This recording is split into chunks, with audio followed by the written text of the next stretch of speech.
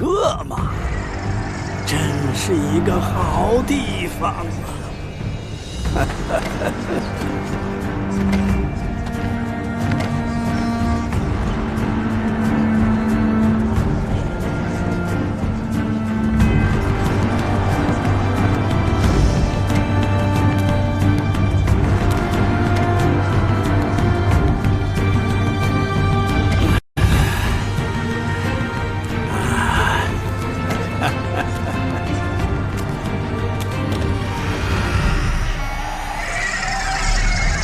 唐国的王啊，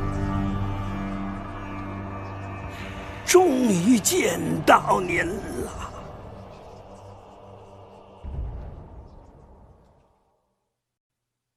哎呀，好累呀！这双脚已经连续走了30日的路程，没有一刻停顿过。只为传达一个讯息给王您，一个来自天的讯息。这是神谕，请王您一定要注意。说吧。大商国600年来侍奉众神，功劳不少，但自王您继位以来，似乎略有不足啊。众神也开始怀疑您侍奉神的决心了，不过还是可以补救的。这里标示着新的采掘地点，王啊，请您尽力点儿，照着办吧。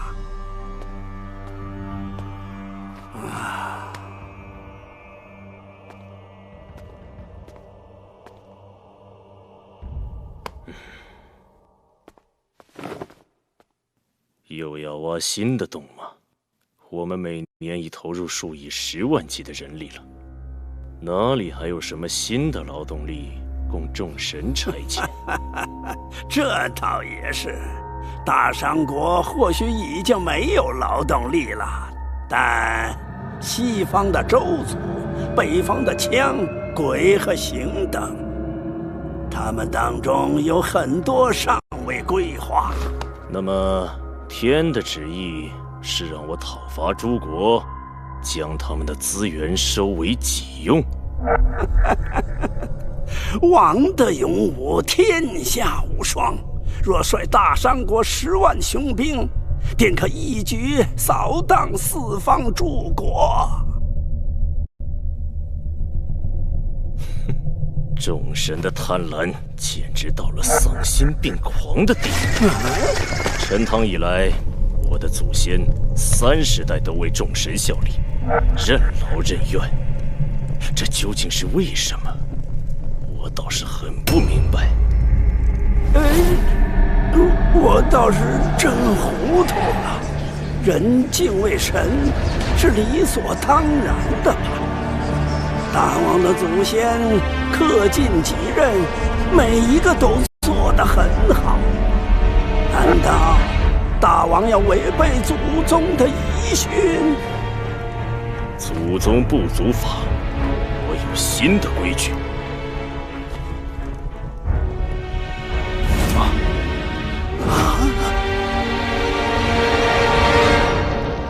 商族人已经厌倦了侍奉神，用你的双脚再走30日路程回去，告诉天。王啊，您不该这样做。天是不容冒犯的，您现在回头，仍然可以做天下之共主，否则在您面前只有绝路。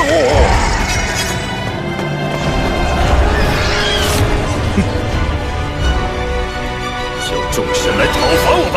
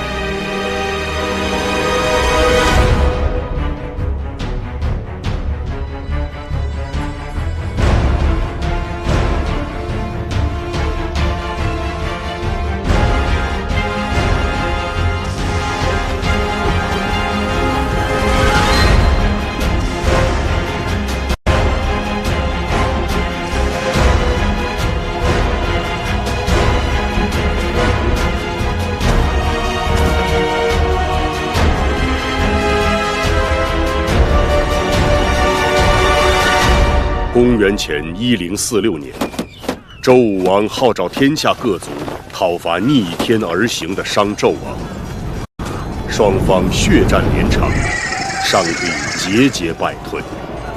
周军以锐不可当之势，直扑商都朝歌。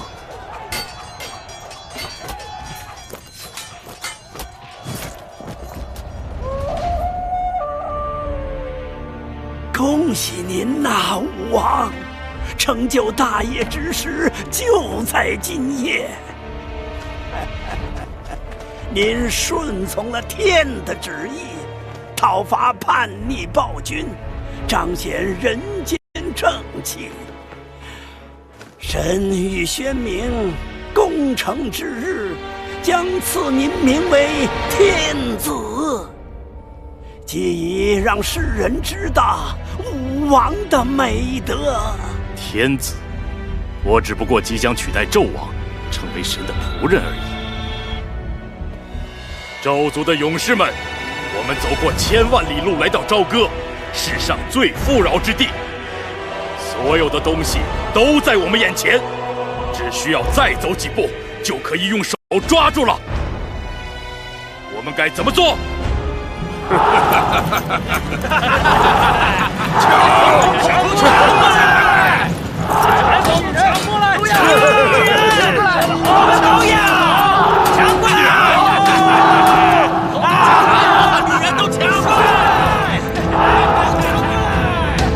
好，今晚就把商人的所有东西统统抢过来。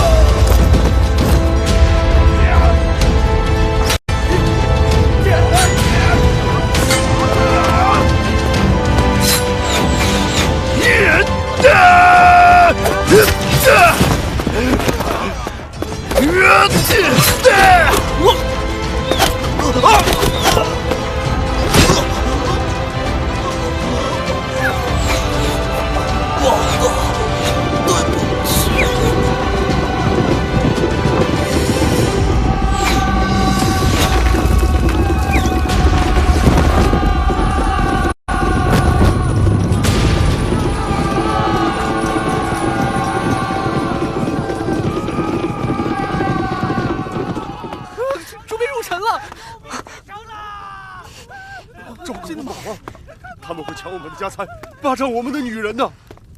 都是王惹的祸，大家说对不对？对啊！王不得好死，他一定不得好死！我们打开所有通道，欢迎周兵进来杀王！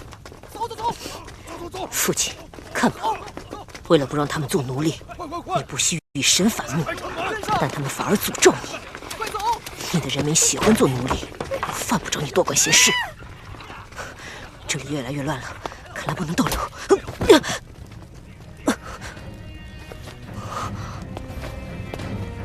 哎，你不是王的儿子吗？我在市集中见过你的样子。王的儿子在这里，抓住他！可恶！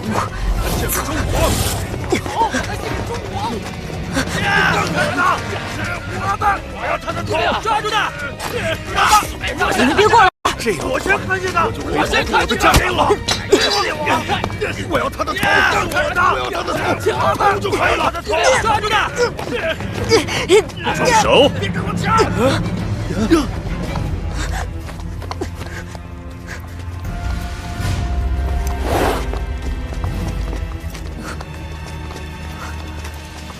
大叫大嚷，抢夺一个孩子为自己保命，不觉得羞耻吗？你们要讨好周兵来帮我就行了。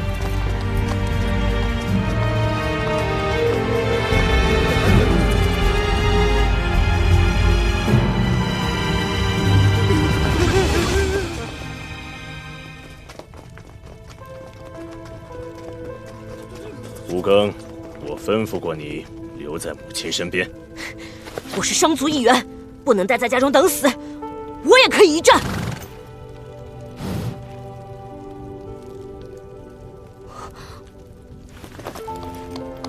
连几个老弱乡民也应付不了，凭什么一战？立刻给我滚！吴更王子，朝歌大乱，夫人见不到你的话，必定非常忧虑。快回去吧。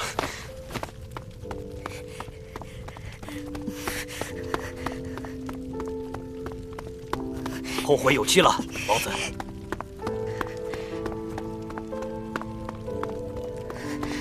这些人的眼神好奇怪，完全没有一点畏惧。父亲也是一样。父王是笨蛋，你们全是笨蛋！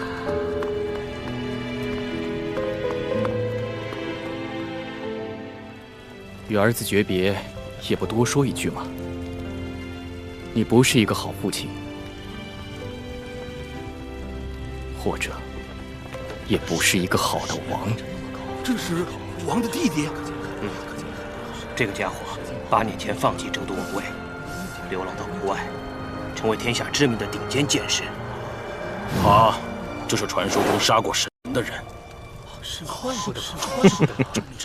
你果然回来了，子羽，我知道你一定会回来，与我并肩作战。或许我是回来杀你，将你的人头作为礼物送给众神。你不会这样做，因为你和我一样讨厌神。你果然一点也没变，你会死的。哼，害怕的人早就走光了，不是吗？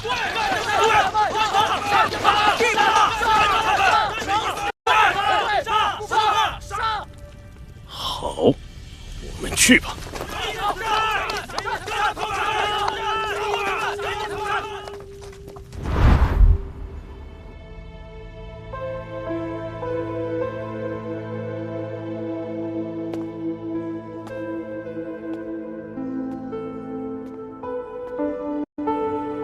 朝歌快要陷落了。若命运如此安排，也是无可奈何。对今晚即将发生的事，我已经有了心理准备。子羽，很高兴此时能再见到你。这几年你过得如何？现在，我是一个居无定所的拾荒者。什么拾荒者？是闻名天下的大剑士才对。朝歌城里传颂着你的事迹呢。你当初不告而别，王和我都很挂念你。我知道这边的消息后，便立即回来了。事情怎么会变成这样？周兵携众神的助力，向我们狂打猛攻，将士们快抵挡不了了。你说的对，朝歌可能会陷落。你应该知道现在的情势，众神要的是王，我可以带你走。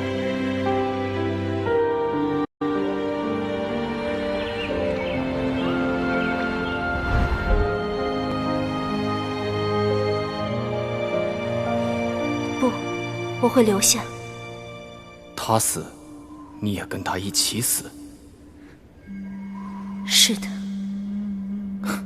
我很羡慕他，真的，我会尽全力助他。谢谢你，但不要抱什么期望，这是九死一生的战斗。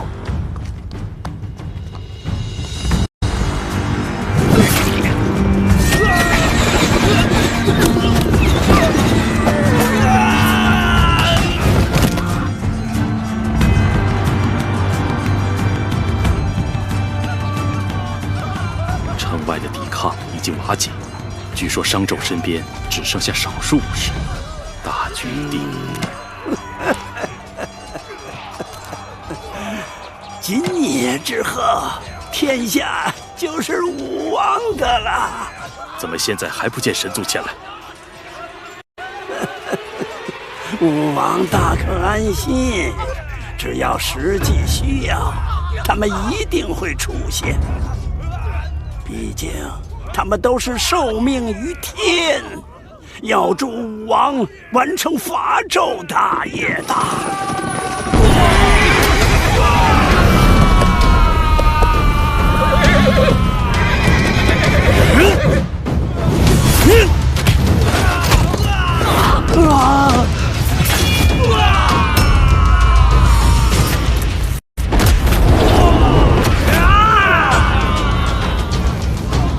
就这么一点人，商纣竟然还敢杀出城！好，快杀个痛快！射杀他！弓箭队准备！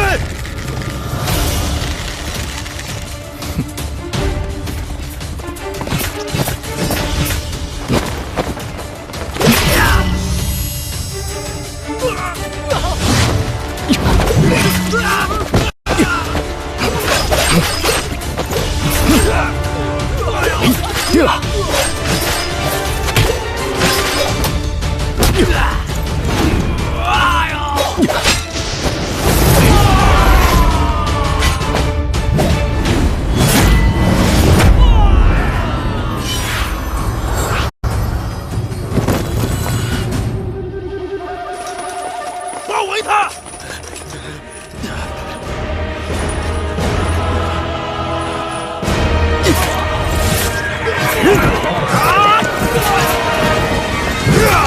狂妄的纣王啊！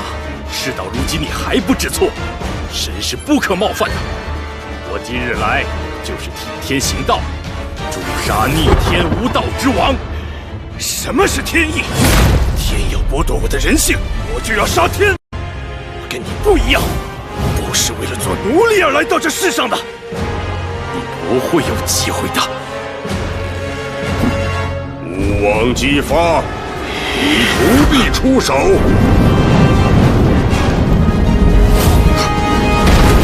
这个人是我的。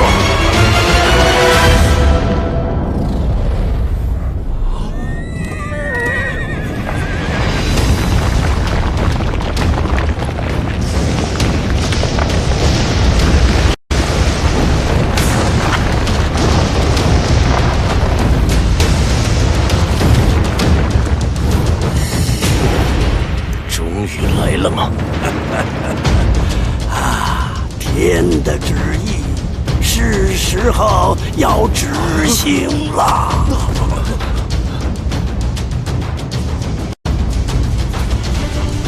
商纣，接受你的命运吧！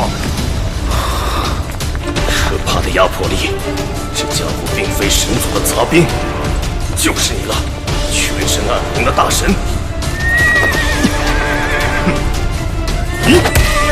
什么？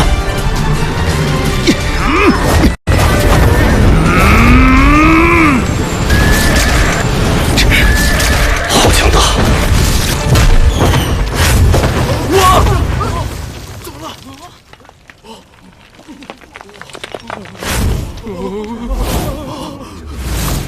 竟然连王也！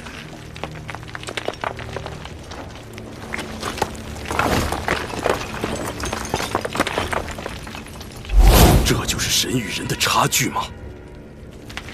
不堪一击！胜负在一瞬间已经决定了，压倒性的力量将纣王连同伤兵的斗志一并摧毁。幸好我们不是他们的敌人。这是必然的结局吧？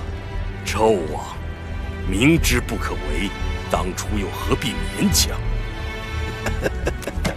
没想到会是您呐！天监六部中号称最强的斗部天魁，由您出手的话，一下子就解决了呢。这次讨伐，天非常重视，所有高阶神族都来了。哦，您指的是六部其他大神？不止。难道？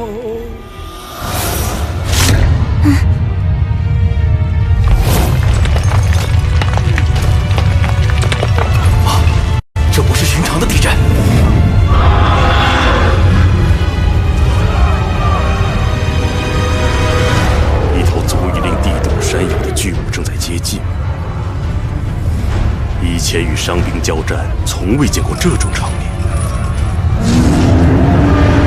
这到底是……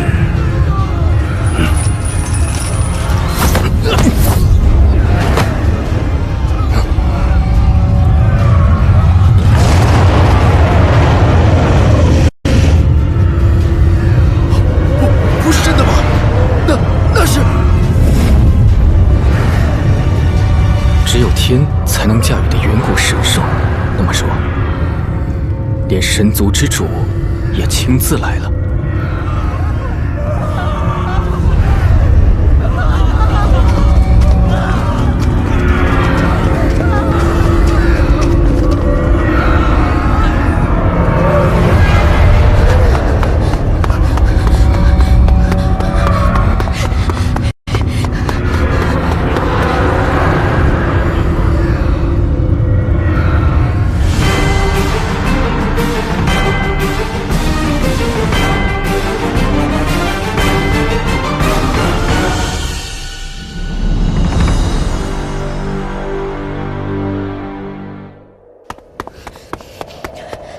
娘亲，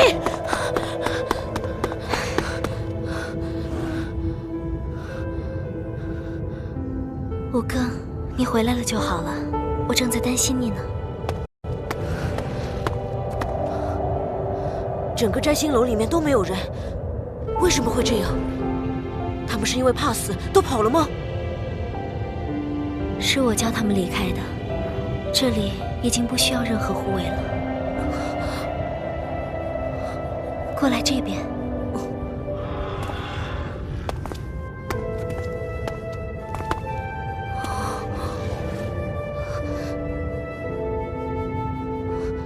娘亲，这个庞然大物是什么东西？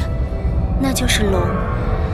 传说自混沌初开，它便已存在这世上，只有神族之主才能差遣它。看来这次攻打朝歌，连天也亲自到来了。天有那么严重吗？我所认识的天一向不会介入凡人的战争，他鄙视人类的弱小，厌恶人类的自私贪婪。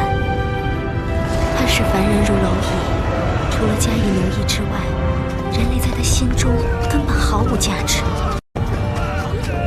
我没想到他会亲自出手。如果我没猜错，只有一个原因。他知道，你父亲是与众不同的。父亲？他怎么可能赢得了神？每到最后一刻，我们不可以放弃。众神，甚至天，也并非不可能战胜的。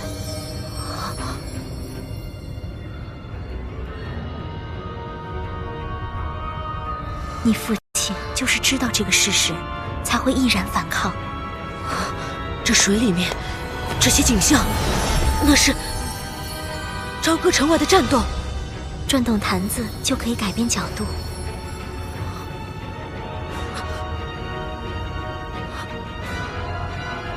好奇妙啊，娘亲，你是怎样做到的？这是空识界神力。神力？我本来就是神族一员，不过我所爱的人是凡人。8年前，当我遇到你父亲之后，就选择了背叛神族。这个秘密我不能向任何人说，因为神族有严厉的规则。我的身份若被凡人知晓，将会受到可怕的惩罚。今天，我会将所有的事都告诉你。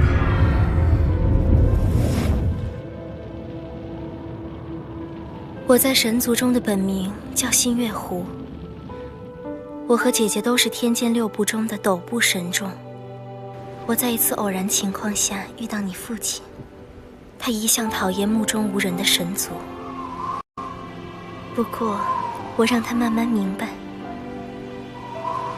神族中也有思想不一样的成员。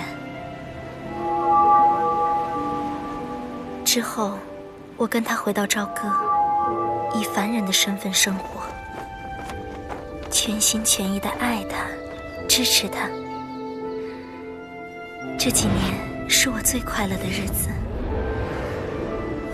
娘亲，你竟然是神，怎么我一直都没有察觉到呢？我把所有的神力隐藏起来，以免被其他空世界神力者发现。就连姐姐也不知道我在这里的事情。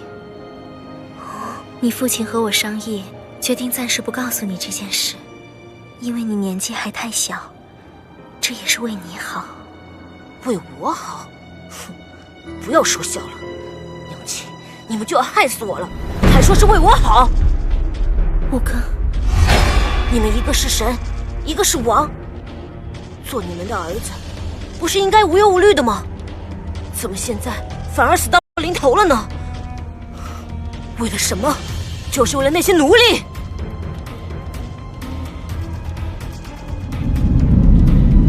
众生是平等的。你父亲年少时，经常与民众一起劳作，对他们的疾苦体会很深。天指示他讨伐诸国，做天下共主，但却被他一口拒绝，因为他不愿再代理神族奴役众生。那是因为他蠢。做天下共主有什么不好？总好过现在做丧家犬。民众本来就活该。刚才差点被他们绑去送给周兵。你对他们好，哼，他们可不会信你。这样的垃圾寄生虫，吃苦才是天经地义的。五哥，不可以这样说。总有一天你会明白，你父亲今日为何而战。哼，笨蛋父亲，笨蛋娘亲，你们全是蠢材。你们两个蠢不要紧，最无辜的就是连累了我。作为一国的王子，父王100年之后，我本来是要继承王位的，要什么有什么。现在什么都没了，怎么会这样倒霉啊？我是这世上最不幸的王子啊！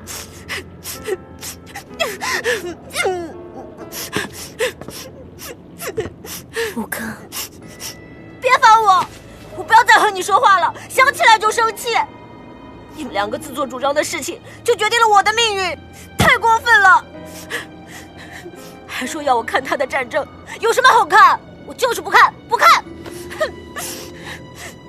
反正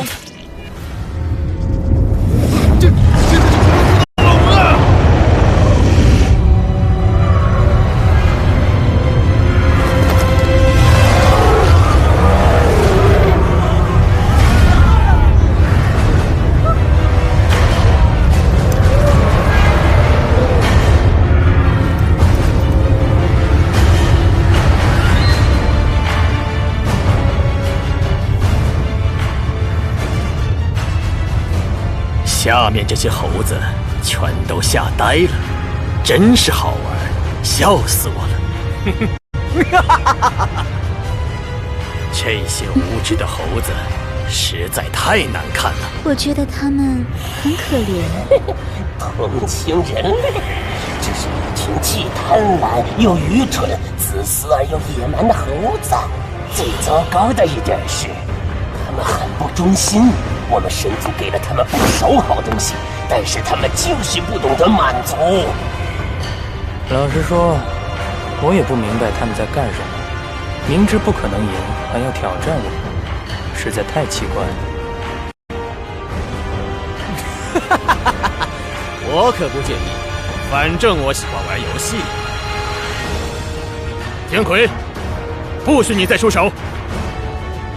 转瞬间就把他们杀光了。一点儿也不好玩。天正在看着你，若你虐杀凡人的话，他会不高兴。哼！别用天来压我。宠物不懂规矩的话，主人就有权狠狠的惩罚。今天对这些猴子仁慈，明天其他的猴子们还会造反。天已经默许。对下面这些猴子，我们还是为所欲为。够了，开始吧，我等得不耐烦了。你们去吧，但不要算我，我一向对这些事情没兴趣。你错过了大好的乐趣呢。猴子们，做做了坏事就要受到惩罚的哟。你们的噩梦又开始了。先来一个轻松一点的开场吧。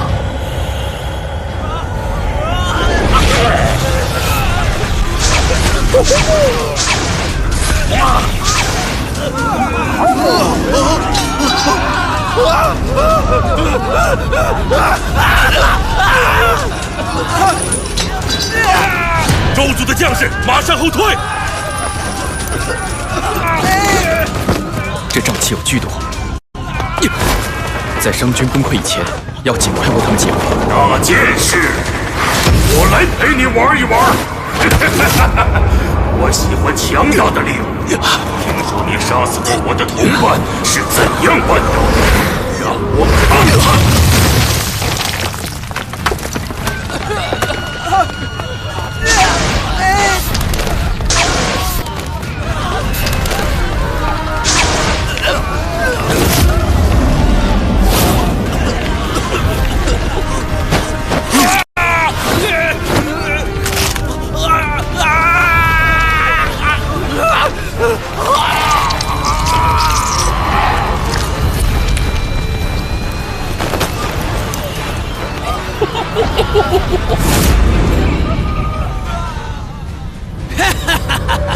说到剥取人皮的功夫，还是你最好。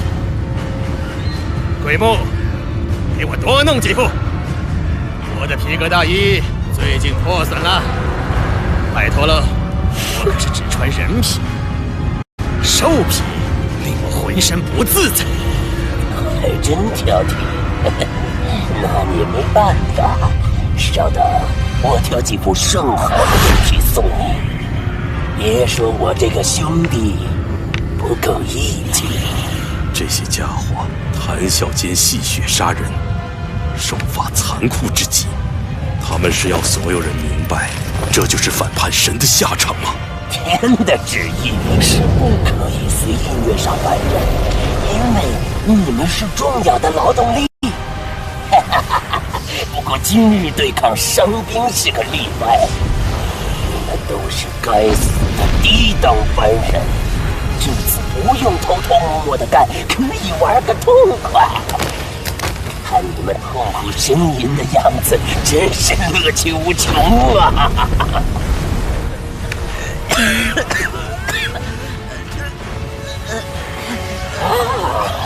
这个还很有精神呐，十分强壮，毛发相当的细致，应该是一副好皮。那就他吧。收到。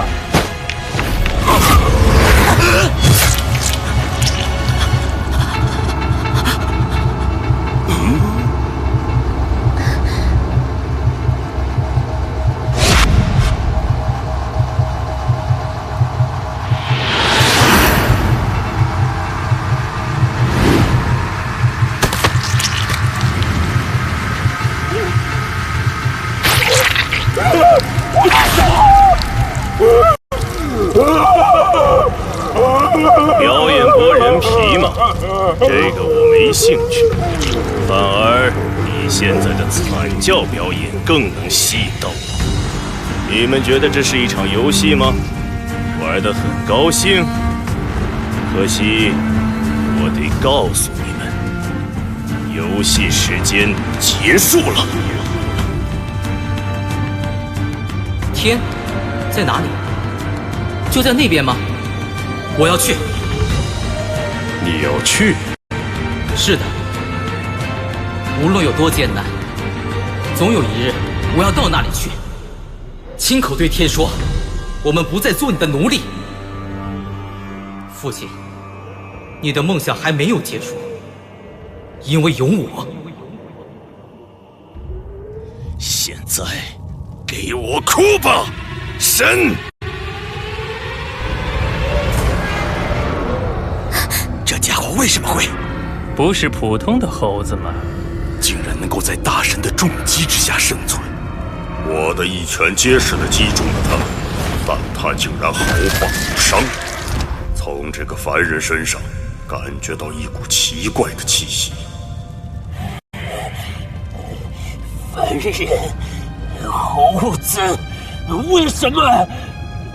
你应该已经死了，不可能还活着，这是怎么回事？吃了一惊，哼，是你们太高估自己了吧？神也没什么了不起，我会将你们身上的肉一块块削下来，你们会惨叫哀求。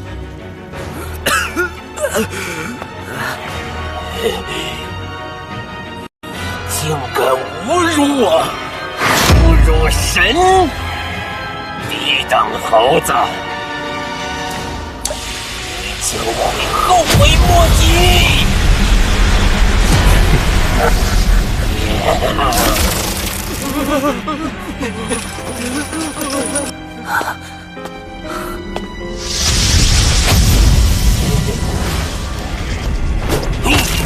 地藏界神力，入黄！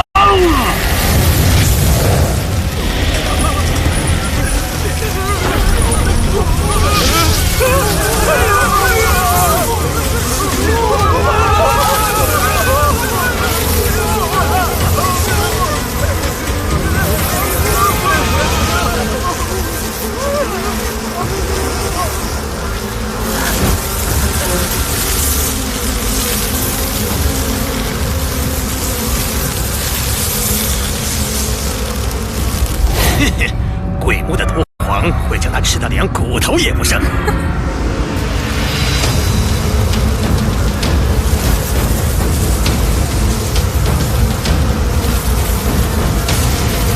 咬死他！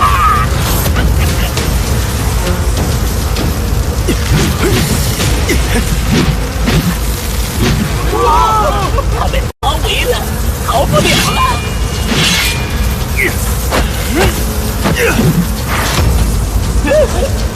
不可能，竟然突破了毒皇的包围！鬼木，小心啊！即使是神族之人，能够对抗毒皇的，也只有6部几位大神而已啊！这家伙到底是……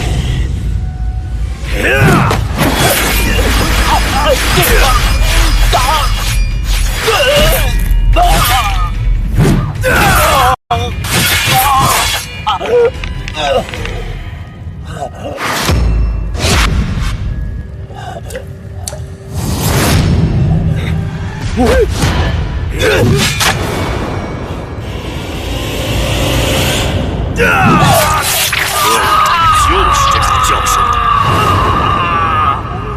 继续。看来神族的生命力的确很顽强啊！再来！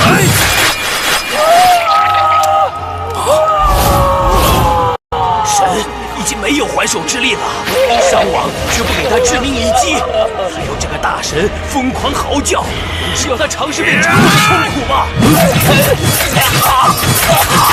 看到了，他在玩弄神啊！不可思议，强敌环4下，竟有胆量做这种事。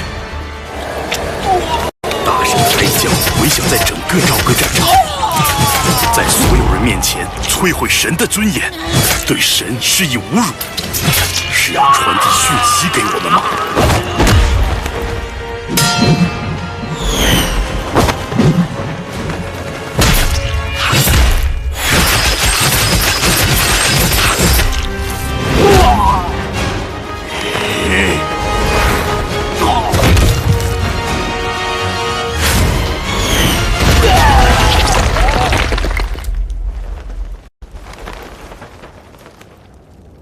有此理，我竟然会死在一个凡人的手上！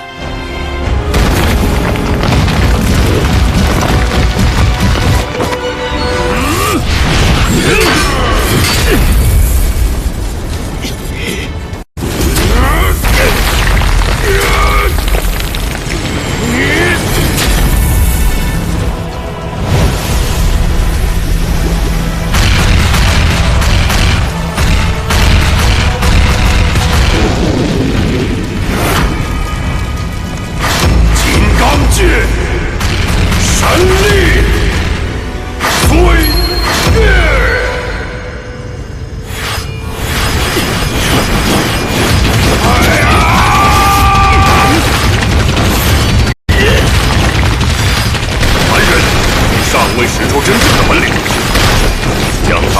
释放出来吧！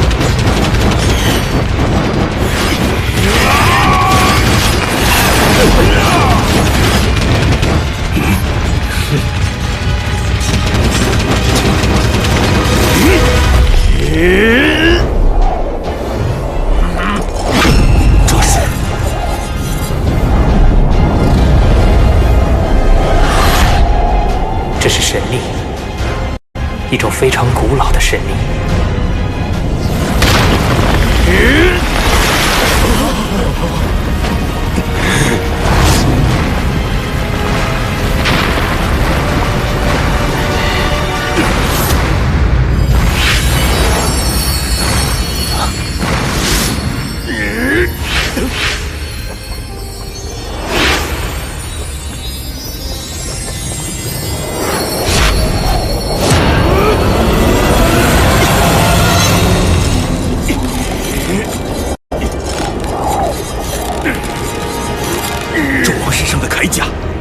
间之物，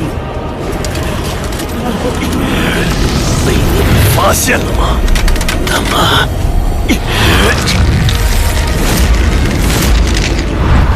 哇，厉害啊！这铠甲正在改变形态，好像是活的。不错，它的确是有生命的。在这套铠甲里，寄宿着一头曾令天都感到畏惧的神兽。看到了吗？这个猴子身上散发出的神力，这是怎么回事？太极，神族中有一个传说，600年前曾经有一场惨烈的战争，天与一个可怕的远古神兽作战，最后几经艰苦之下杀死了他。不过，据说这头神兽的灵性是不灭的，只需要一点灰烬，就能再次浴火重生。它的名字好像叫不死鸟。不死鸟。我本来对它所知不多，它与大商国先王成汤之间有着一段渊源。这是我来到朝歌之后，你父亲才告诉我的。600年前，成汤伐夏，大军路过西岐，遇到被天所伤、奄奄一息的不死鸟。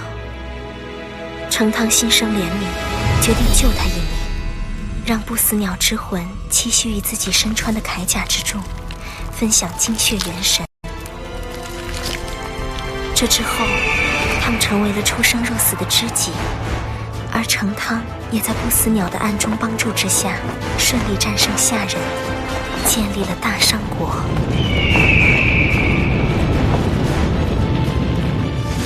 成汤死后，这副铠甲一直封存于王室的地牢之中，只有成汤的后人才有资格进入。历代商王皆视之为禁忌，他们都害怕众神知道不死鸟的藏身之处，招惹大祸。你父亲在10岁时初见这套铠甲，如同当年的成汤一样，他发现自己竟然能与铠甲内的不死鸟沟通。就这样，他成为了继成汤以后第2个愿意将生命分享给不死鸟的人。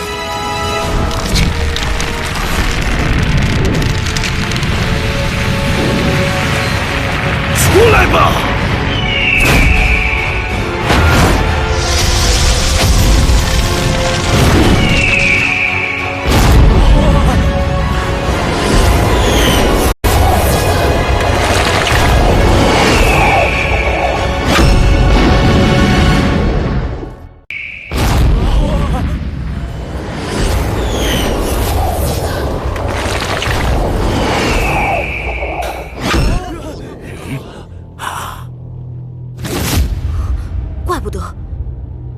父亲的这套铠甲，我以前从未见过。原来是远古神兽的化身吗？它有什么威力？它在600多年前曾经受过重创，目前复原了多少还是未知数。现在，他与王合二为一，能够爆发出什么样的威力，谁都不清楚。我听到了你的心在颤抖。原来斗部天魁也会害怕。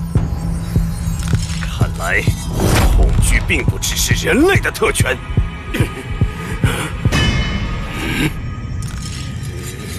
滚开！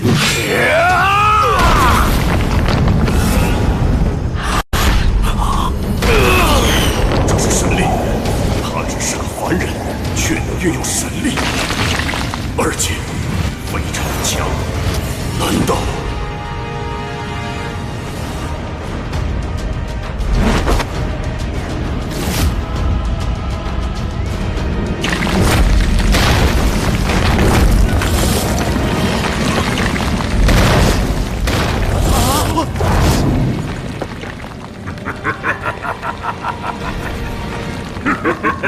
痛快啊！很久没有凡人可以让我受伤了。大剑士，传闻果然是真的，你很有本领。你应该去看看你同伴的情况，他们正在被人无情的斩杀。没关系。我可不是为了神族服务而来的，你知道吗？我已经活了200多年，漫长的生命是非常苦闷和无聊的。我有战斗。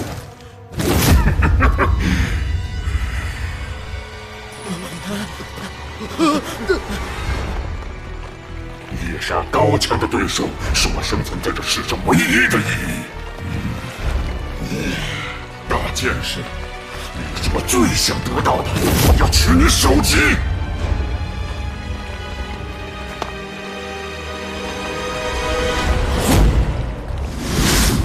子羽，很好。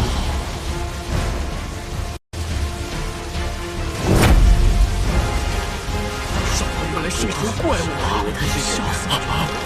这神的铠甲正在吸收我的生命。不过。没关系，惊人的神力，真是大出意料啊！传说中的不死鸟，原来一直在商国境内。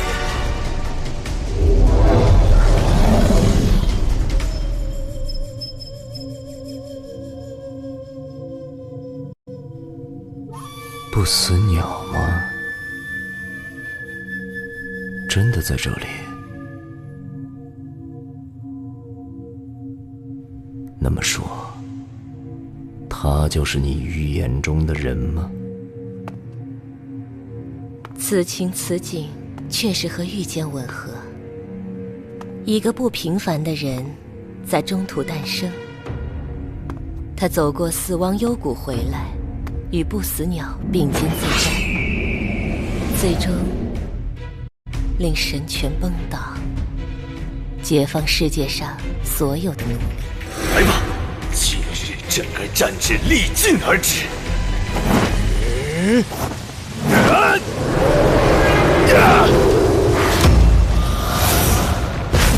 世界闪力！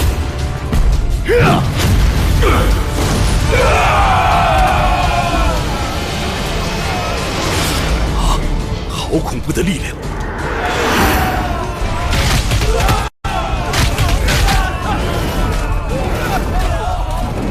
想想一个凡人可以驾驭这种力量，凡人，你成功的触怒了我。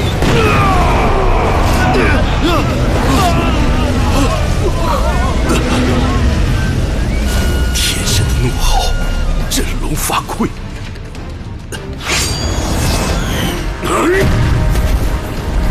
不死鸟的羽翼真是可怕，巨人的气流，简直如同置身烈火地狱中。可恶！追日，我们下去。偏不信一个凡人可以有多大能耐。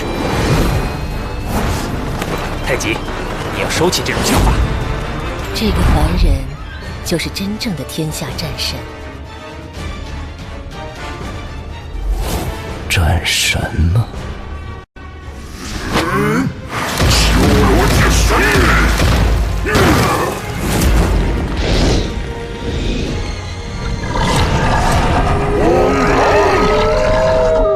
修罗界吗？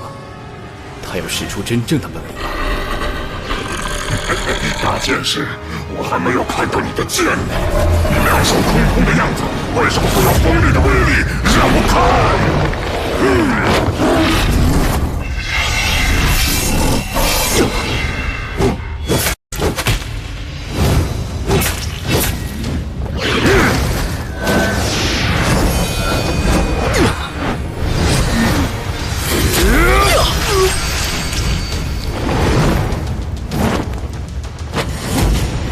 火雨横空，这家伙的神力居然凌驾于我！年轻人，就你了！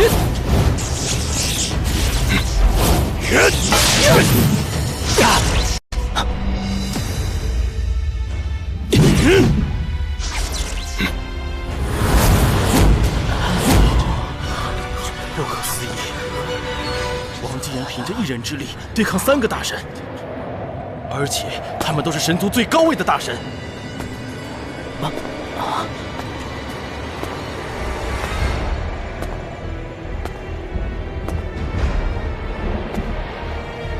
我们该怎么做？你没看见吗？我们插手的话也帮不上什么忙。王现在是以人的身份参与神的战争，相信周兵那边也有相同的感受。王假如战胜，实在不敢想象。怎么搞的？我的荒狼竟然一下子就被轰散了！我在10年前已不待见在身，因为我的剑存在于虚空之中。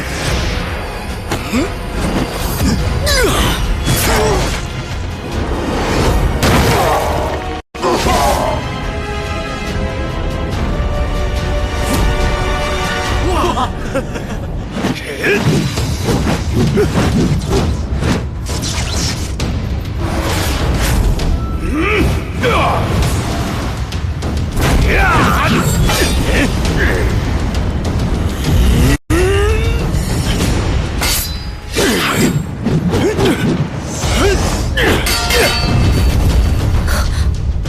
父亲正在与非常厉害的敌人作战，但竟然半步也不退让。无论今日战果如何，现在这一刻，你正在压制神，毫无疑问，是千古以来的第一人。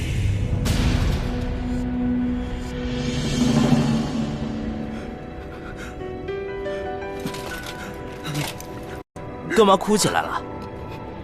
我本来有一个妹妹，她只是不小心开罪了一个火部小神，却被一边抽成2段。我的家人告诉我，被神杀死是不幸，绝不能记恨。这是30年前的事了，我没想到有生之年可以看到神族被人追破、玩弄的样子。哎，别说了，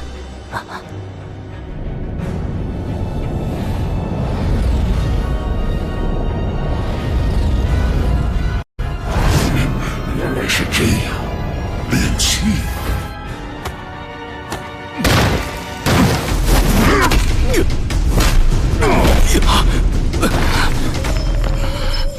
挨我一记重剑还可以立即反击，不愧是六部大神的技术。痛啊！你真的弄痛我了！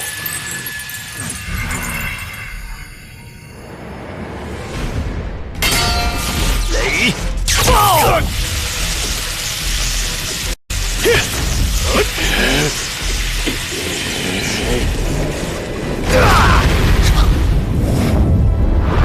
这是我空世界神力遇见的景象，并非必然之事。你是有力量及早阻止它发生的。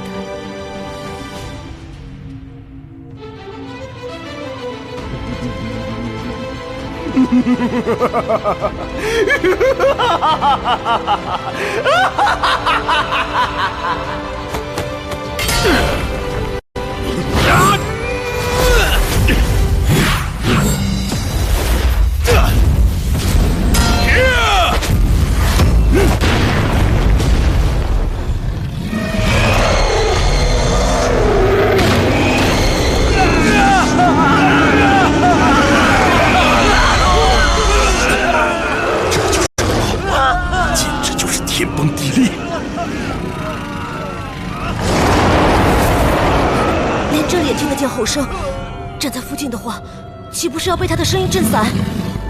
啊！娘亲，这是怎么回事？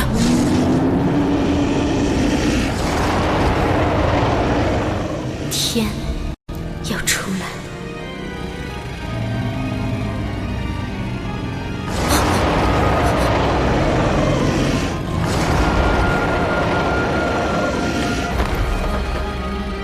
天！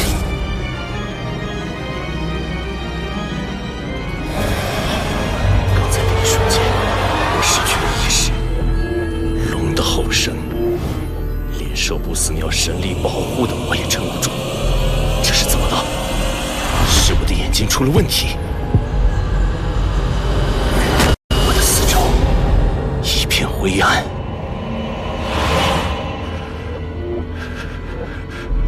不，这是……大哥，我是不是眼花呀？怎么望出去周围全是一片灰暗？我也是一样啊。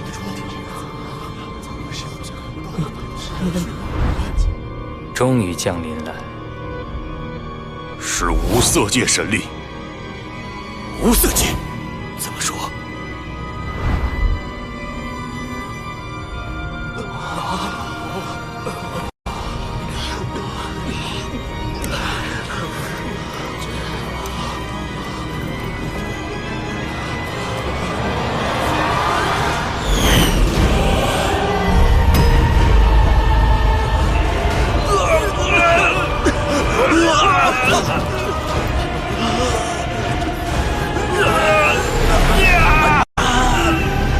惊人的神力覆盖四周，连呼吸也感到吃力起来。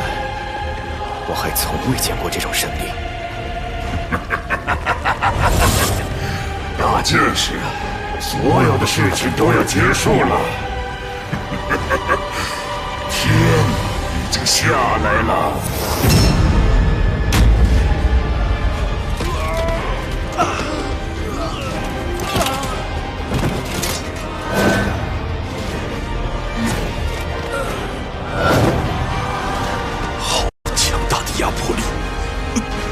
无法站立。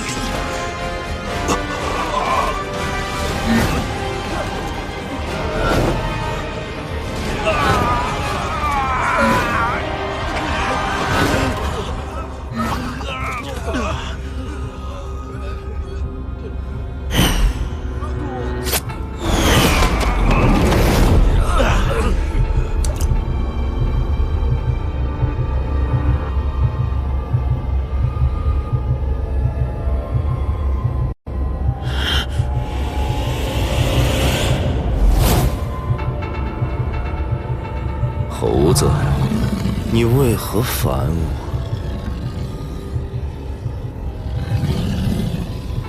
我？我创造了你所知的一切，包括法则，你们这些猴子必须遵守的法则。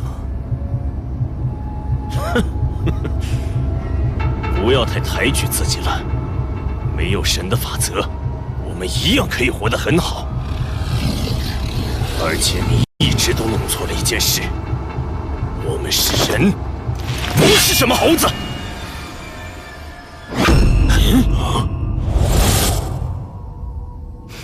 不是吗？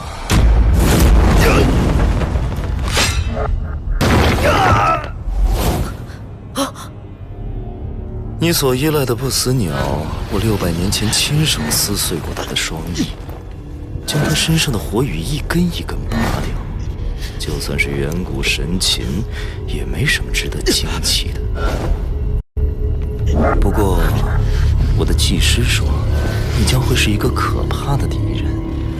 我现在还没什么头绪，你有何特别之处？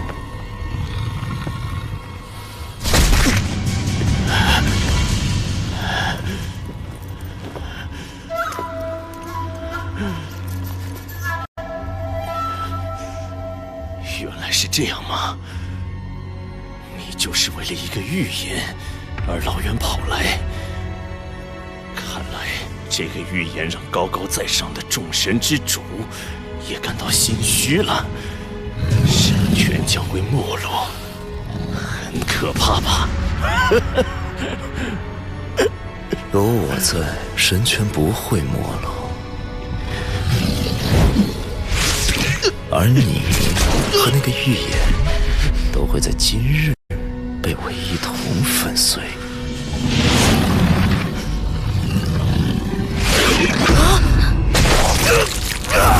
猴子，感到绝望了吧？你和我之间的距离远比你想的大，你是不可能战胜我的。至于那个预言，在我今日杀掉你之后，就不会成真，不是吗？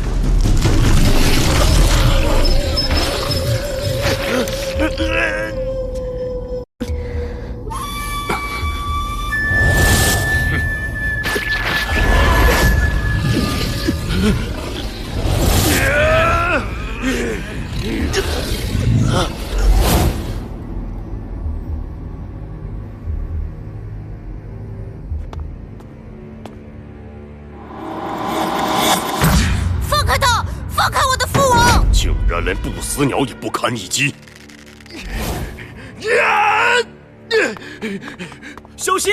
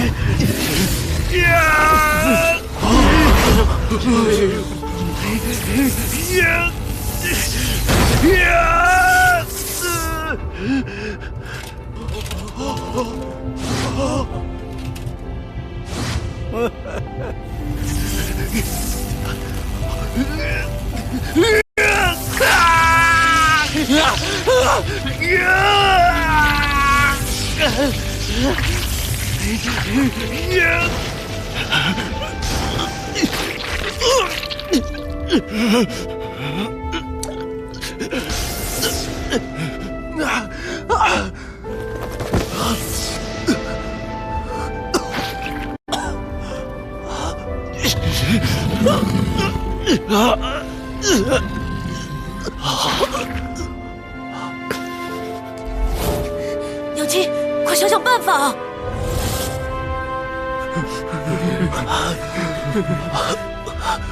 我无法前进，天和我们之间隔着看不见的墙，拼尽力气也无法再前进。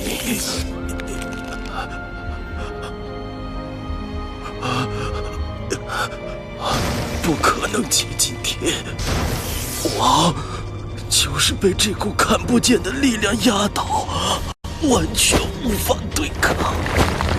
我们去救王！好，我们一起上！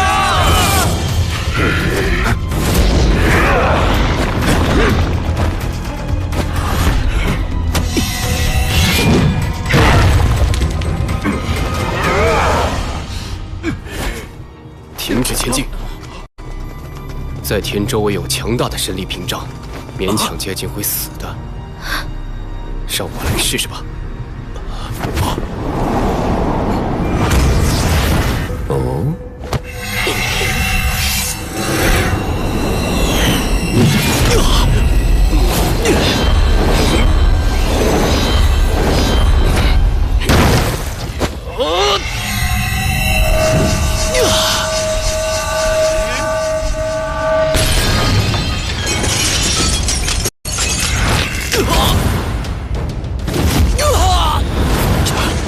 练气吗？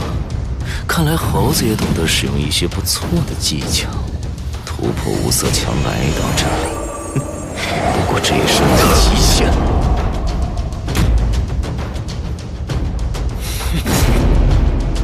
始终都只是猴子而已。结束了。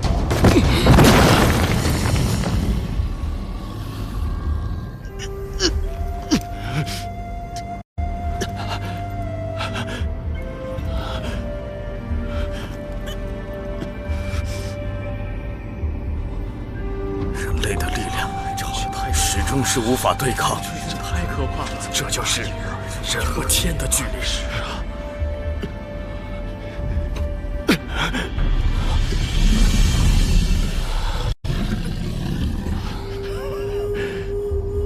子羽，想不到我们两兄弟分开多年，今天竟然将要一起死在这里。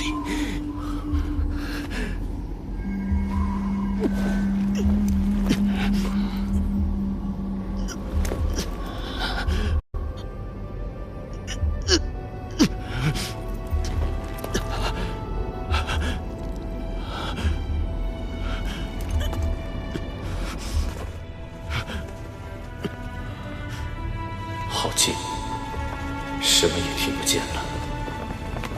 世界正离我而去。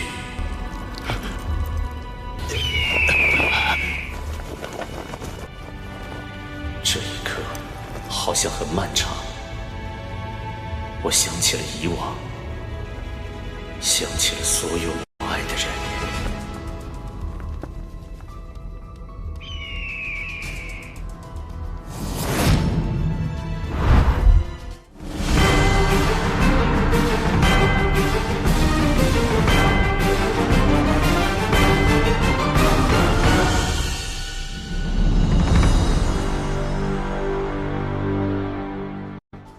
我的命运是自己选的，我没有后悔过。它从什么时候开始的？对了，即使相隔多年，这一段记忆仍然清晰。从10岁那年，我走进先祖陵墓的时候，就是这一瞬间，我的世界完全改变了。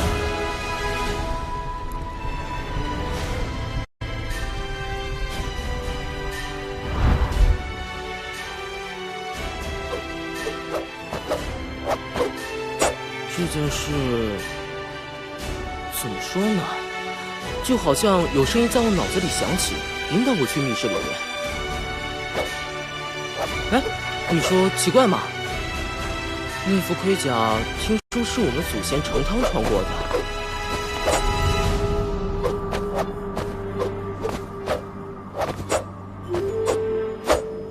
喂，子宇，你究竟有没有在听啊？啊，你相不相信命运？我有这种感觉，自己来到世上，是要做一些从未有人做过的事。哼。我上个月在城北矿洞待了几天，那里的人很惨，又热又挤，水和食物都很缺乏。他们很多人和我们年纪差不多，但却要日日做苦工，吃也吃不饱。有位老伯在矿洞工作一生，最终死在一个狭窄的矿道里。我将他的骨灰带出矿场，撒向大海。起码让他死后可以重归自由。如果继续这样下去，还会有无数的人凄惨的死掉吧？天道为何如此不公？不应该这样。那你想怎样？我要打倒神，是真的。哼。那也算我一份。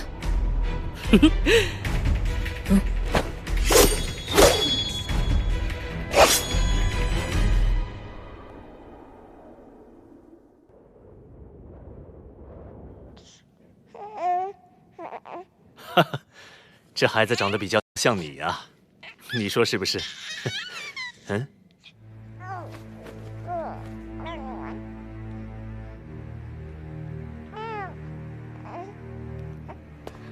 怎么了？我看见了命运。这孩子出生之际，我看到天下大势逆转的情景，神权将会瓦解，世上所有奴隶都会得到解放。这孩子就是掌握这场巨变的关键。他将会有不平凡的宿命，不过凭他自己的话是不行的，他需要你的引导。不久之后，战争的序幕就会揭开。你是开始这场战争的人，但终结的人却不是你。你无法亲眼看到天下奴隶得到解放的日子。这么说，我会死吗？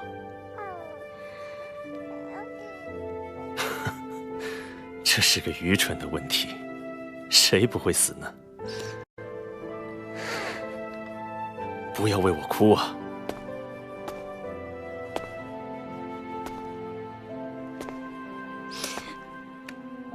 神是不应该有眼泪的。你能够运用神力，洞察未来。不过，我想你答应我一件事：从今以后，不要再尝试这样做。未发生的事就不用管它。我只会做我认为值得的事，走我认为正确的路。如果命运给我安排的是一条绝路，我也不会逃避。猴子，站起来又有什么用？你只剩下最后一口气而已。只剩最后一口气，我也不会在你面前屈服。我的朋友也是一样。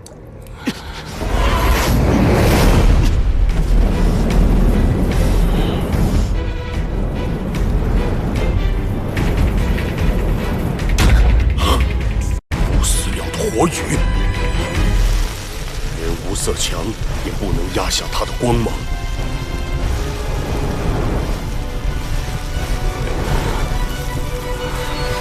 终于露出真面目了吗，不死鸟？你这样是想拼死保护这只猴子吧？无用的挣扎。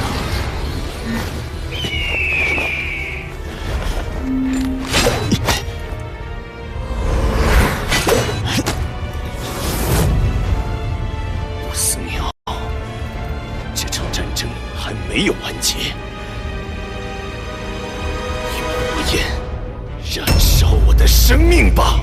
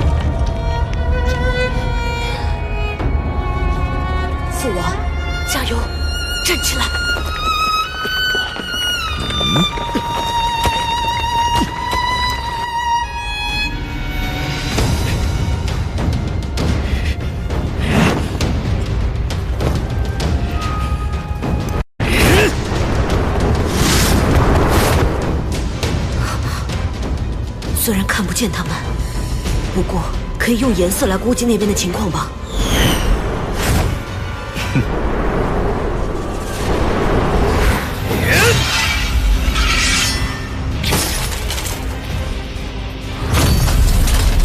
不死鸟的力量在灰暗世界里爆发夺目红光，它正在和天互相厮杀。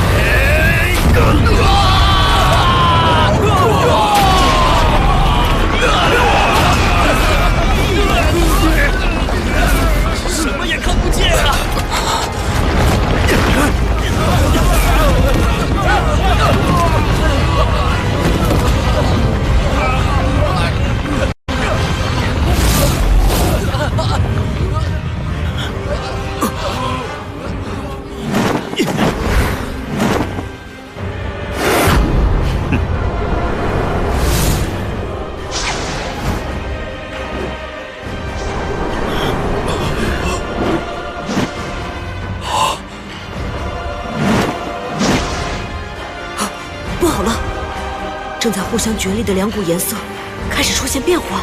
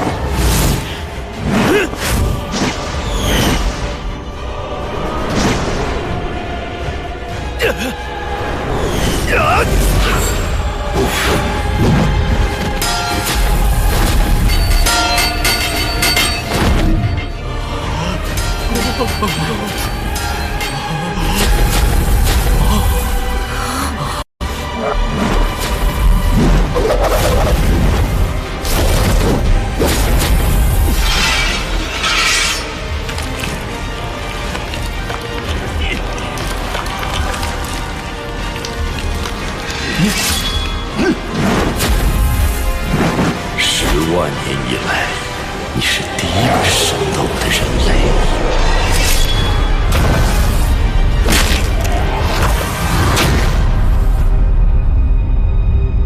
火红色的光芒越来越弱，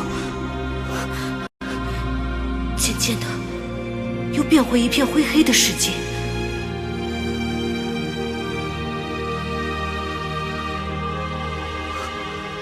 这么说，不死鸟的力量被压制。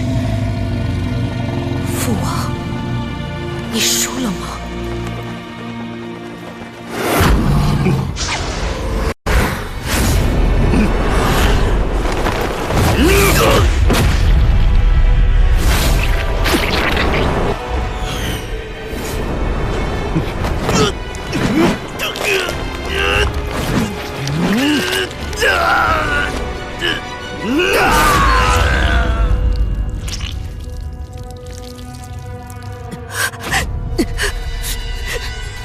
吴庚，不要哭，不准为我流泪。你永远不要忘记，你是我的儿子，听到了吗？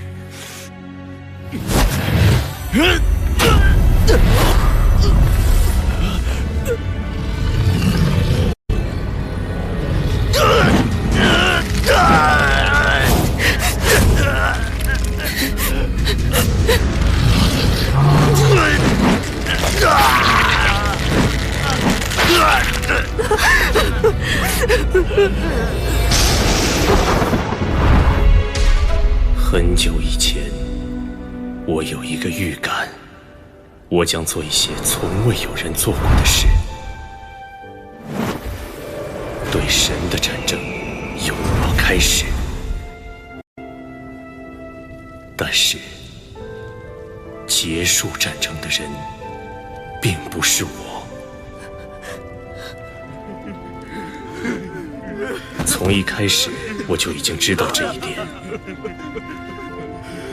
只是还不明白为什么。然而，现在我终于理解自己在这个预言中的使命了。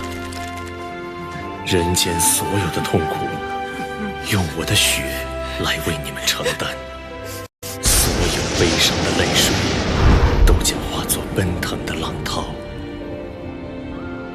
这样很好。哇！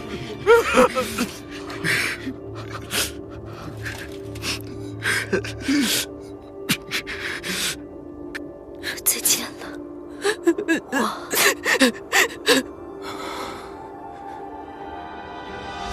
结束了。这个猴子今天假如不死，日后可能会掌握更强大的实力吧。不过，已经没有机会了。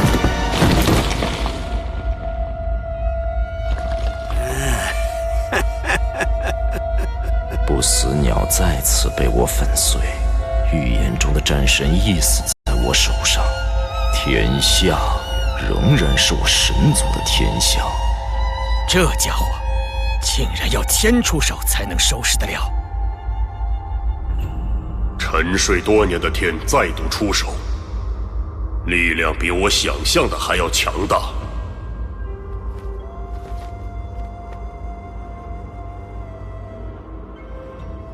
可惜了，少王真是一个强壮的让人心动的男人。即使是天下无双的纣王，也无法扭转命运的安排。商王、周兴始终是必然的命运。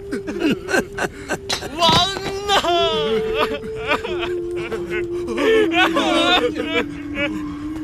不要哭，拿起你手上的武器吧。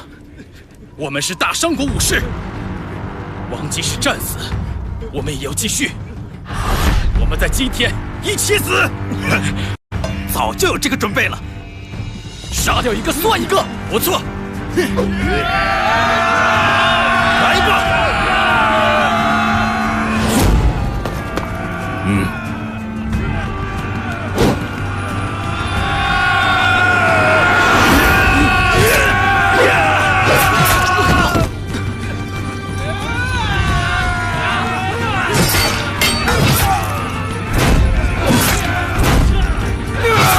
的确是勇士，但挣扎是无意义的。好好睡一觉吧。投降者免死，反抗的人全部格杀。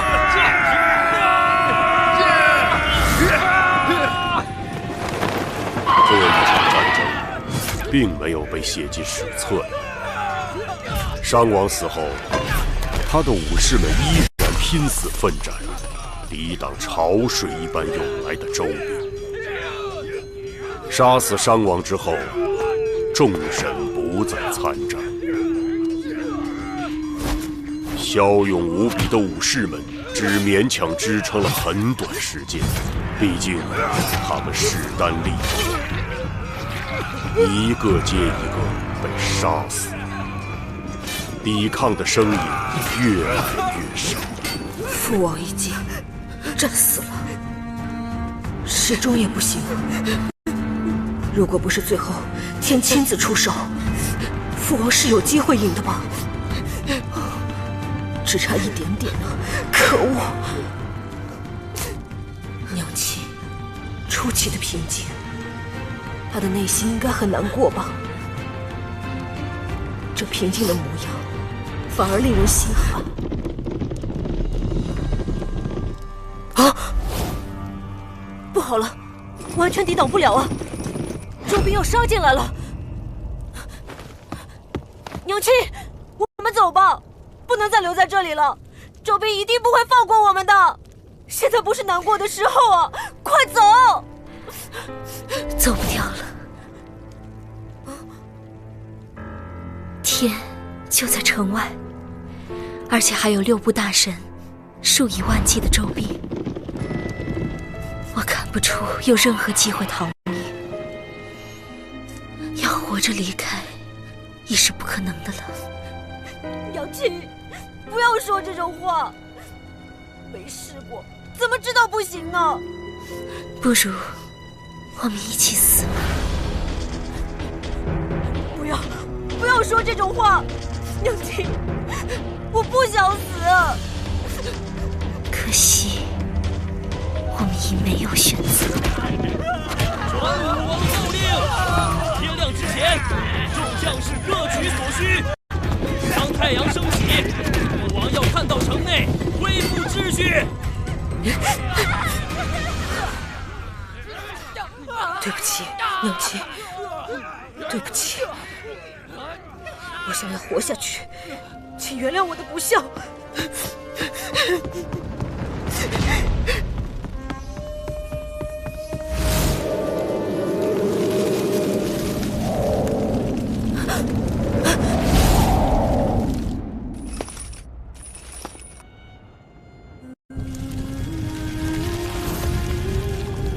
摘星楼起火了！起火了！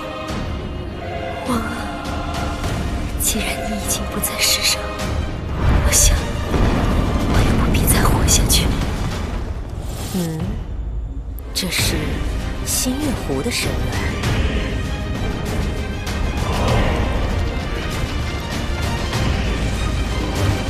在刚才的一瞬间猛烈的闪过，然后完全消失了。这么说，他已经……新月葵有事吗？我的妹妹刚才自杀了，她一定是害怕被擒之后会受到严厉的处分吧。他太傻了。他就是这样傻，直到商纣反叛，我才知道，原来他一直匿藏于朝歌城内。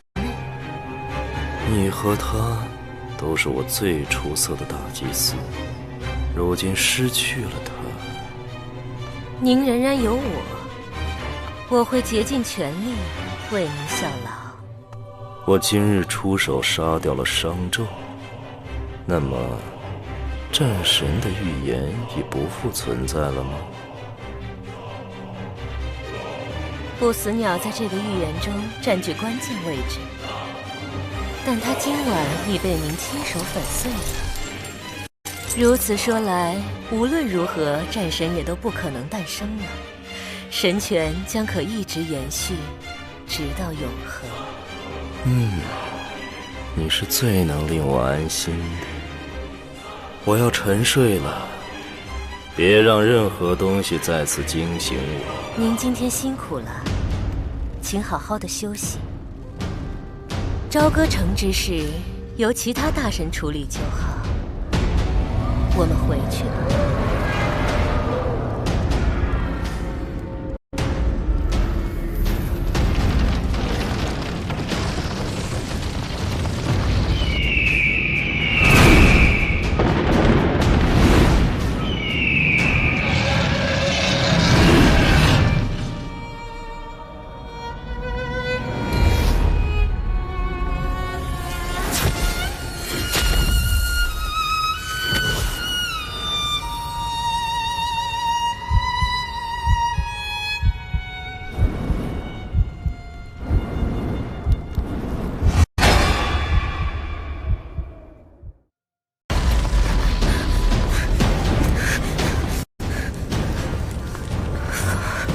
发生了什么事？这是梦吗？一定是做梦。娘亲用短剑刺穿了我的心，我应该已经死了，但现在一点事也没有，胸口也没有伤痕。啊！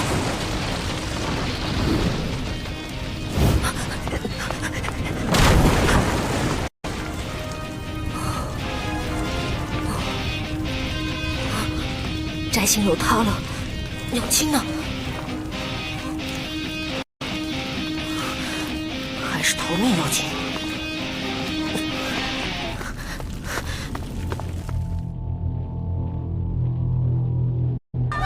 哟，这个娘们不错，到处都是周兵，他们就像法老皇室的到处抓人，没抓到的话就死定了。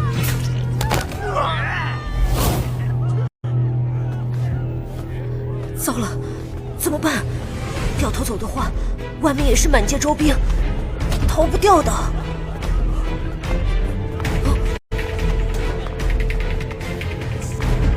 我们这样杀人，会不会被抓去处以军法？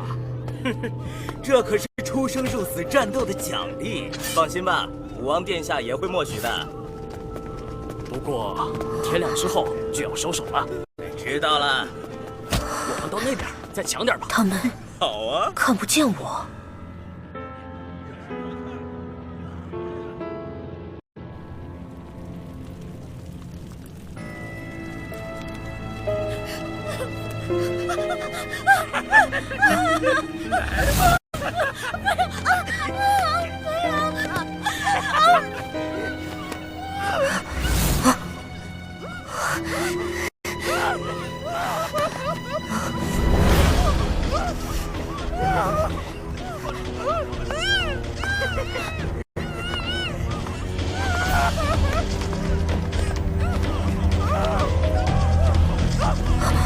真的看不见我？为什么会这样？难道我不是在做梦？我刚才已经……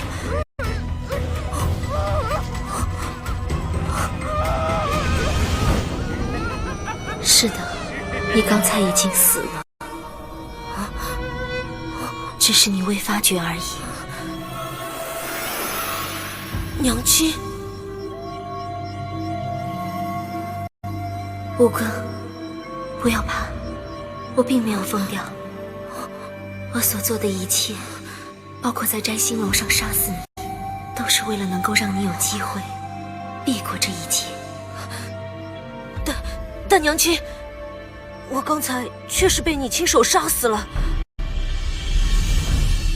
不，你与人间的联系尚未切断，你是可以复活的。复活？在摘星楼之上，我知道带着你成功逃命的机会微乎其微，所以我唯有孤注一掷，用死而复生的方法骗过众生。你在我怀中气绝时，一直受到我的神元保护。神元是神族能力的源泉，它能让你的生命之火再次复燃。太好了，娘亲，我就知道你作为神族，肯定有办法逃走的。不过，失去了神元的我会死啊！但不要紧，因为我爱你。我和你父亲都希望你能好好活着。最后一次了，让我好好看看这张脸。我看到一点点，不，我是不能说的。你会经历劫难，磨练出自己的人生。杨琴以后也不会在你身旁，你以后要好好照顾自己，知道吗？杨琴很舍不得你，不过我们现在必须分别了。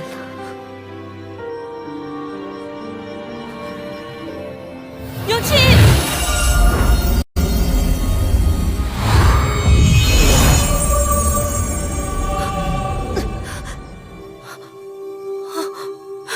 杨琴！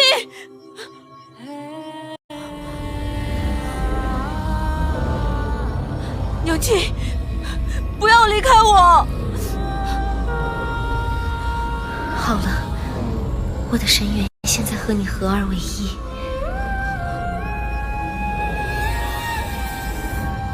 但它很快就会烧完，所以你必须尽快行动。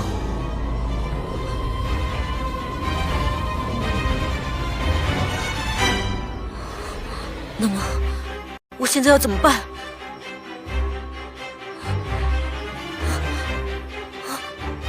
飞奔吧，你现在是一缕风，不要停下脚步，飞去找一个适合你的身躯，利用它重返人间。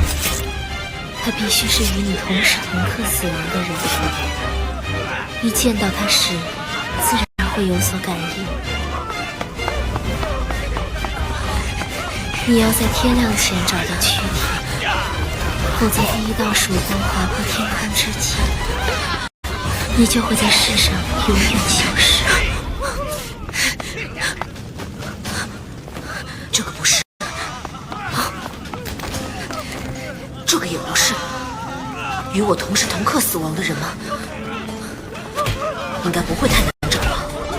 今天朝歌城到处都是死人的，但总不能是个老头吧？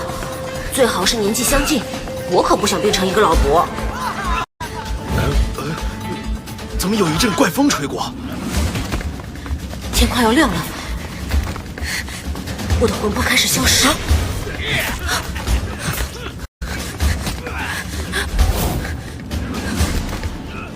记着，必须在天亮前找到，否则一切就会看要快一点。在哪里？适合我的身体在哪里啊？前面那个或许就是了，我可以走进他的身体，绝对不会错，有救了。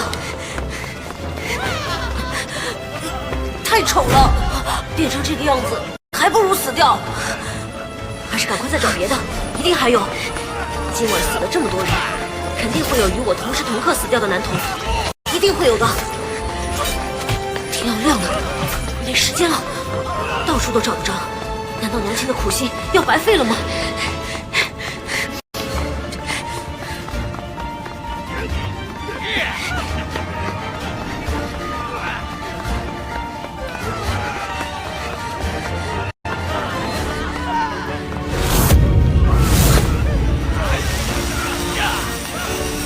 身体接触到阳光的部分变得越来越透明了。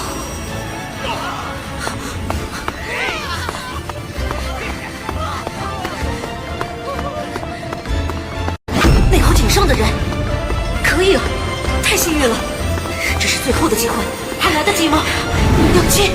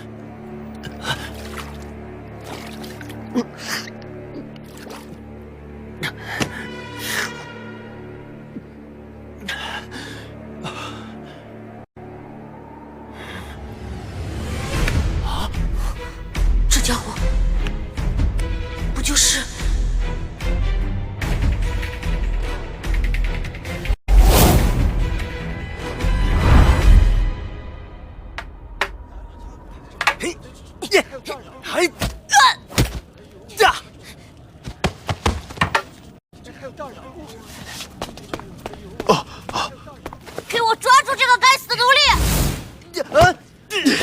放开我！你放开我！知道怕了吧？放手！区一个奴隶，竟敢侮辱本王子，一定要好好教训教训你！什么王子？你只是个胆小鬼，有种给我单挑啊！好啊，你想跟我单挑吗？来吧，怎么不上啊？哼！废物，求饶吧！求饶的话，我就放你一马。小孩子打架，下手这么狠啊！不要乱说，这是大王的公子，好可怜。呀！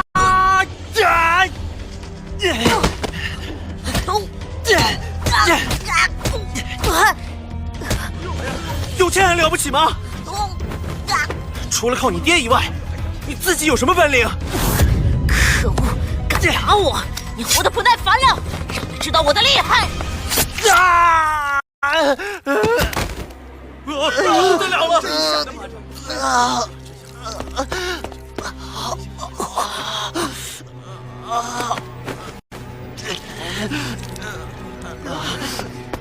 哼！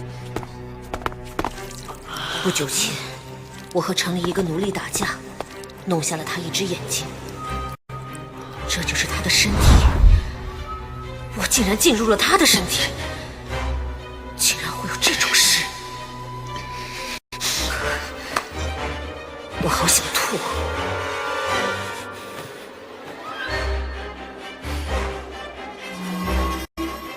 这个身体伤得很重，他应该是胸口被刺了一剑，才和我同时死去的。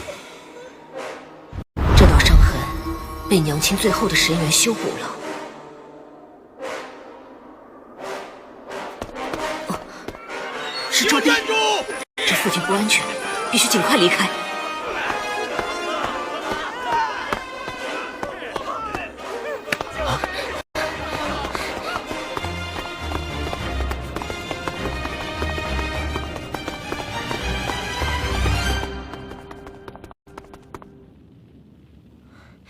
先在这里躲着吧。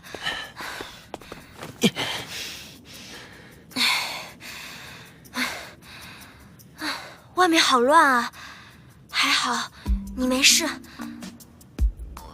你是谁？什么？我问你叫什么名字？别吓我呀！你没事吧？你不认得我了？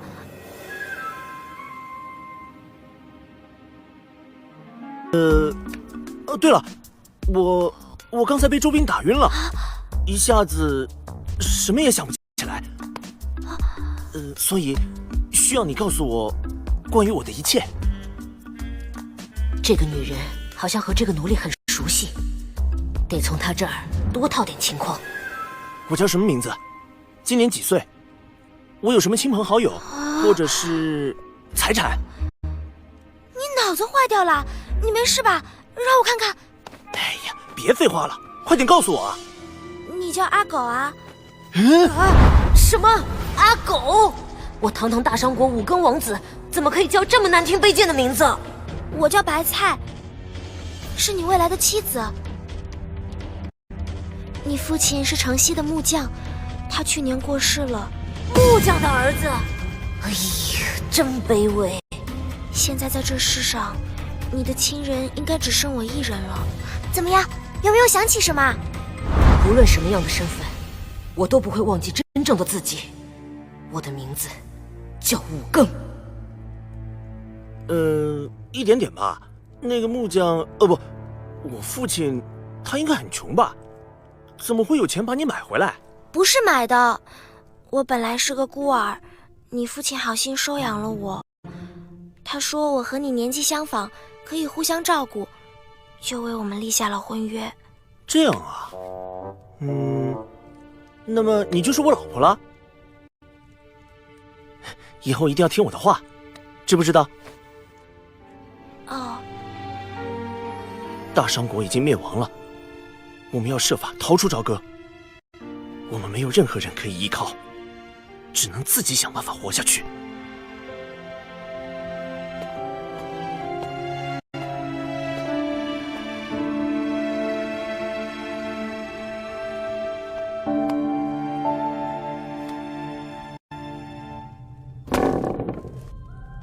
说，你们隔壁那户人家住了几个人？几男几女？我要每家每户的名字，不知道每一个躲藏起来的人。我真的不知道。放过我们！一个都别放过，全都给我抓起来！说，认识的人在哪里？你说不说？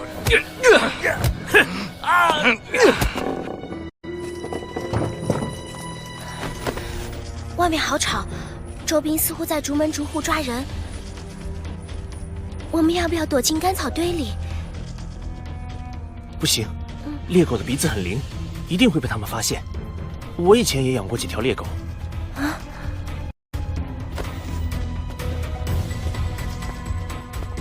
找找看，有没有出口？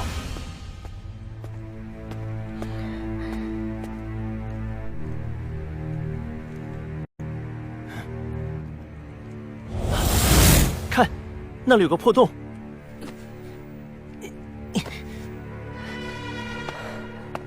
可以通到外面，跟我来。嗯。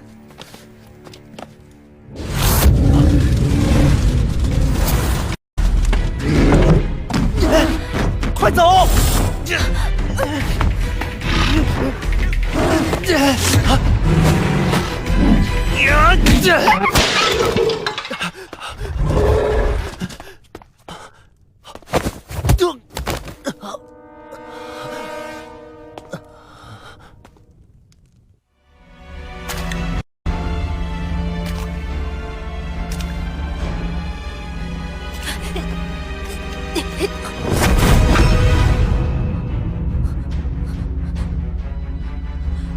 为什么倒影里的我会变成这个样子？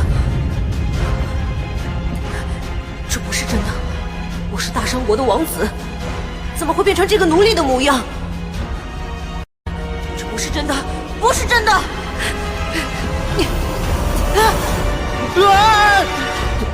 你终于醒了，太好了！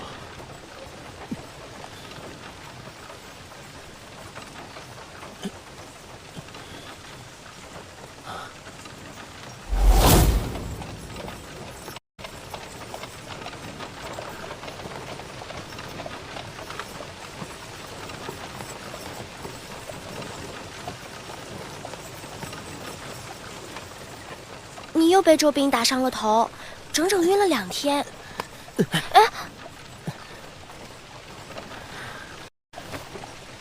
这里是……喂，你这小子倒挺有福气呀，有个小老婆在一直照顾你，他一路上完全没休息过呢。一路上，我们为什么被关在笼子里？是。为什么会这样？喂，放我出去！喂，谁来放我出去？放我出去！我要出去啊！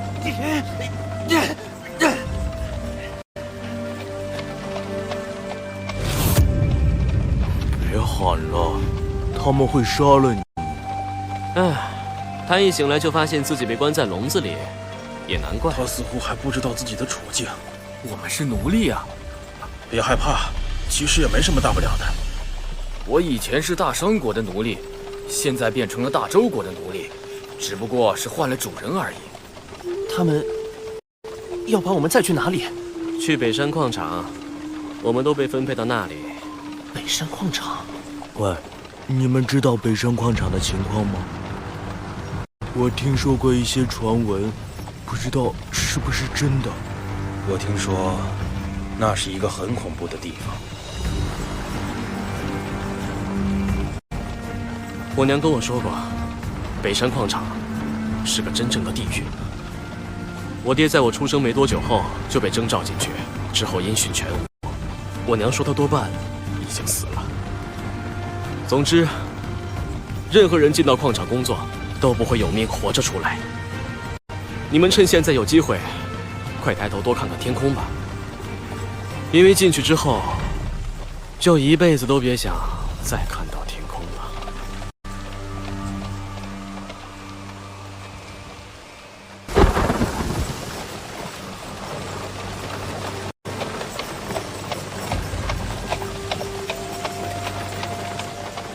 所有奴隶下车！快快，一个跟一个，不准说话。让我扶着你，小心一点。快走！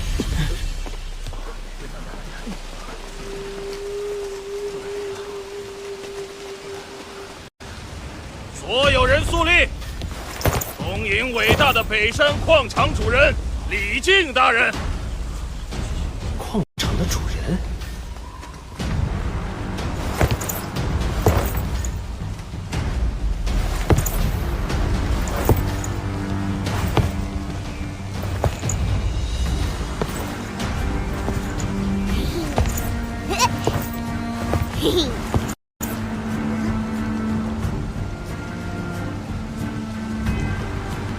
都到齐了吗？新来的孩子们，你们都辛苦了，长途跋涉来到这里，还被关在笼子里送过来，真是太糟糕了。但不要紧，你们的灾难到此结束了，因为你们已来到北山。或许你们曾听过一些恶毒的流言，说这里是个很恐怖的地方。我可以向你们保证，全都是胡说。这里的工人生活得很好，他们每天快乐地工作，他们敬爱我，当我如亲生父母一般。你们若将我视为自己的父亲，我也会好好照顾你们的。你们全都是我的好孩子。欢迎你们将北山当成自己的家。爹，有雨。好了，宝贝，就快结束了。不嘛，最讨厌下雨了。宝贝，宝宝最乖了。看，就快要有新的哥哥姐姐来陪你了。在你们踏入这里之前，记着，北山是由神所统治的地方，外面的一切争端都与我们无关。就算是君王也不能过问这里的事情。你们刚刚经历了一场大战，但矿场的运作并不受影响。神权是至高无上的，他为我们这些凡人创造了一个稳定、和谐的工作环境，实在是太仁慈了。工作吧，热情的、忘我的、痛快的工作吧，怀着感恩的心，奉献你们每一分力气，知道吗？当然，只有赞颂是不够的。好闷啊！好了，差不多了，我的小宝贝，我们回去吧。爹，我要玩打猎游戏。好，放他们进去吧。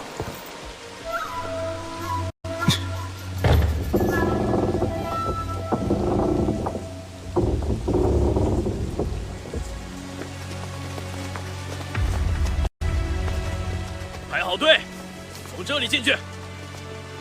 快点儿，一个跟一个。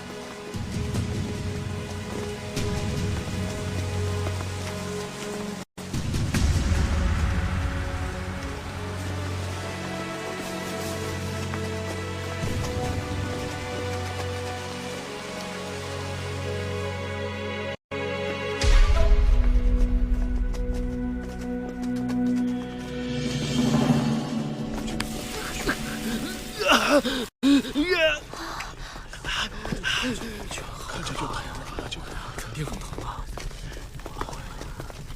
伸出左手。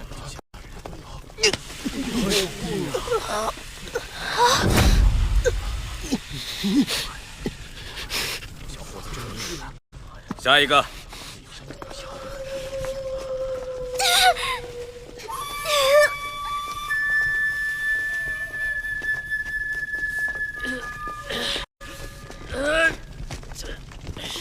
好痛啊！为什么要这样做？他当我们是畜生啊！标记一下是很正常的。真的吗？那个矿场主人感觉很善良啊。那家伙一看就知道不是好人。这是个吃人的地方。快点！快走，快走，快走！前走，快点！说你呢，快点！别磨蹭！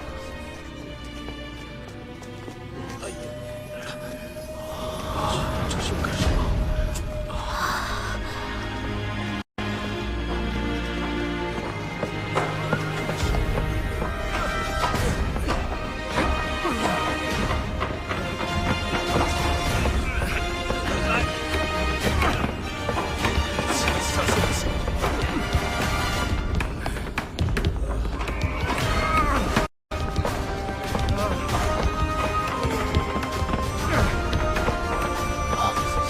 这里好大，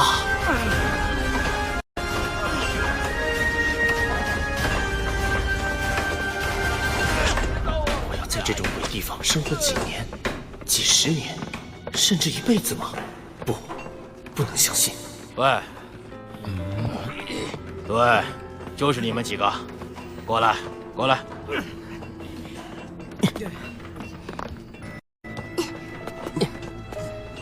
嘿，刚刚来到矿场，肯定吓了一跳吧？不必担心，有我照顾你们，一定没问题的。我叫老蔡，是你们的好朋友。从今天起，我会负责教导你们如何适应这里的新生活。不错，我和你们一样，都是奴隶。不过呢，看，我可是上等奴隶，嘿嘿，只有长时间努力奉献的人才能得到这个荣耀。不用担心，只要努力工作，人人都有机会。首先，我们来讲讲规矩。看到那个铜钟了吗？在这里，一切都要依照钟声的指示。无论是工作、吃饭，或是休息。北山矿场的规模很大，有几万人在地下工作，所以我们要严格遵守秩序。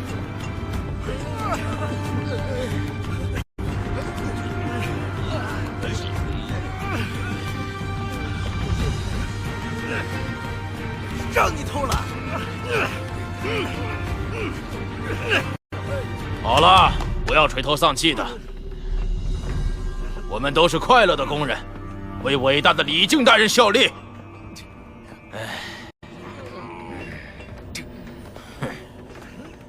好了，开始吧。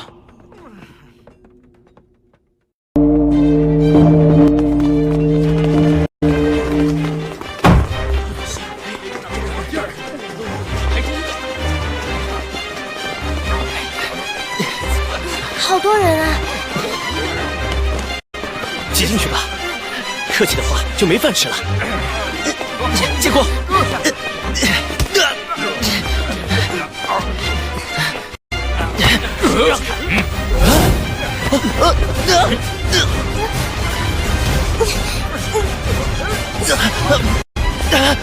放手！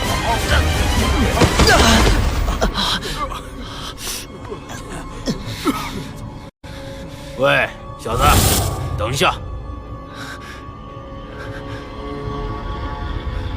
别急，你还不可以吃饭。为什么？我说过，这里是有规矩的。你们才刚来，还没有什么贡献啊！但这年头，食物却是得来不易的。伟大的李靖大人赐予我们食物，我们要心怀感激呀。等等吧，他们吃完就轮到你们了。让我吃点，快没有了，我知道，这是最后一点了，给我点儿。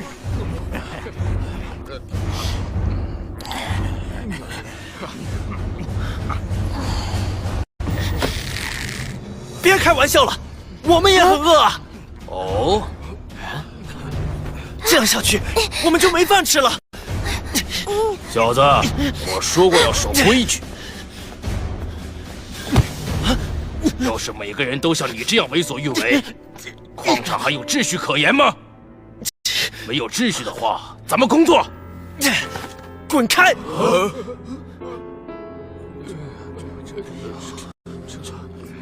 工作，就只有你这种混蛋会把这种事挂在嘴边。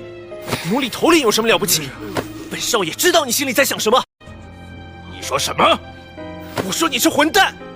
那个什么李靖大人把我们当狗来养，你还满嘴感恩，我听了就想吐。马上给我磕头认错！要我向你磕头，下辈子吧！别打了！别打了！不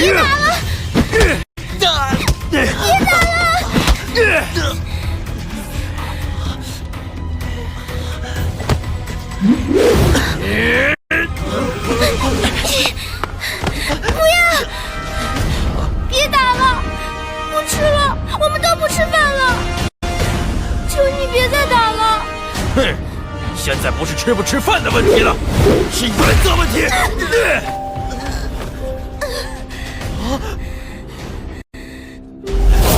白菜，走开啊，笨蛋！让你知道我的厉害！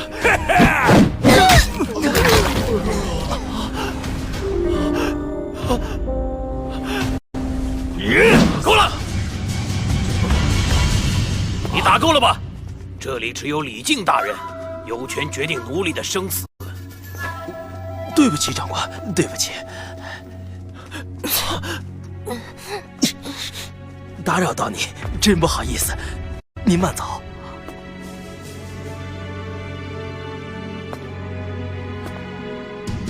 好了，没什么好看的，吃饭时间过了，都回去工作。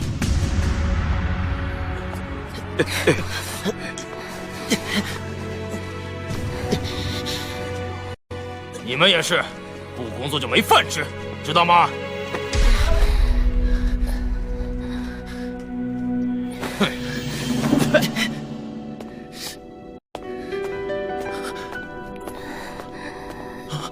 喂，白菜，你还好吗？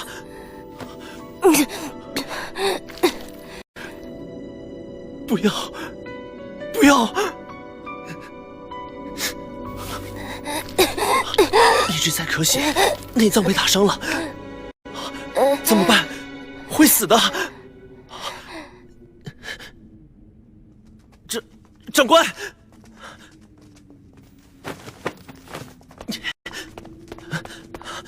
有没有医生可以给他看看？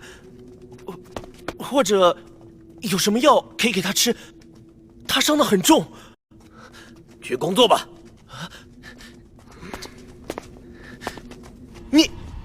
你没听见吗？他就快要死了，帮帮他吧，求求你！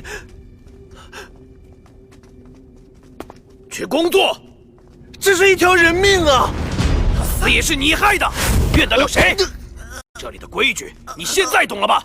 一切都是工作。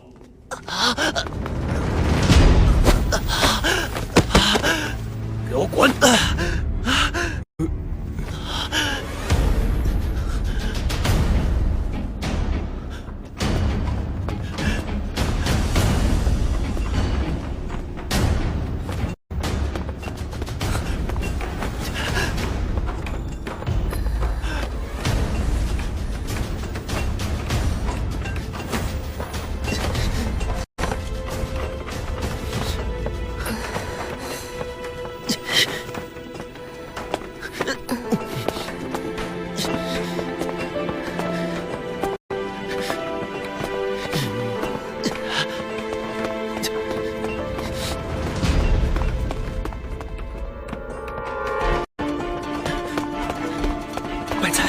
你要撑住，我去找其他人救你。你们可以帮忙吗？他被打伤了。我们在工作。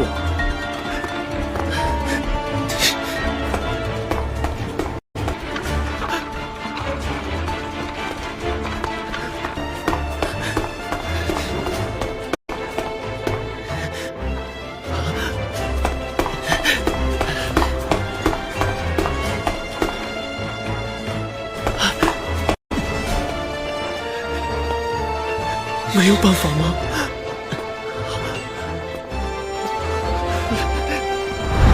死也是你害的，怨得了谁？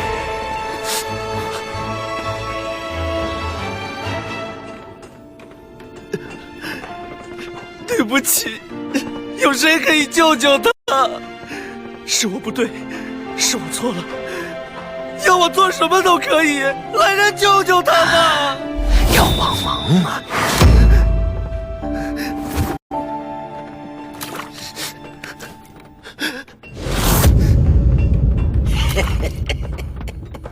我听见了，是要你做什么都可以吗？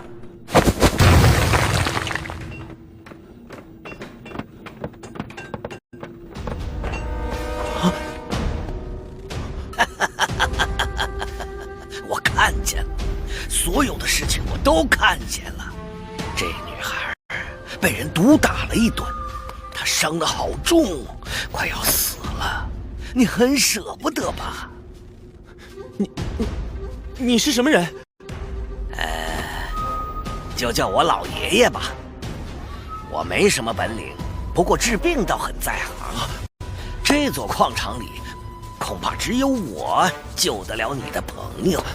那么你快救救他吧！等一下，我刚才听你说，只要能救他，要你干什么都行。是真的吗？我要听到你亲口答应我。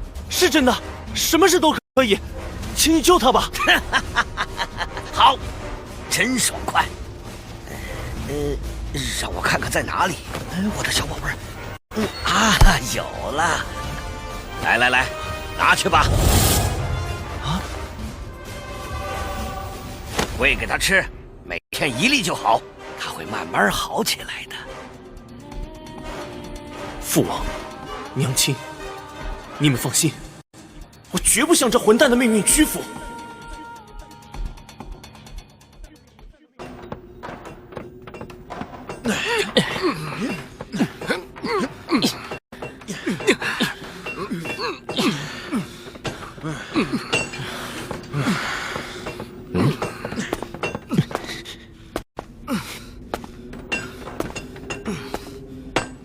你们去了哪里？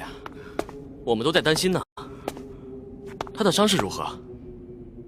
他应该没事了，不过要好好休养一段时间。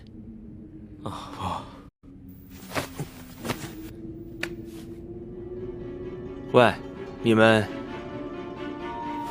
发什么呆啊？不工作就没饭吃啊？和这些人一起腐烂在这矿洞里，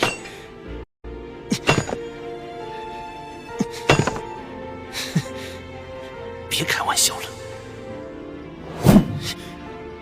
我还不想死，我要生存下去。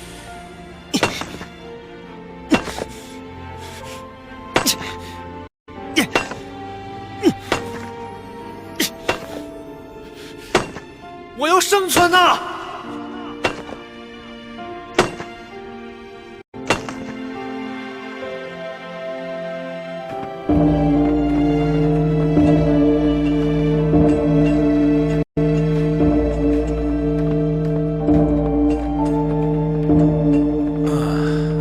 可以休息了，我都累得不行了。走吧。走。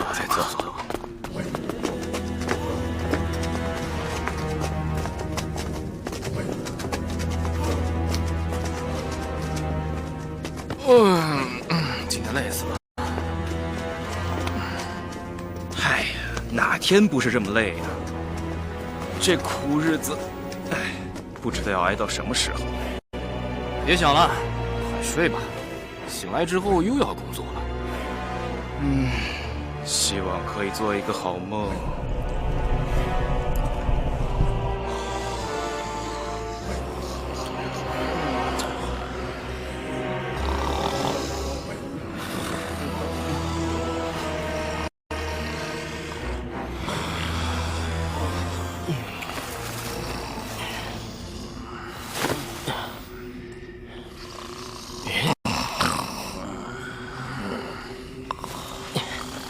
喂，胖子，醒醒！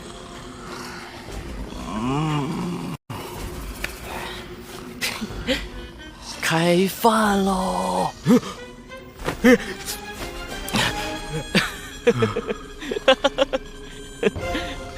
哎，他们又不见了，是吗？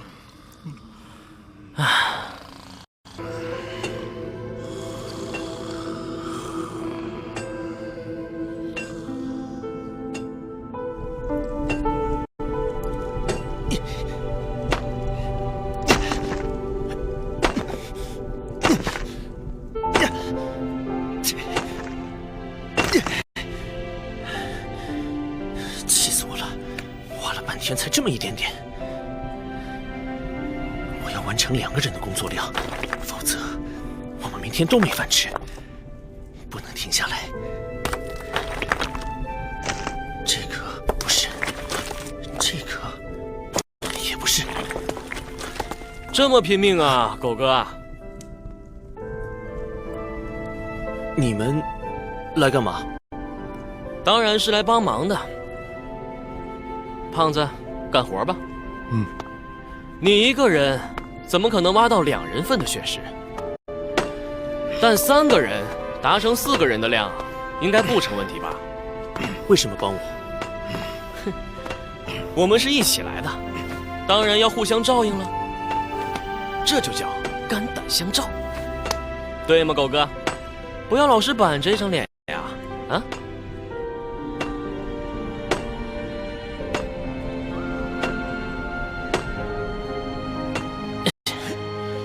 我爹是朝歌城里的铁匠，我已经不太记得他的长相了，因为在我很小的时候，他就被抓去挖矿了。我爹是个农民，他后来加入了抗州的志愿军，没过多久就战死了。你呢？我爹是木匠。对了，还不知道你们叫什么名字？我叫江上，那个胖子叫阿石。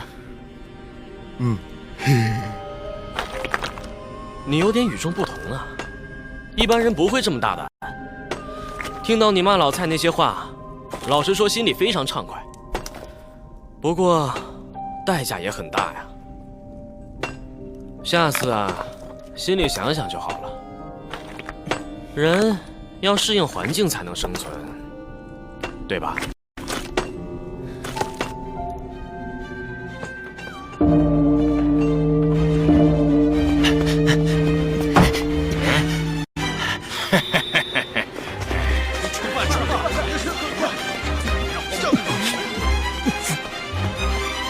开工！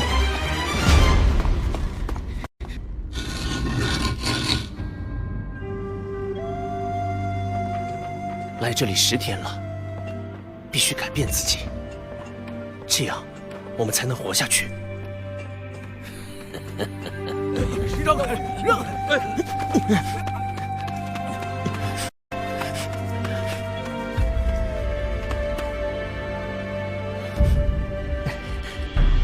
吃吧，给。这2天感觉好多了，明天应该可以工作。再休息几天，你走动还不是很方便。但是你一个人工作了这么久，每天都这么辛苦。没关系。对不起。你这个女人虽然有点笨，不过还算是很乖。好，就让你正式当我老婆吧。不过我的要求可是很严格的。你会不会做饭？啊？你又不记得啦？以前我做给你吃过呀。可惜在这里没办法做。你留在这里等我。啊！老爷爷。小子，哈哈哈哈！我没骗你吧？小丫头康复了呢。你不是这个矿场的人啊！我打听过了，这里没有一个人知道你。老爷爷，为什么你可以在这种鬼地方自由出入？哈哈哈哈哈！不错，老爷爷，我并不是矿场的人。我之所以会出现在这里，是因为你啊，吴刚。我一直都在观察。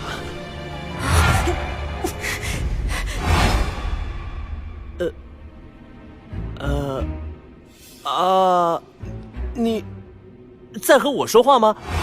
我叫阿狗啊。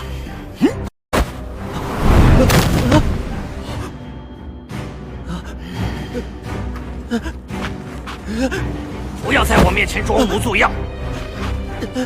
来，我先问你一件事：你在这里混了1个月，觉得怎么样？你想一辈子都当奴隶吗？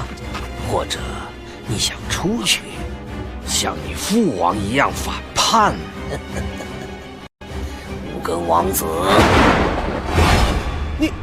你怎么知道？我知道你的一切。你父亲是大商国的王，了不起的英雄，还有你母亲妲己，这位神族大祭司，应该是在危险来临的时候牺牲了自己，让你用这具新的身体活下去。没错，这是他神元碎屑的味道，果然还残留在你的身体里。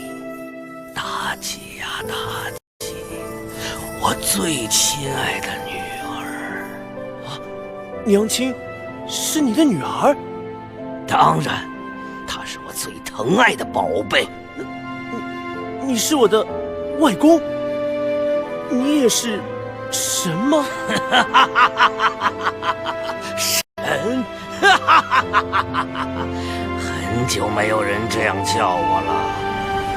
别管我是谁，我再问你一次：国破家亡，你自己也死过一次，仇恨吗？你恨不恨那些虚伪的神族？回答我！你想不想向神复仇？还是想继续作为卑贱的奴隶，在这鬼地方腐烂？我想向神复仇。再说一次，我不要再做奴隶，我要向神复仇，我要出去。好，志气，外公会帮你完成这个愿望。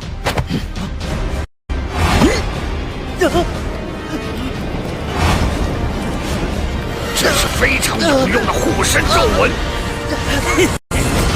我将它送给你。记着，努力的生存下去，别忘记答应我要为我办事，知道吗？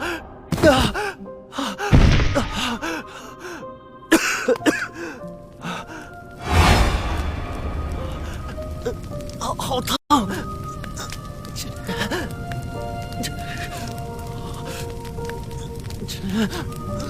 整条手臂好像要收起来了。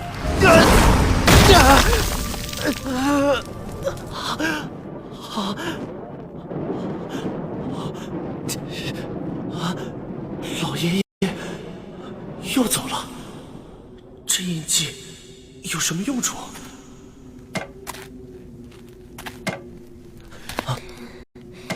你没事吧？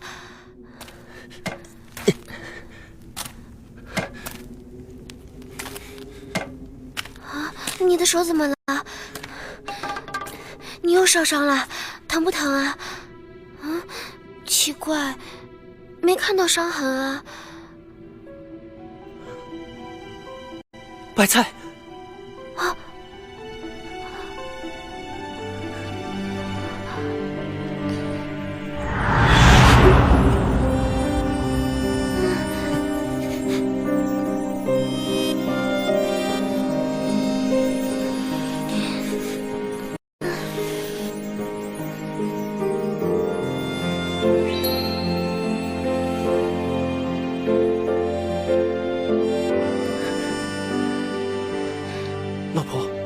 你一定有机会煮饭给我吃的，我们不会老死在这里的，我们会出去的，一定会出去的。来，我们走吧。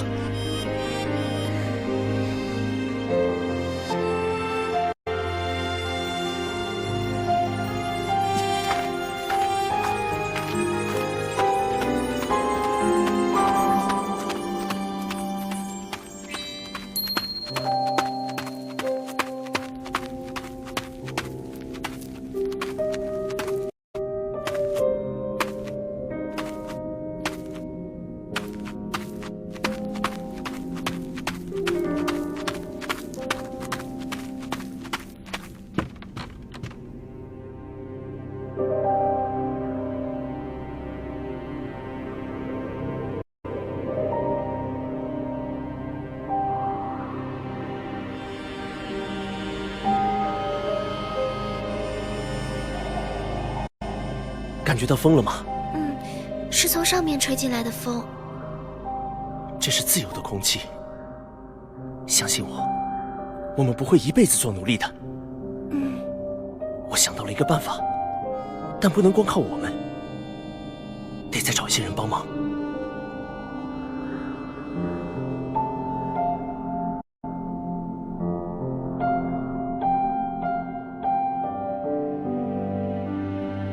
挖地道，对，我们可以偷偷挖一条地道出去。从这里挖到地面不容易啊。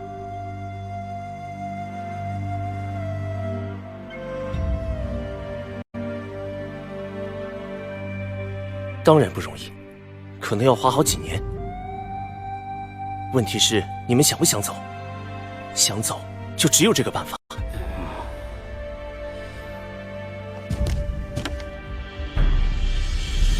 听着，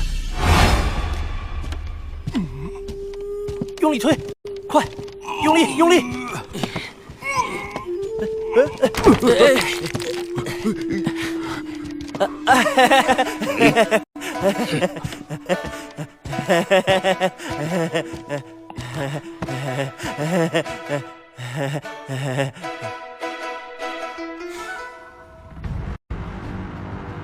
这里的管理其实并不严密。我这几天每晚熬夜工作，也没人过问，因为他们只求生产，其他事情根本懒得多管。我们只要假装工作，在半夜的时候偷挖，没有人会发觉的。这个想法很大胆，如果被抓到的话，会死的。你觉得我们现在和死人有什么差别？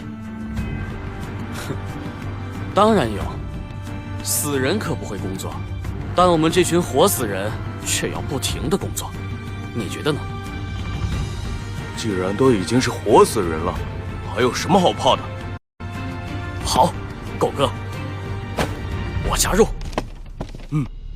我也加入。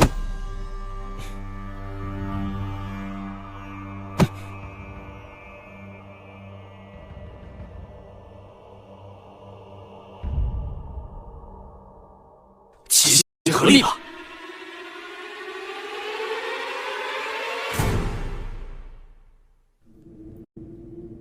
每到夜里，当其他人都在呼呼大睡时，我们便开始了逃亡计划。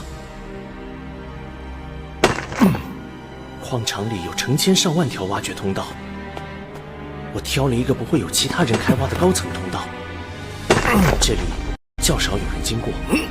同时也稍微缩短了工程。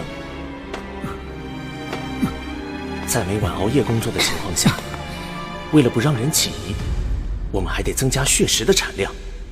看起来，老蔡对我们的工作也很满意。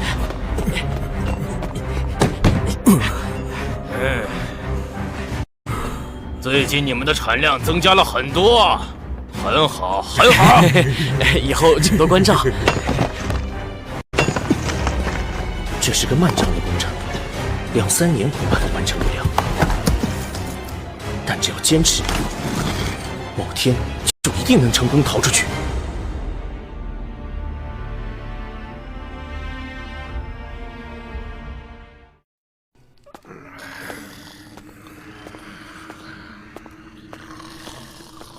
哎呀，又要熬夜吗，年轻人？睡那么少，小心身子撑不住啊！哎，你是新来的吧？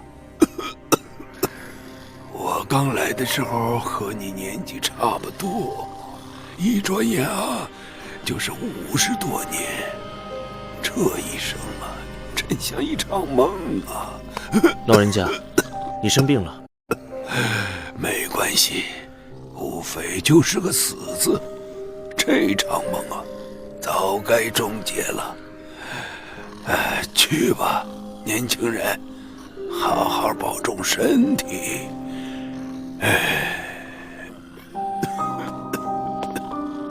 就算我们的计划成功了，也只有我们几个能走。那么，这些人恐怕都要在这里等死。啊？我怎么会同情起他们来？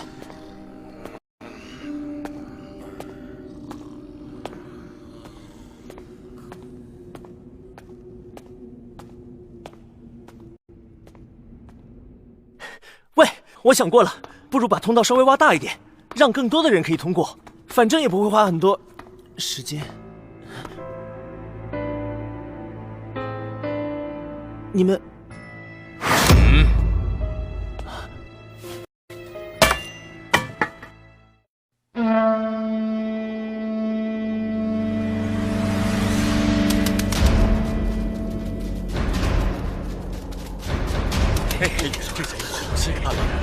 这次到底是谁呀？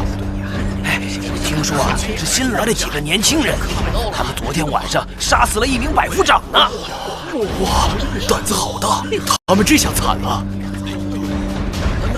看不见呢。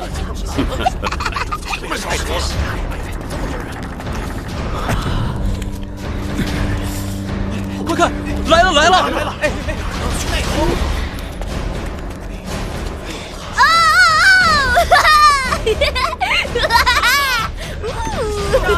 上啊！上！哎，上啊！上！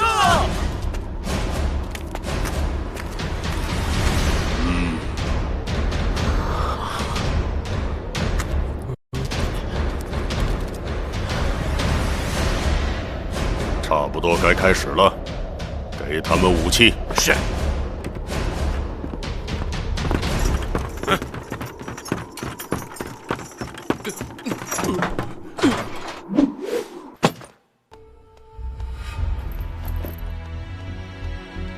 拖出去喂狗！等等，李靖大人，你不能杀我！哦，你说我们都是你的儿女，世上哪有父亲忍心杀死自己的儿女？李靖大人比我亲生父母还要亲，为了孝敬李靖大人，我们几个每晚都不休息，努力工作。老蔡偏偏看不顺眼，说我们坏了规矩，不由分说就毒打我们。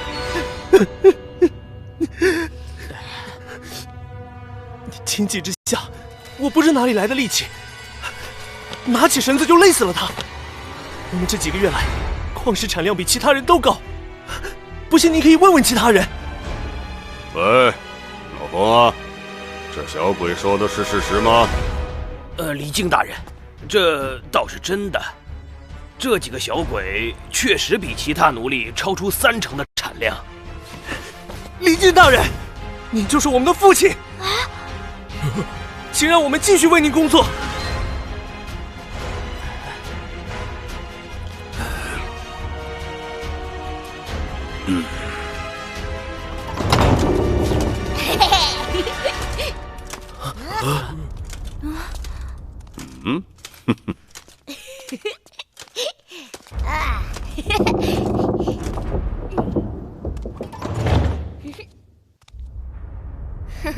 你在说什么？我才是爹爹的儿子。爹爹，我的小宝贝儿，来，抱抱。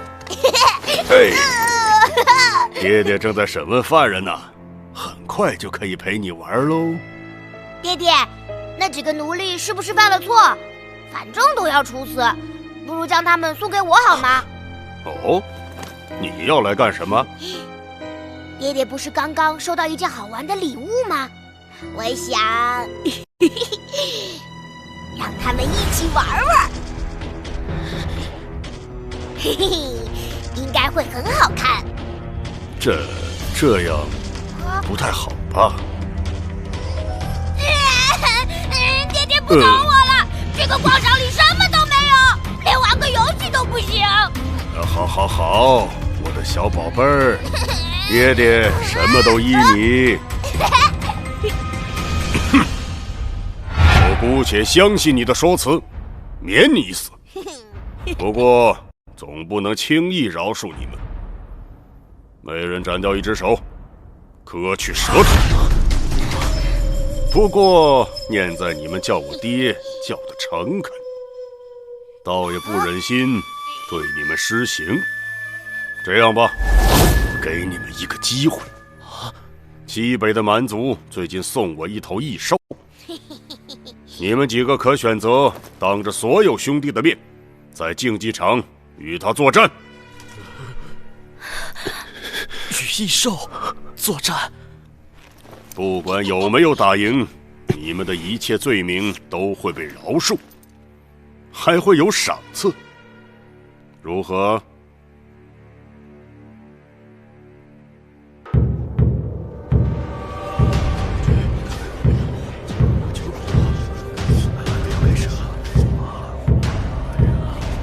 哎，这鼓一敲啊，就快开始了。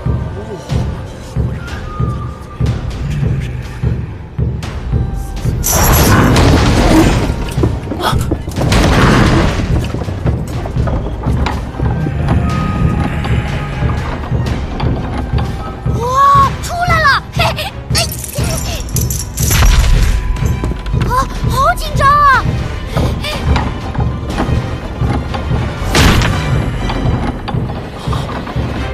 爹爹，这个异兽叫什么名字啊？那是居住在古老森林中的大脚巨人，他们可以被驯养，成为出色的劳动力。大脚巨人吗？好可怕哦！不用怕，有爹爹在，没人可以伤害你。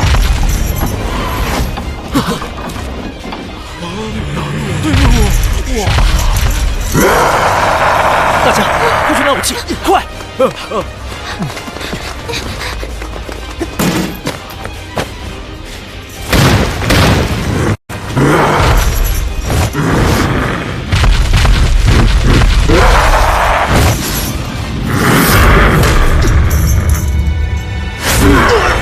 这只怪物好大的力气！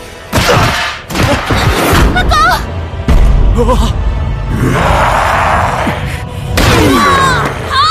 好厉害啊！巨人好威风啊！这几个奴隶死定了！也不一定啊，他们之中有个家伙很有活力。我要死在这样的怪物手上吗？别开玩笑了！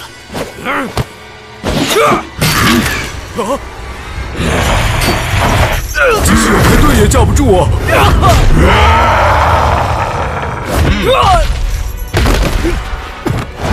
哎呀！哈哈哈，送死！快避开！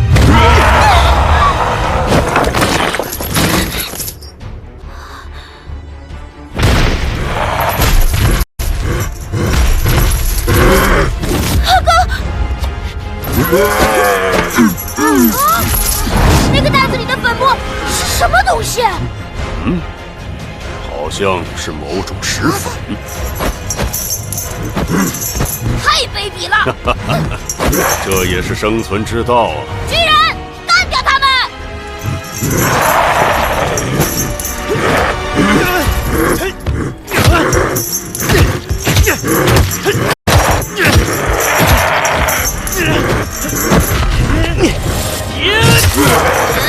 袖子里！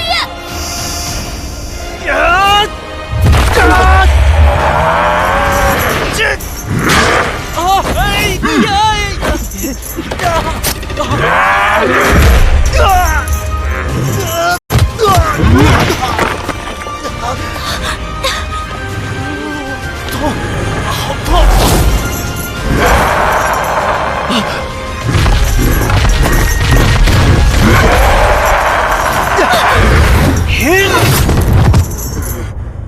阿哥！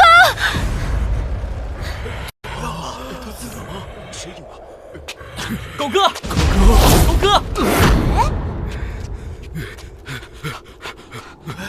结束了吗？死了吗？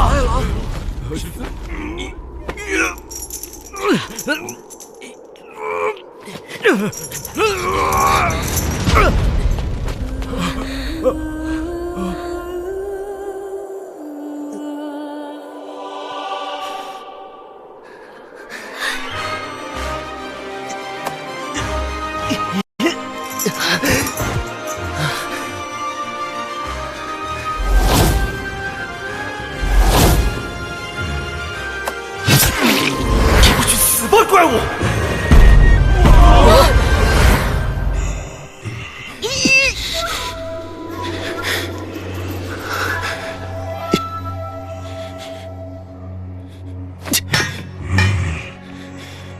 算了，反正我们也是一样的。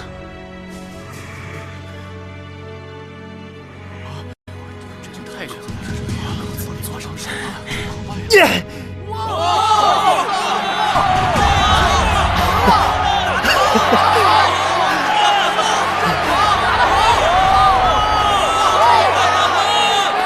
打赢了，太好了！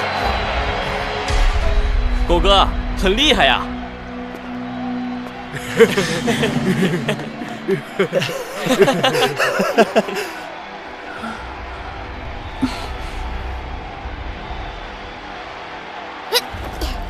这小子叫什么名字来着？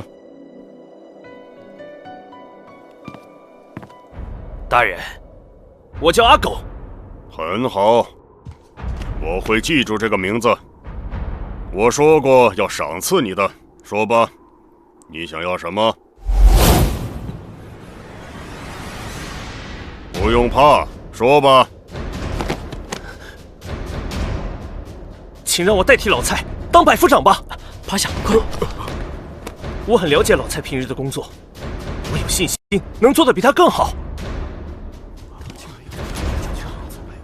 百夫长吗？从未有人来这里短短几个月就当上百夫长的，而且还是个小毛孩儿。李靖大人，我会全心全意为您效力的，求您给我这个机会吧。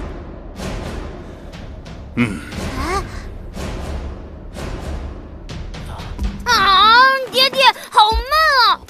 不好玩，巨人打架一点也不好玩。小宝贝儿，我要玩打猎游戏。好，好，好。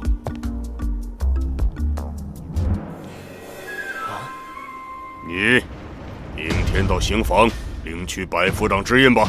百夫长，百夫长！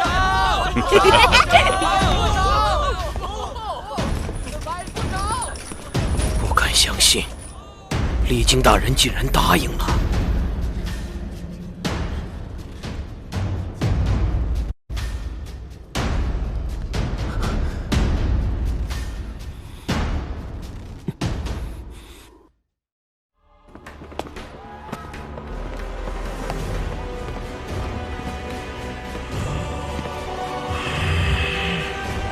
怎么了，手下败将？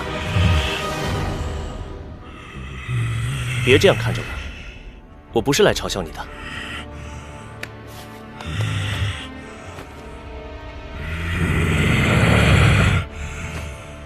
那老爷爷给我的宝贝还剩下不少，这个不知道对你有没有用。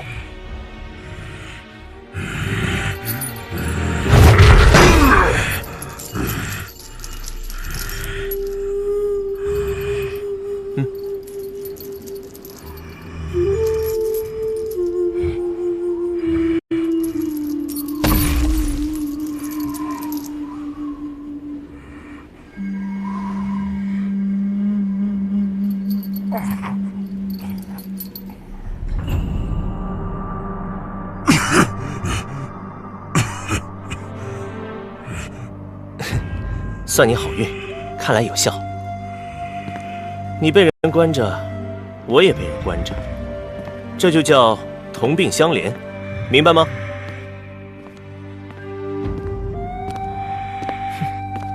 看来你也不明白。我走了，明天再来看你。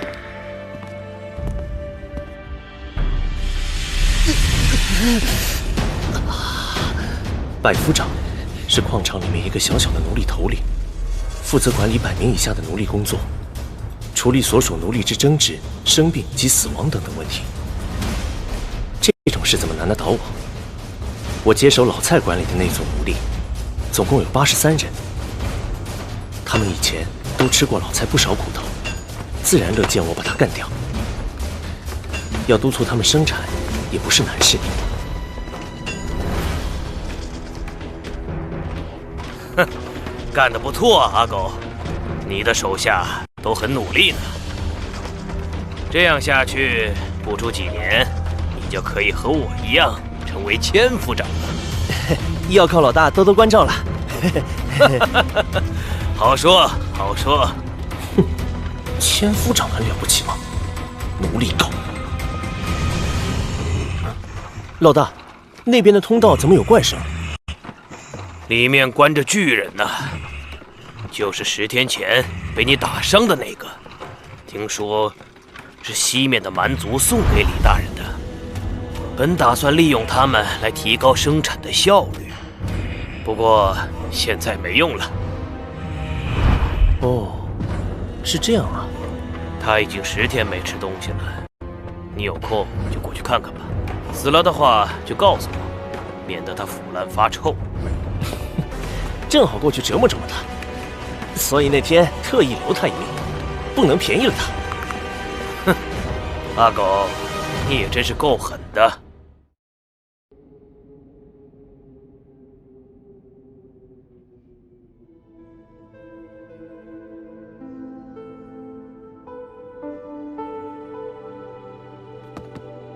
你们在这里啊？狗哥，最近大家都在谈论你啊。谈什么？他们说你心狠手辣，为了取代老蔡的位置才杀掉他之类的。还有人说啊，你是李靖大人的私生子呢。无聊。如果他们知道我们在干什么，肯定会吓一跳吧。刚开始，我其实不觉得我们可以办到。不过现在，似乎很有希望了。嗯，不错，只要我们继续努力，逃出去绝对不是梦想。我们可以想想出去之后要做什么。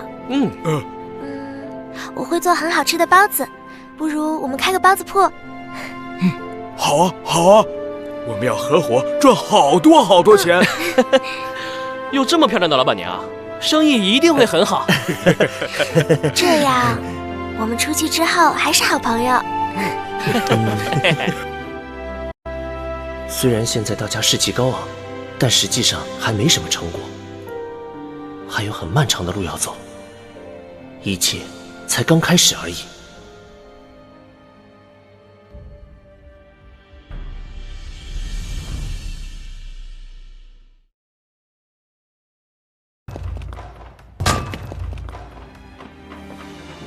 每天挖10尺，这个目标其实不轻松。日复一日，经过1年的努力，我们已经挖了接近4000尺。同时，我在矿场里的地位不断提升，因为我时常帮李靖解决一些奴隶间的问题，其他人不敢做的事，我都敢做。不久后，我晋升为了千夫长，这是最高等级的奴隶了，在整座矿场里不超过10人。李靖提拔我，纯粹是为了增加矿场的产量。我很清楚，对他来说，所有的奴隶都只是工具罢了。而我当然也不是真心替他效力，我自有打算。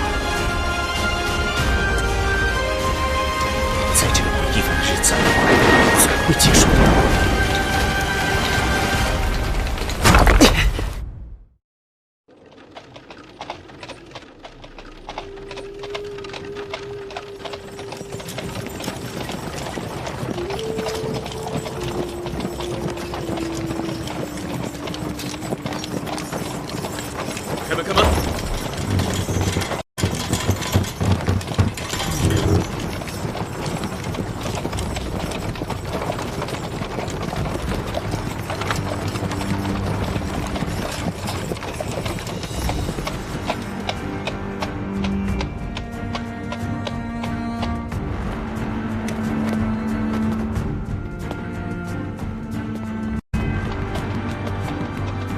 义父，我们已经到了。去派人通知李靖吧。已经通报了，想必此刻他正在下来迎接。好。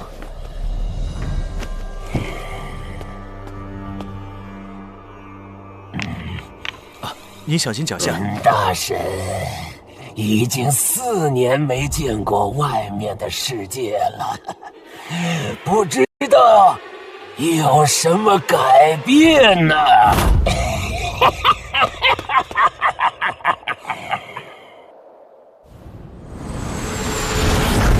我说，咱们这是被派去跑腿了吧？季时竟然特地将任务托付给我们，就表示有这个必要性。空世界神力的预言不会出错。但商纣不是已经死透了吗？预言中的英雄早就被天亲手摧毁了。不错，但只要出现了变数，我们就不能轻忽。既然如此，那就开始吧。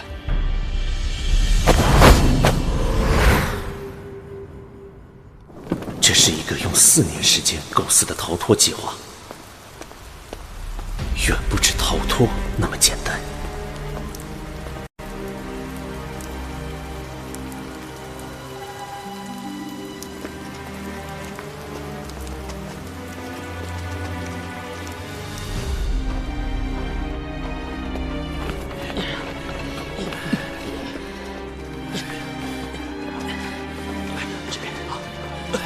这就是矿区了，共有3300多条开采通道。奴隶们正把开采出的血石送去筛选。大人，李靖，你这矿场倒是管理的有模有样啊！北山矿场感念神族的仁慈与恩惠，时刻不敢懈怠，每年都按时上缴。另外，我们在3年前自北方引进了大角巨人，他们为矿场提供什么人？阿狗。这小子捣什么路？王子息怒，这小子叫阿狗，是我的得力部下，矿场里最年轻的千夫长。阿狗，眼前这2位是贵客，不得无礼。这位是神族6部中的温部大神，以及大周国的机巧王子。大神，请原谅小人无礼。鬼木大神，这混蛋当年也参与了朝歌之战。没错，就是被父王痛扁的那个废物大神。哼，没见过世面的奴隶，可笑。这也难怪。好了，别紧张，有什么事就说吧。是，李靖大人。关于您之前要我留意的吃人怪事件，那个……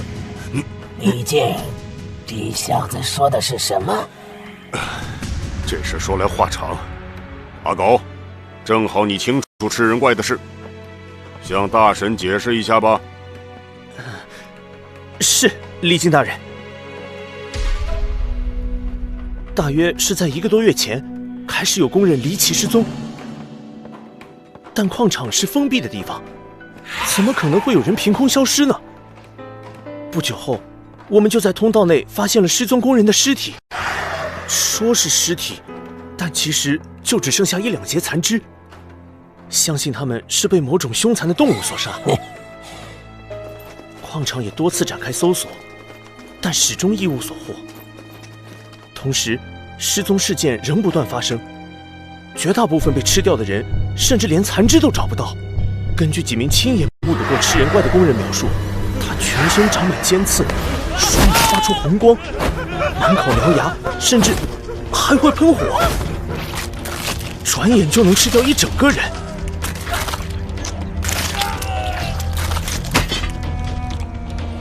现在整座矿场都人心惶惶。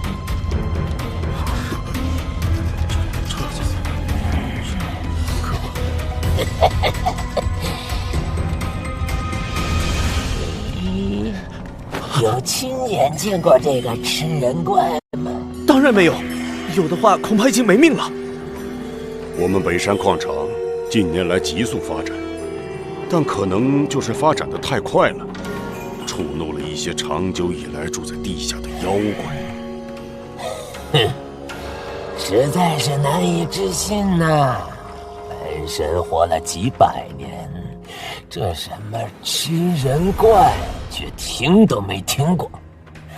义父，反正我本来就打算留在这里好好学习，不如就顺道调查一下吧。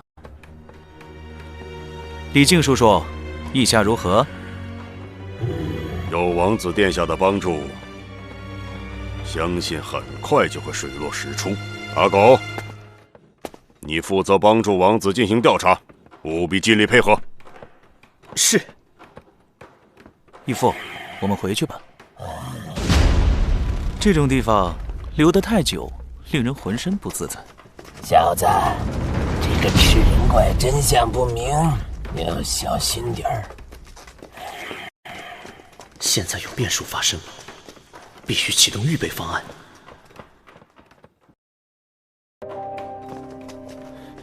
出去以后，一直朝东走，过了河就安全了。神族已经来到这里，如果我们的事被发现，就危险了。那你呢？你留下来不是更危险？笨女人，神族也没什么好怕的。好了，快走吧。我想留下。我们不是已经说好了吗？你们3个先出去，我随后就到。我毕竟是千夫长，和你们同时消失恐怕不太好，不如留在这里，转移他们的注意力，这样更方便你们逃走，好吗？江上，阿石，拜托你们照顾他了。包在我们身上吧。你自己小心，别拖太久。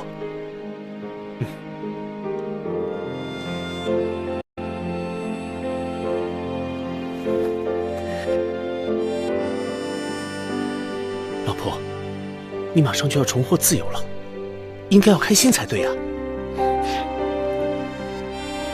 你记不记得，朝歌城大街上有一棵大树？我们就约在那里见面。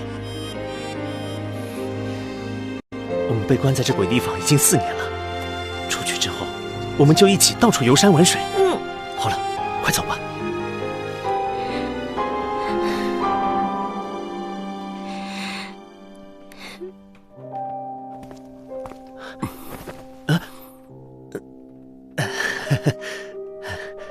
走吧，胖子。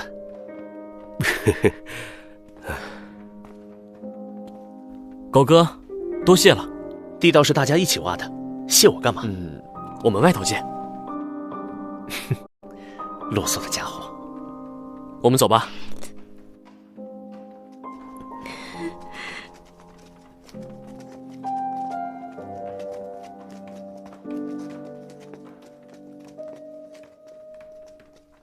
等我再多救些人出去，就和你们会合。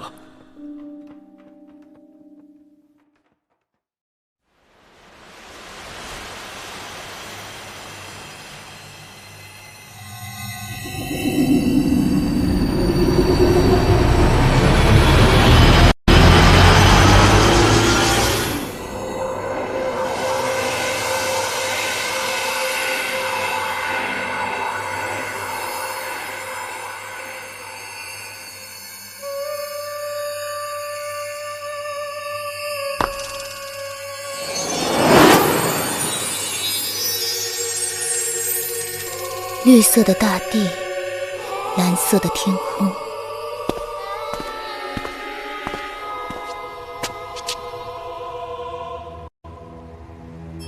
你怎么也来了？你孤身一人来到人间界侦查，太危险了。这是大元帅托付给我的任务，任何困难我都会克服。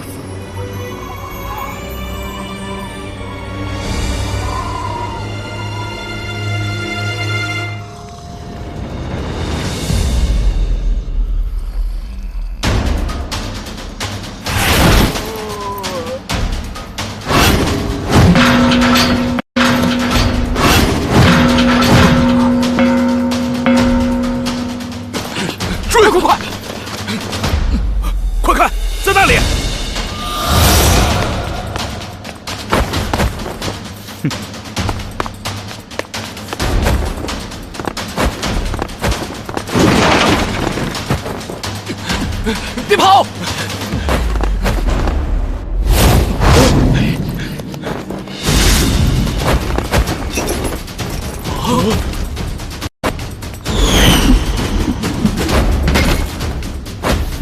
就是现在，你就是那个食人怪，送死！啊！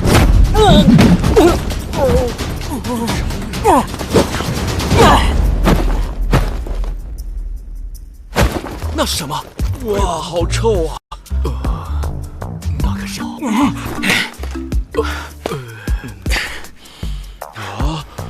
该死！这吃人怪怎么会带着这种东西到处走？完全没道理！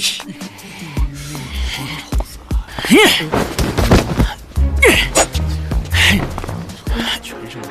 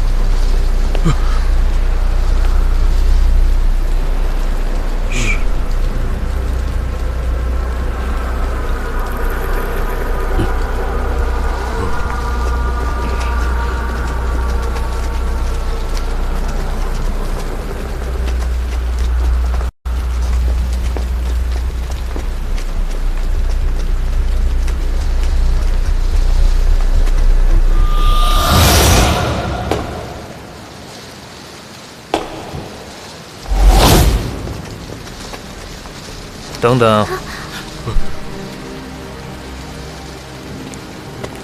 我似乎闻到了熟悉的气息。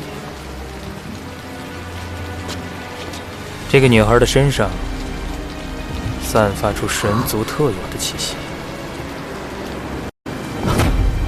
朋友，你这玩笑开大了，我们都只是卑微的人类啊。是啊，我从来没见过神族呢。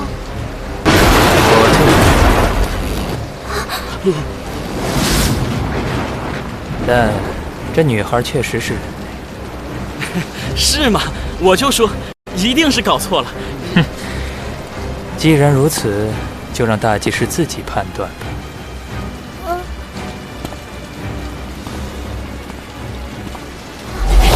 跑！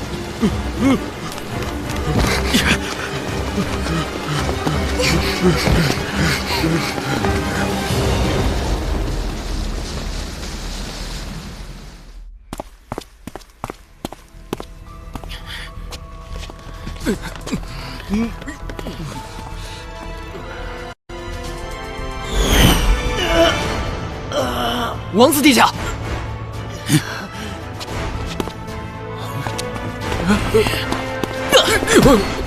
别挡路！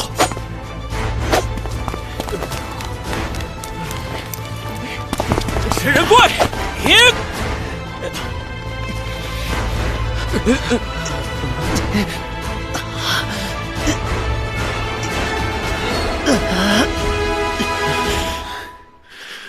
你不是？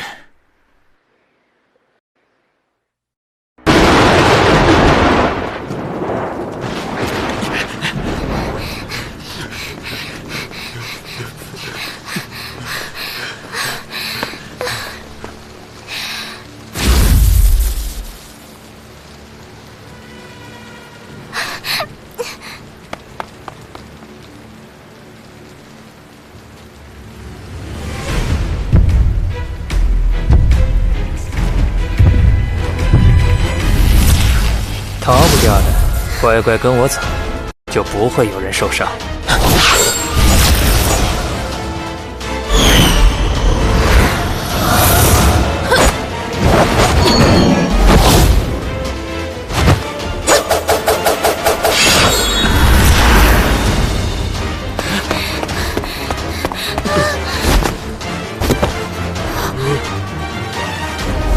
那把剑和刚刚攻击我的是同一把。这个外貌，还有刚刚的攻击，莫非对这样一个手无寸铁的人类小女孩动手？神族，果然没让我失望。你们竟然跑到人间界来了！你们快离开这里吧，我会拖住这家伙。很好。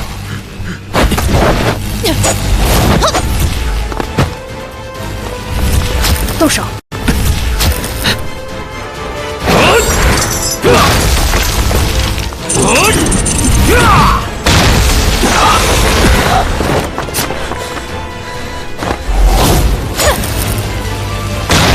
眼前这个家伙有着接近大神级别的实力，1对2，必须全力以赴。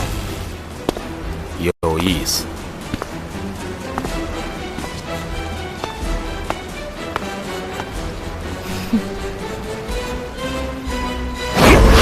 万象界神力！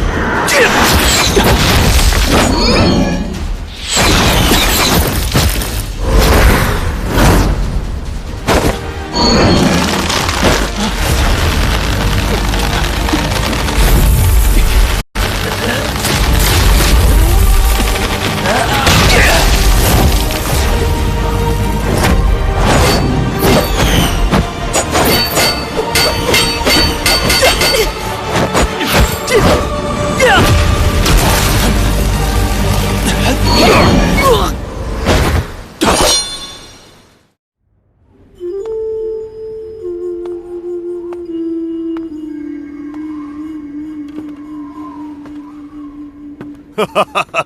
太意外了，竟然同时有2位大神降临，这是北山矿场的荣幸啊！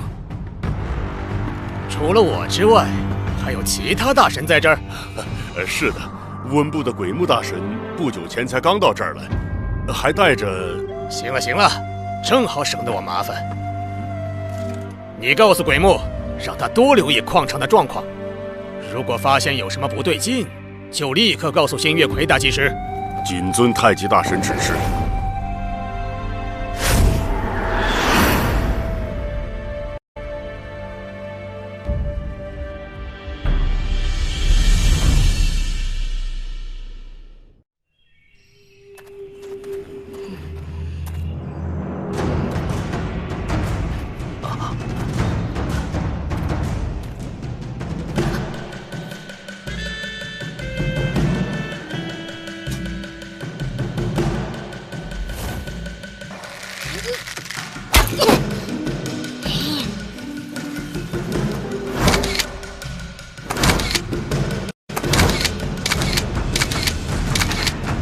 可恶，没射中，气死我了！这就是气。按照炼气者的天赋，能够凝聚出不同的形态，可以是刀，亦或者是剑，甚至可以是山川、流水。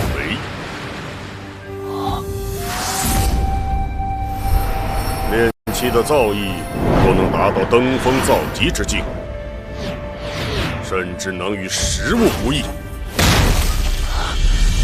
果然神妙。提及炼气的细微之处，就连义父也不太理解。这个嘛，神族拥有不可思议的力量，自然不用去理会我们凡人的伎俩。不得了了，李靖大人！我说过不许打扰的。大人，哪吒少爷他……哪吒少爷他……老冯大哥，听说你被吃人怪打伤了，我来看看你。外面这是……李大人下令搜捕吃人怪，守卫和上级奴隶都要参与。哪吒少爷被抓走了。什么？又是吃人怪？大人说让你好好养伤，就不必参加了。有什么事情就找我。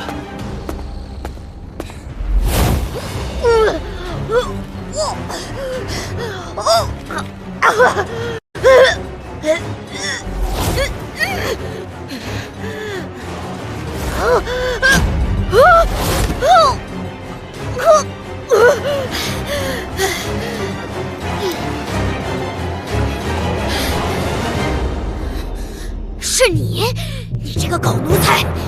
怎么了？被人吊着的感觉如何？李靖当你像宝贝似的，肯定没让你受过这种苦吧？快放开我！快放开我！这样是不行的。我娘亲告诉我，人要经历苦难，才能磨练出自己的人生。所以嘛，李哪吒，我这是好心替你父亲磨练你呀。你傻了吗？还不放我下来！等等，你不怕爹爹……放我下来，阿狗！快放开我！说到你爹爹李靖，还真是个厉害的老头。不过我把自己弄伤，他应该想不到吧？你扮成吃人怪有什么好处？因为那些被我吃掉的奴隶们，现在都已经远走高飞了。阿狗，你好大胆！装神弄鬼放走矿场奴隶，还敢绑架我！我叫爹爹！哈哈，不好意思啊，打了你。顺便提醒你，这里没有你爹爹，只有我们两个。你敢打我？爹爹，救我！哪吒，平时在矿场里，每个人都怕你爹爹，什么事情都容忍你，你却变本加厉，不把我们这些奴隶当人看。我早就看不下去了，现在就打死你，割下你的人头送回李靖面前，他的表情一定很有趣。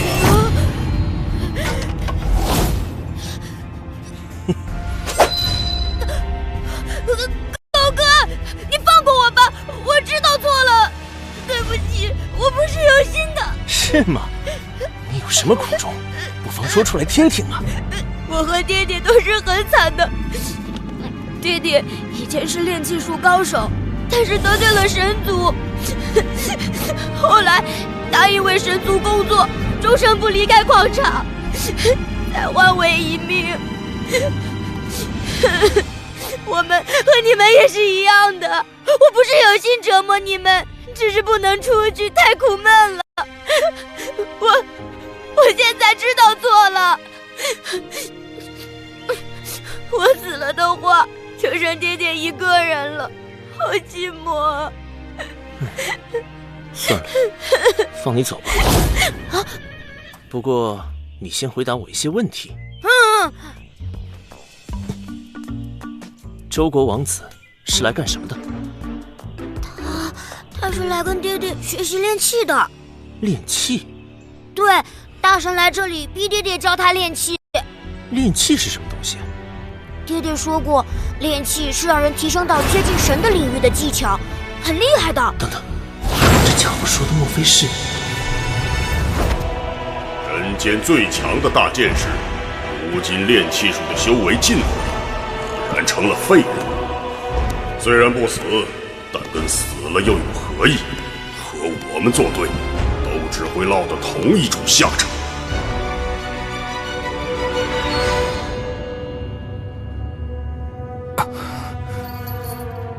不过，修习练气术的人必须具备一种叫心眼的天赋。爹爹说我也有的。心眼又是什么？心眼就是可以看到其他人看不见的景象。看那边，那块岩石上面有一团气在浮动，你看得见吗？什么也没有啊。哎，是吗？看来你没有心眼呢。你在耍我吗？不是的。谅你也不敢。好了，时候不早了，我先回去了。啊，狗哥，你不是说要放过我吗？骗你的。哎，这样吧，你把下面这段话背下来。我是李哪吒，我爸爸是李靖，我以后要对奴隶有礼貌，不可以欺负弱小，我要孝敬父母，善待朋友，做一个善良仁慈的人。明天给我完完整整念一遍，一个字也不可以错。念完我就放了你。等一下，这么多字我记不住。狗哥，让他饿个2天，狗哥应该不会死吧？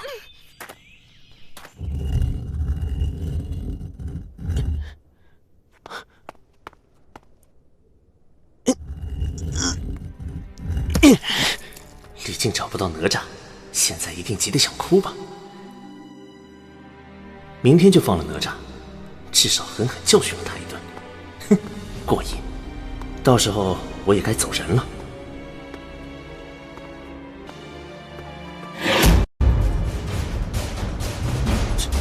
姬桥王子，不能慌，他应该没有看到我从通道出来。阿狗，你几天前不是才受重伤吗？不好好休息，在这里干什么？王子殿下，我已经休息几天了，伤势没什么大碍。听说哪吒少爷被吃人怪抓走了，我想快点抓住他，替李靖大人分忧。你倒是忠心啊，怪不得李靖喜欢你。起身吧。是，王子殿下也在搜寻吃人怪，我能帮得上忙吗？我会亲手抓到吃人怪的，你还是乖乖回去躺着吧。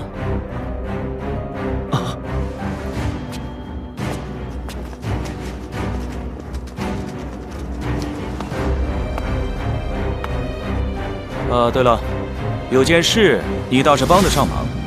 矿场里有没有10岁以下的男孩啊？有的。很好，带2个给我，要乖巧一点的，我有事情要交给他们办。遵命，王子殿下。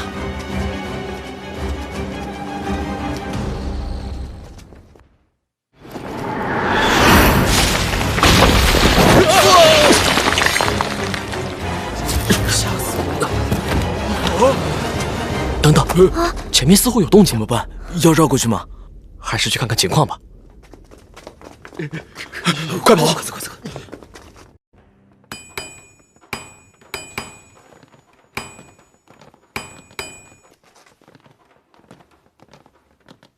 很好，进来吧。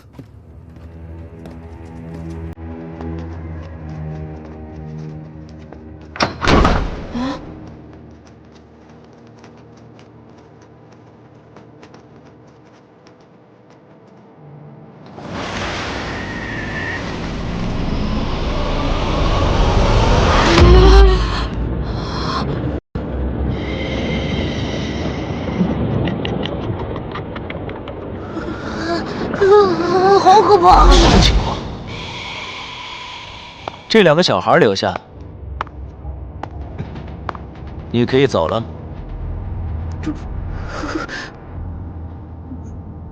请问，他们什么时候回来？我还有事情交给他们去办。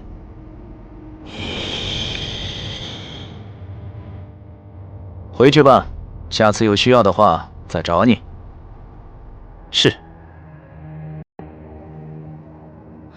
千夫长哥哥，我们什么时候可以回去？别怕，不会有事的。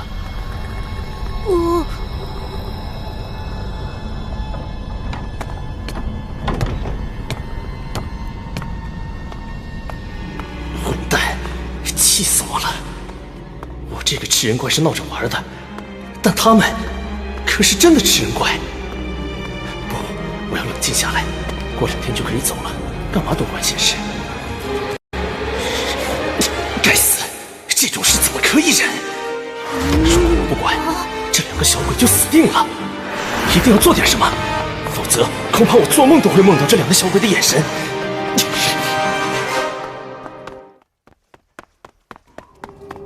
李靖大人，大人，你不是在养伤吗？李靖大人，我知道哪吒少爷的下落了。你找到吃人怪了？跟吃人怪没关系，是那个大神干的。鬼木大神，阿狗，这种事不能乱说。你有什么证据？刚才王子殿下吩咐我带2名小童过去找他，我在他的房间里捡到了这个东西，我认得这是哪吒少爷之物。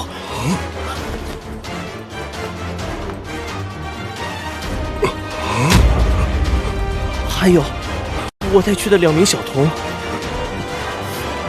似乎是用来吃的。我怀疑哪吒少爷也……他的确会吃小孩子。那天他气定神闲地在我面前提起过。他真的吃到了哪吒吗？并不是不可能。神族有什么事做不出来？那家伙就算吃了哪吒，也只会说只是一个人类而已，没什么大不了。李靖大人，请恕我多嘴，但如果真是神族吃了哪吒少爷，您还是吞下这口气吧。神族是惹不起的呀！混账！这口气我绝对吞不下！李靖大人，三思啊！我们为什么要蒙着眼睛？是啊，王子殿下。因为看不见的话，就不会害怕。没事的，来这边。哦。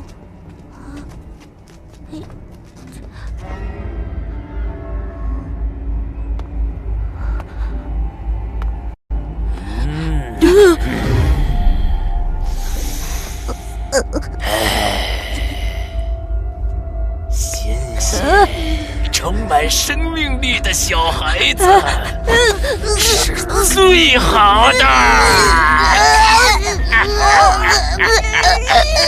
你们在这里做什么？李靖老师，是在做一些见不得人的勾当吧？我们，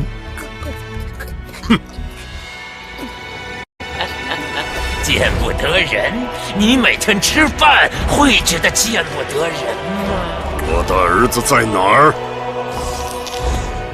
我怎么知道？你有没有吃了他？老师，您听我说，我知道您为了哪吒的事非常苦恼，但怎么会怀疑到义父身上呢？闭嘴！我不该怀疑他吗？那2个小孩是来干什么的？来玩的吗？老师啊，神族是至高无上的，为他们献上一些祭品，又算得上什么呢？没人性的东西！在我这个义父面前对他出手，你胆子不小啊！要干这种事，去我看不见、管不到的地方，在我的地盘，想都别想！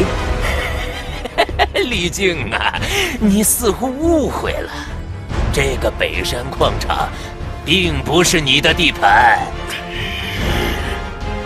这世上的一切，统统都是我们神族的。我们只是好心让你暂管这个矿场，记得吗？鬼木，我再问一次，你有没有吃我的儿子？我倒不会去记自己吃过什么人，所以说，真不小心吃了你的儿子也不奇怪呀。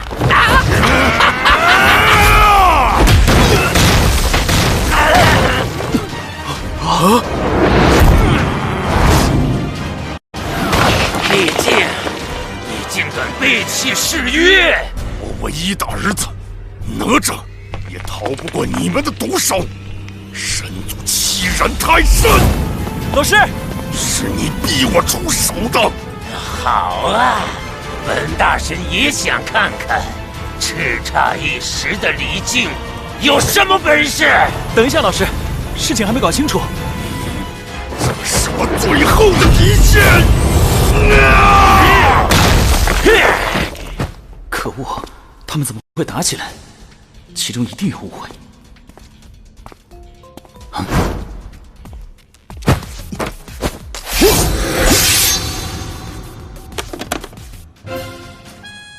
这次反应挺快的嘛！下贱的奴隶，你以为本王子会在？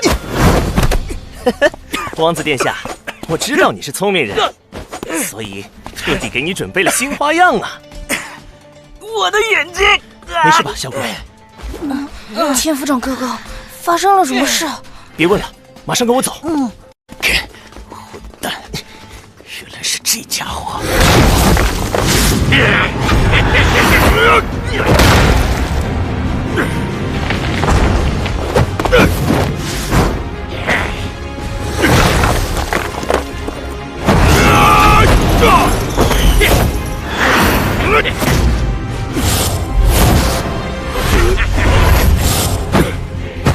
可恶！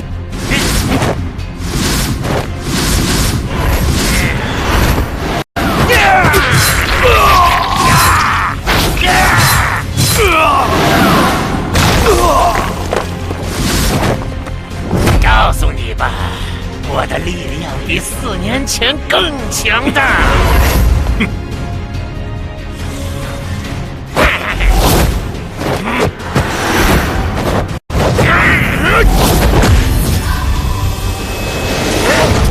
他将烈气凝聚于体内，我的龙爪无法攻破。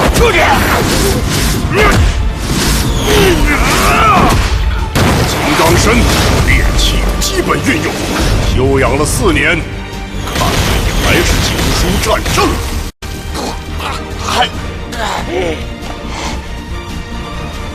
鬼木，忍受凡人的愤怒吧！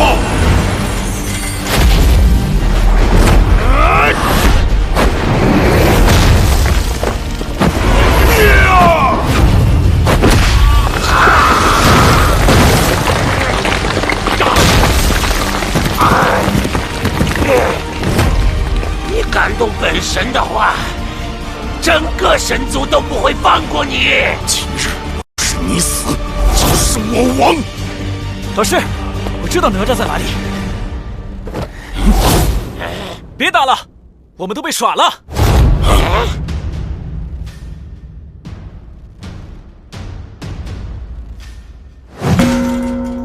快！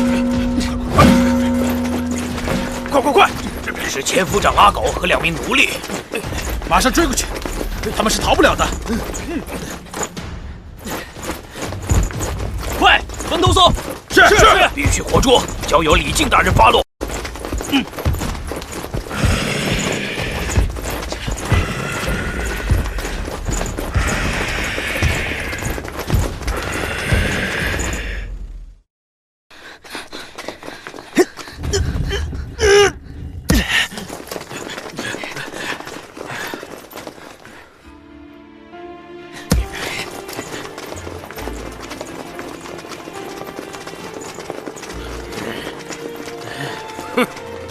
阿狗，你这次闯的祸不小啊！看在相识一场的份上，乖乖跟我回去见李大人。那2个逃走的小鬼也要抓回来。风大哥，跟你回去没问题，但是那2个小鬼若是被抓回来，会死得很惨的。你这话什么意思？这2个小鬼今天被带去给鬼木大神，你们知道是为什么吗？是用来吃的。鬼木大神是要拿他们来进补身体，我看不下去，偷偷带走他们，所以才被追捕。各位大哥，你们也有亲人吧？你们会拿自己的儿子给神族当祭品吗？挖地道办吃人怪的事，我会亲自向李靖大人解释。但我求你们，现在假装看不见这2个小孩逃走，好吗？你会死的。带我去见李大人吧。找到他了吗？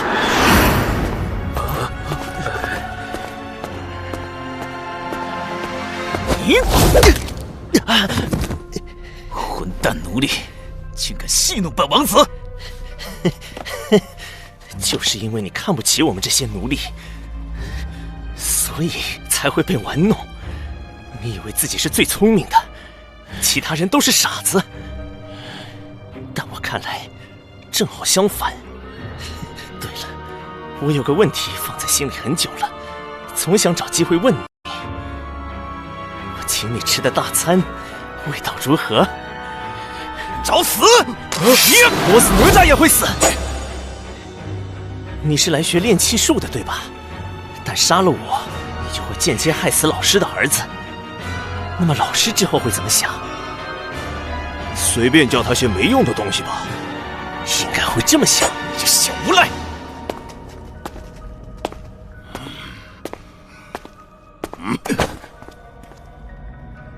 阿狗，我儿子在哪儿？放心，他还没死，只是被我藏起来了。李靖大人，你放我一条生路，哪吒就会安然无恙地回到你身边。李靖，若是让这该死的奴隶大摇大摆地离开，我们颜面何存？本神今日绝不饶他！李大人，这家伙的确没有吃你的儿子，但他吃的却是某人的儿子。他们有名有姓，都是人生父母养的。难道你就能视若无睹吗？死到临头，还敢胡言乱语！李靖大人，你若是让他杀我，哪吒就要跟着别傻陪葬。本神不会杀他，不过嘛，本神多的是办法让他痛不欲生。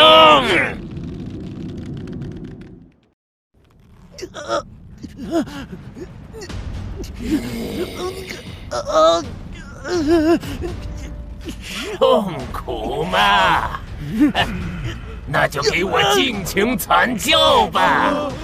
不知死活的奴隶，好舒服啊！鬼魔大神，我好舒服啊！不是说要弄疼我吗？多用点力啊！这样下去不是办法。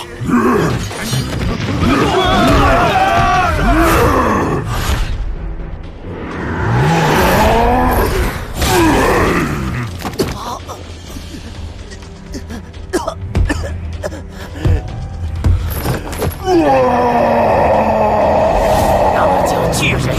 他在干什么？会突然。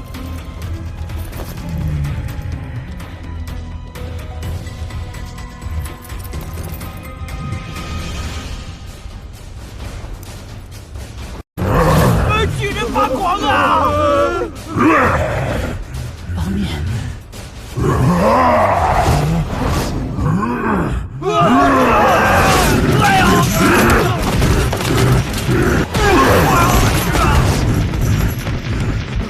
快去拦住他！逃不出去的。哼，本大神已没耐性再玩下去了。八面，他们会杀了你的。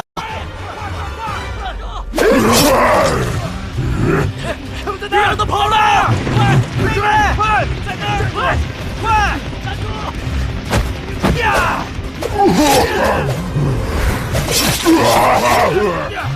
方面，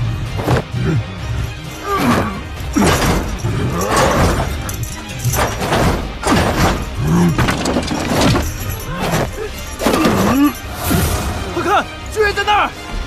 在哪儿？我们飞过来了！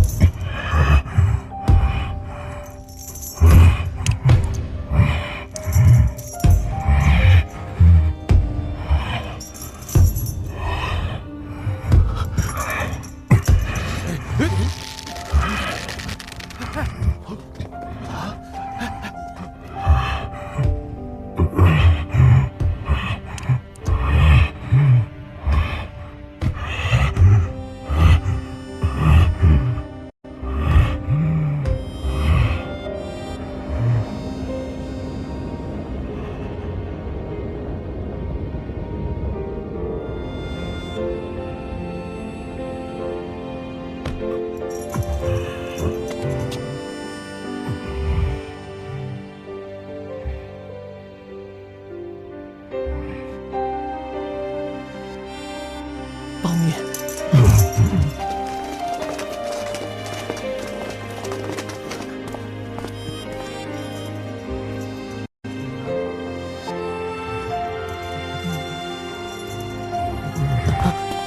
你要我走吗？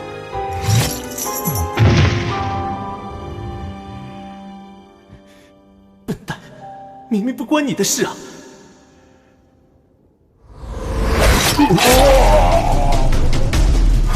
方面，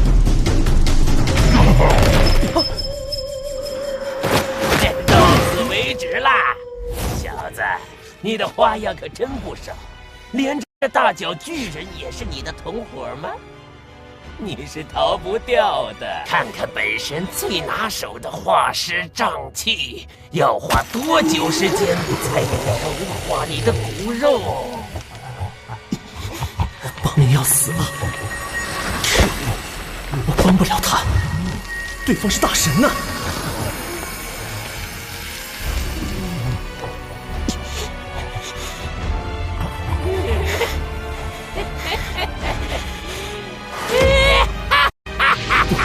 世子也不是无敌的，这家伙当年不就被父王打得满地找牙吗？虽然没有父王的本领，但我也不会退缩，我不会束手就擒，我要反抗神！给我住手！他不是畜生，是我的朋友！小子，竟然还敢向我出手！奇怪，他的眼神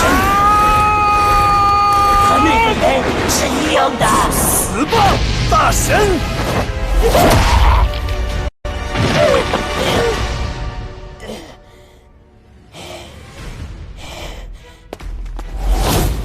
难道是神力吗？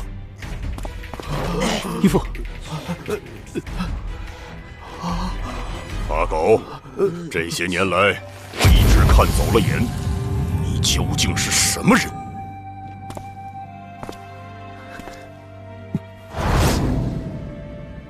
没什么特别的本领，但就是硬气。拷问我是不会有结果的。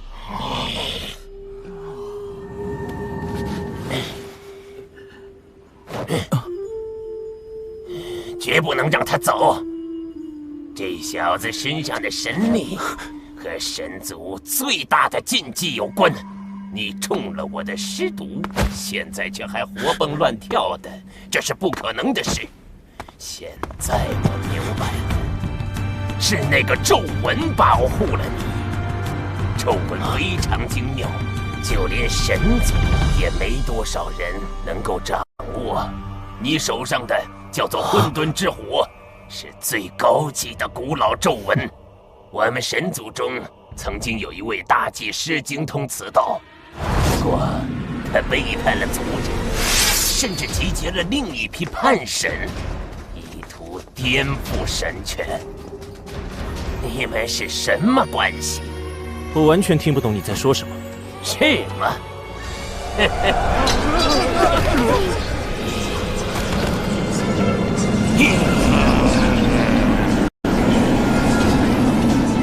不要紧，你终究会输的，只是时间问题罢了。地藏界神力，迎接死灵气。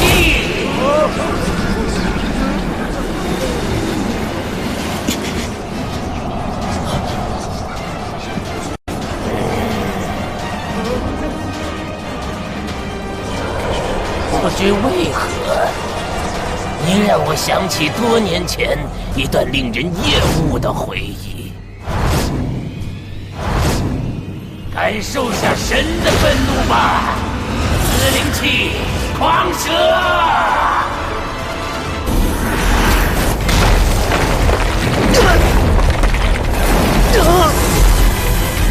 义父亲自出手，这可恨的奴隶倒也死得其所。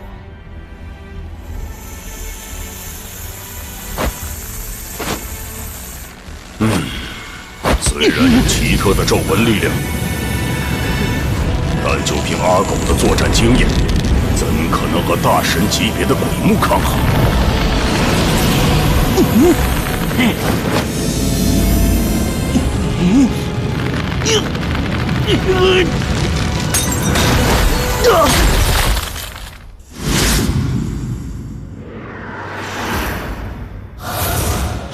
是，我这边没什么情况，现在要回去了。你别生气啊，但要我说吧，你是不是有点太……收回刚才的话。技师，北山矿场似乎有情况了。啊！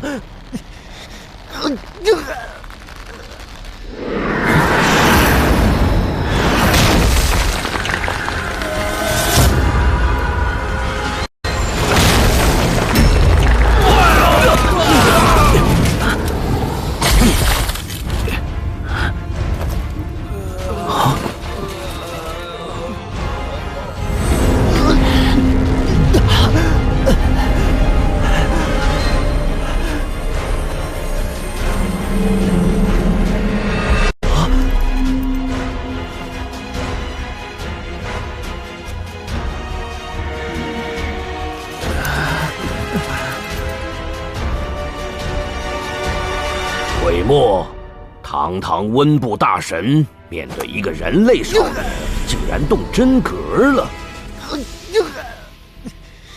他的毒，不可能。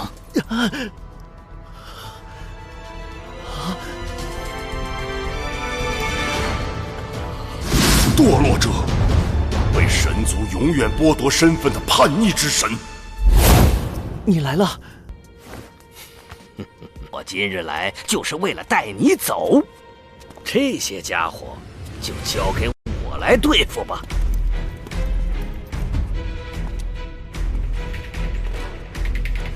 老师，别来无恙啊！这小子和你是什么关系？你竟然肯冒险出手救他？他是我外孙，荒谬！他是人类呀！鬼木，即使是空识界神力，也看不透所有的事实。万事万物间有种奇妙的因缘存在，对你爬虫般的脑子来说，确实有点难以理解。这小子确实是我的亲人，任何人想要伤害他，必须先杀死我。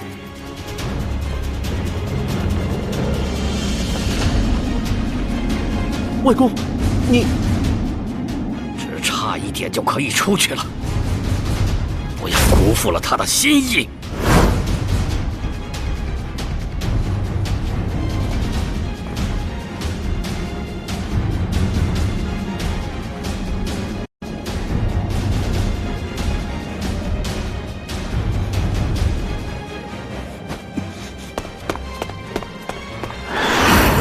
的存在吗？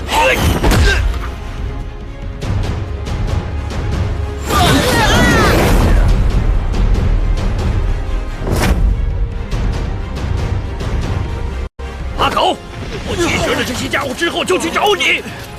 八面，还有外公，谢谢你们。我去截住他，你们快去帮助鬼木大神。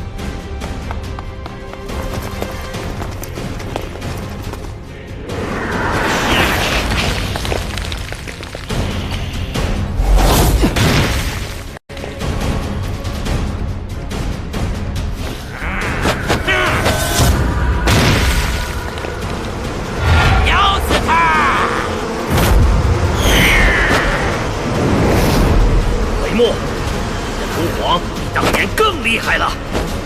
黑气咒，大轰击，全力攻过来吧！在老师面前，我自然不敢有所保留。毒死长，他是极高明的空世界实力者，能够预测对方的一举一动，结合咒文力量的战法非常棘手。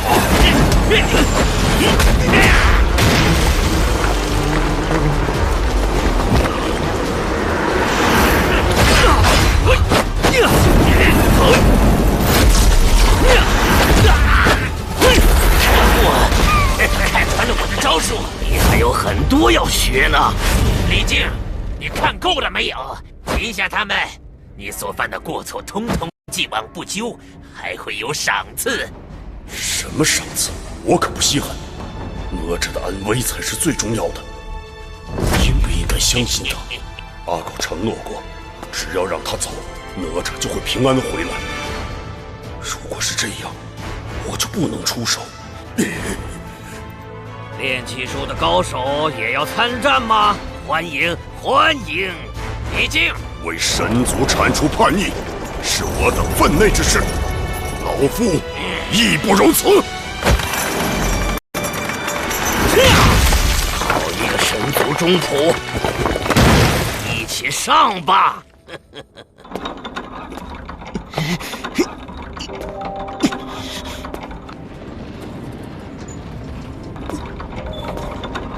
打开这个大门，就可以逃出去了。想不到今天会从这里走出去。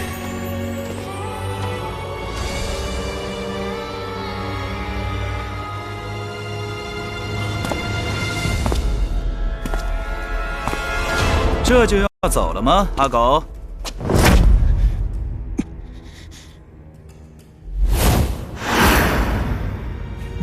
王子殿下是来为我送行的吗？哼，下贱的奴隶！本王子确实是来替你送行的，送你最后一程。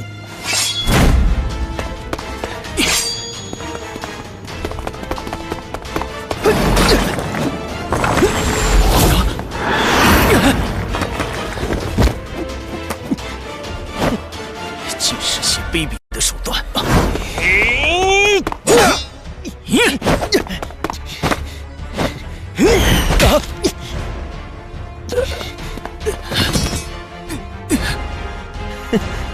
卑鄙的手段都看过这么多了，还是学不乖。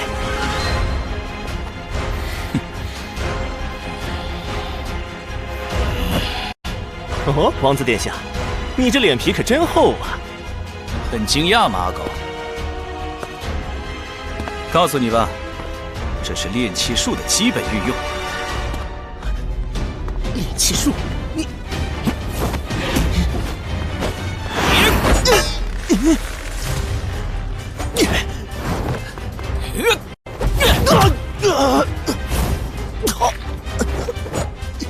终于明白我们之间的差距了吧？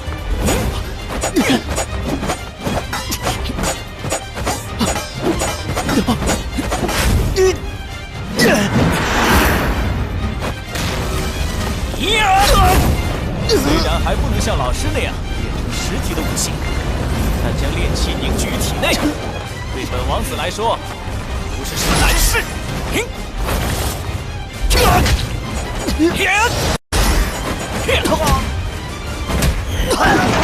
该死！这家伙才学了多久？他竟然已经可以现学现卖了吗？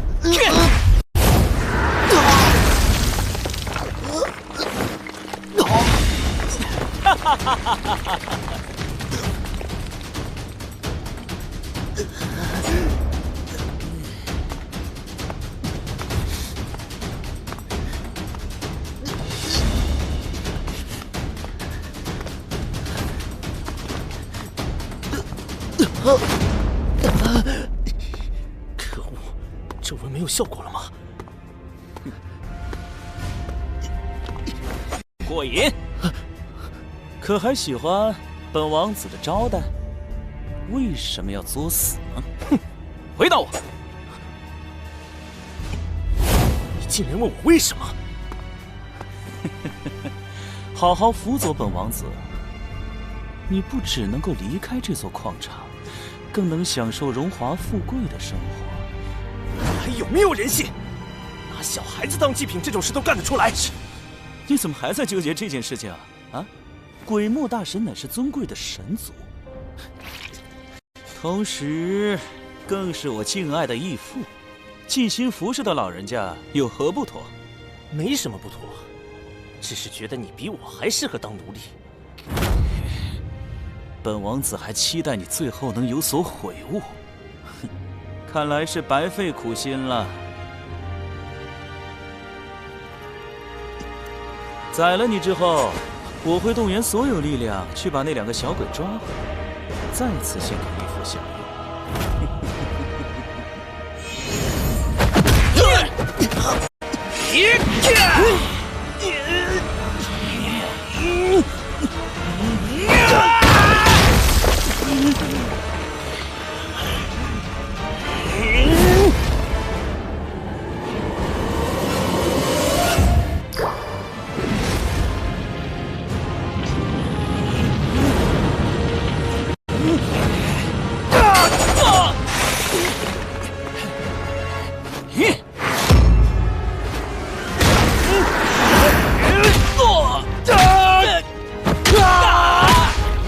就在眼前，再让任何人阻拦我！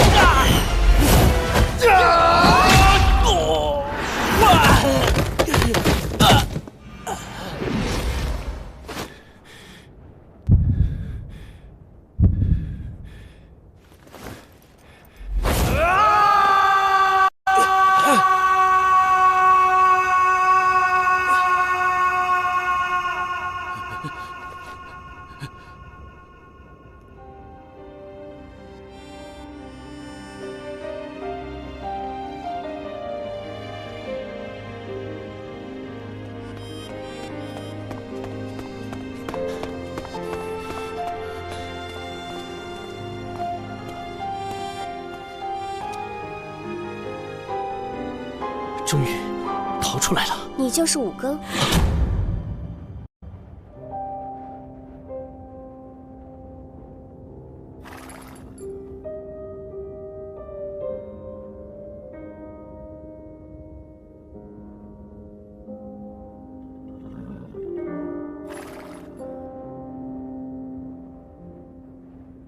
技师叫我在这里接应你。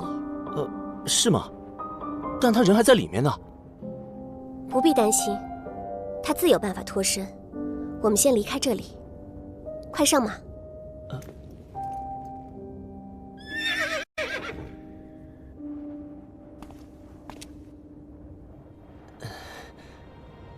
怎么了？那个，我不会骑马。你什么？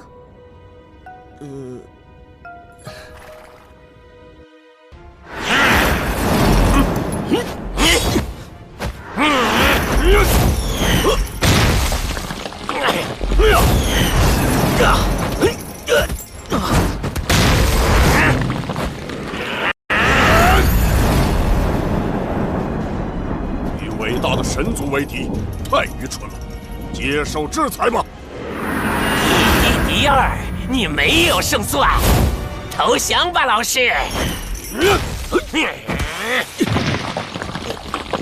有胜算？你什么时候产生出这种错觉？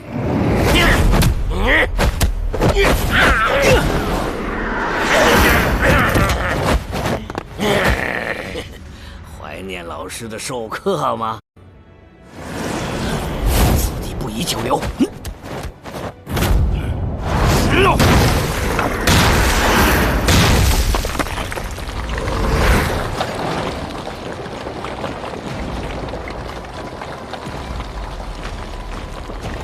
看在哪吒的份上，赶紧撤吧！是时候了。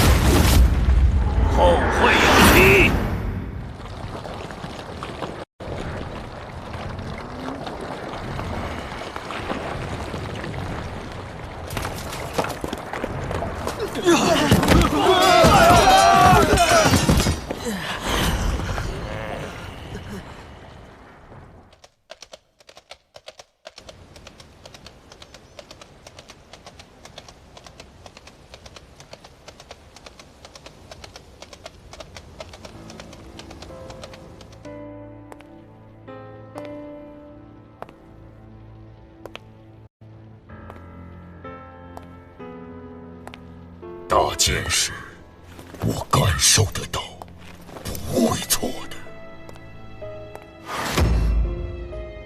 这种感觉。实行大神，我需要你的帮忙。明晚就是血祭之夜了，我哪里都不会去。你要知道，这不是我个人的请求，而是来自大祭司的命令。到底什么事？不能找其他大神吗？堕落者出现在北山矿场，我已经要求所有大神立刻前去支援。来的是谁？伏羲。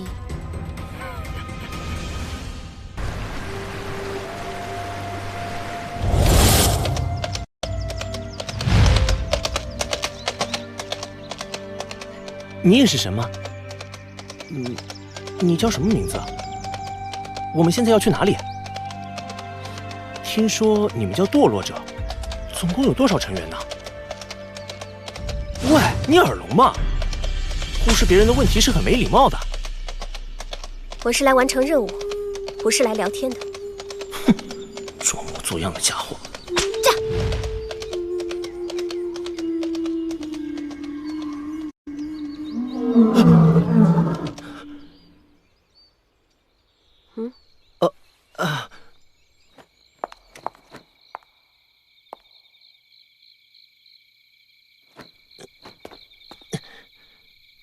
为什么在这里停下？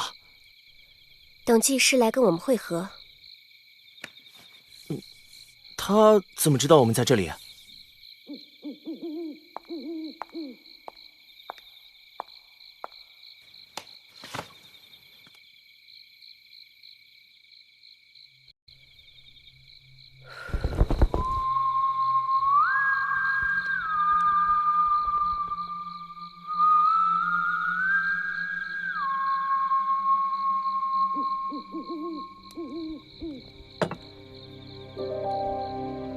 这是以龙金香油点燃的灯火，祭师可以感应到它的光芒，进而找到我们。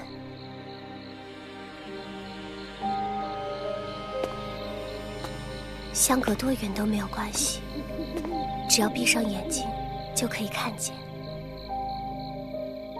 不管隔多远，都能看见吗？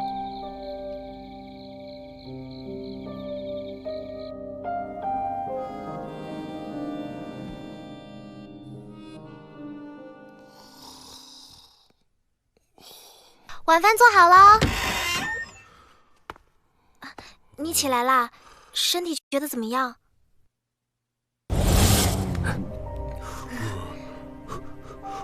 别客气啊，吃吧。我对自己做包子的手艺很有自信的。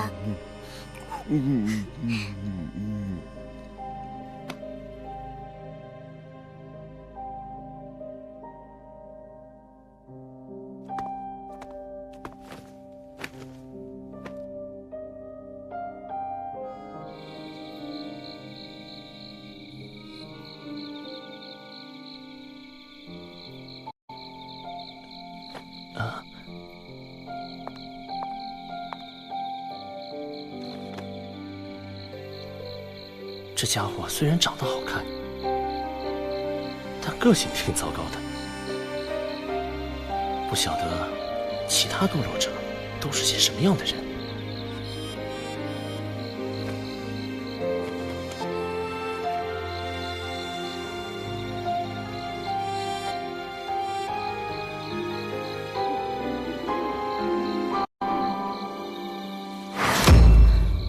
来了。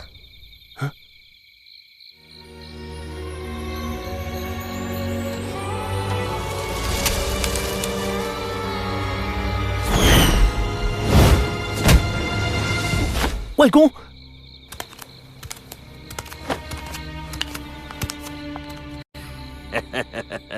等很久了吧？你是怎么脱身的？哈哈哈哈哈！说来好笑，哼，鬼木拼了命想留住我，什么千奇百怪的虫子都用上了。本来是有点麻烦的，不过当李靖也出手之后，反而变得轻松了。李靖有着深不见底的功力，却刻意隐藏，显然别有目的。于是我也不客气，抓住他露出的空隙逃了出来。看来那个李靖是存心放你走的。哼，算那家伙识相。嘿嘿，无论如何，今天总算是平安带你出来了。五更，本来我在4年前就想带你走。不过你那时年纪还太小，时机未到啊。现在你已长大了，甚至可以独自面对艰难的挑战，很好啊，实在很好。除了你的战斗能力之外，在各方面都令我很满意。但这不是问题，战斗能力是可以慢慢训练的，是不是？我相信你一定应付得来。战斗训练？对啊，你要加入我们神隐部啊！我知道你在里面做过的事，更重要的是，你敢于反抗那些比你更强大的敌人。现在，你的黑暗岁月过去了，加入我们之后，你有很多东西要学，很多事情要做，很多失去的光阴要追回来呀。那个，包子很好吃。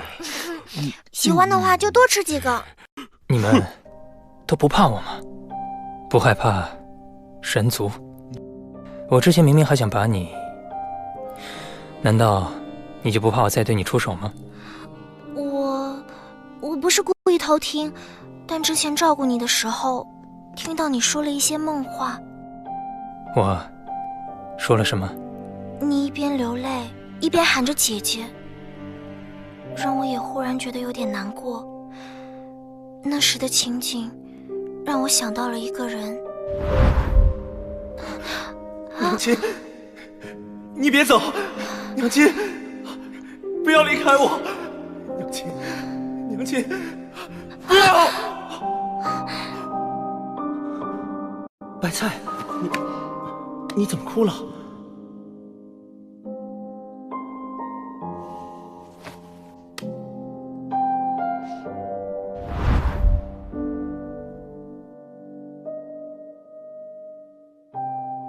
加入你们神隐部吗？怎么样，阿兰，你赞成吗？原来他的名字叫阿兰。我没意见。好，那么你就是第一个加入我们神隐部的人类了。外公，你为什么希望我加入你们呢？我只是个人类，也没有什么特别的本领。不，你虽然生而为人，但其实身体里埋藏着神的本质。你和我们神族的渊源是切不断的。鬼木还不清楚你的重要性，否则他肯定拼上性命也要留住你。跟着我们，然后你就会慢慢的找到真正的自己。可是，我和几个朋友约定好了，要在外面重聚，不能就这样跟你走啊。哦，是那些跟你一起同甘共苦的小孩吗？抱歉了，吴更，你不能去啊。为什么？你必须做出选择，要加入我们，就不能去见他们。我不明白，为什么要我选择？他们只是普通人而已，跟我加不加入你们有什么冲突？你自己也说了，他们只是普通人啊。那又如何？从你逃出矿场的那一刻起，就已经进入了另一个世界。是时候和以往的朋友道别了。你的朋友所处的世界是一般的世俗世界，他们将会生儿育女，过平凡的生活。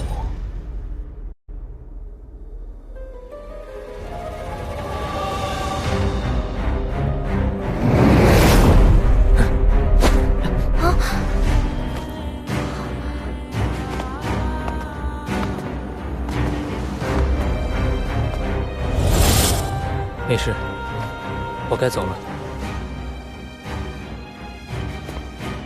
他们找到我了，正快速往这边接近。他们？你说？再不走，就来不及了。啊！这是我自己的战斗，不能连累你们。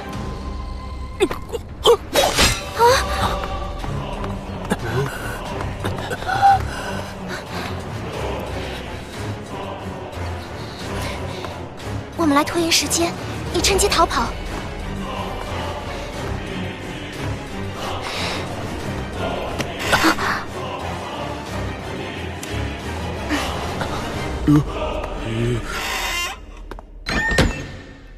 确定是这里？不会错。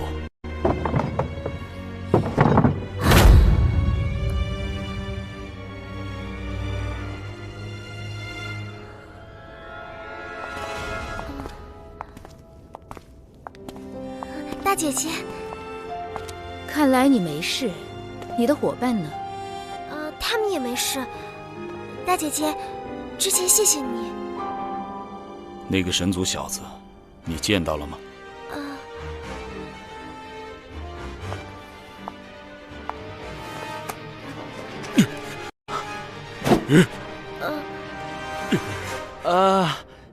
原来是两位救命恩人啊！他们明显有所隐瞒，这是怎么一回事？莫非是被威胁了？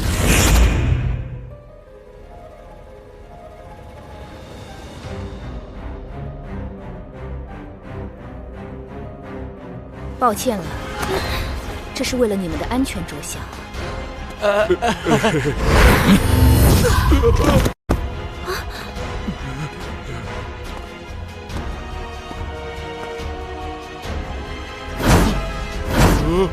等等！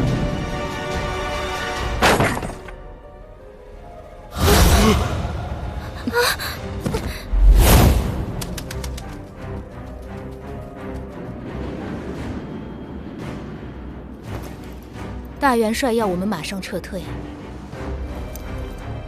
神族似乎展开更大规模的行动了。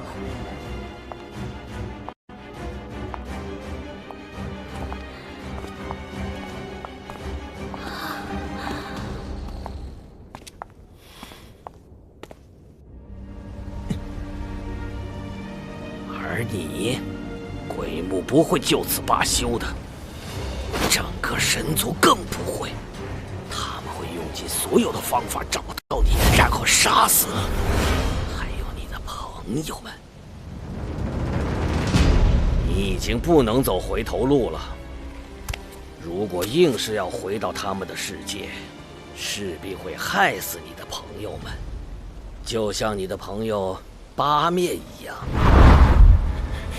五更，外公是不会强迫你的。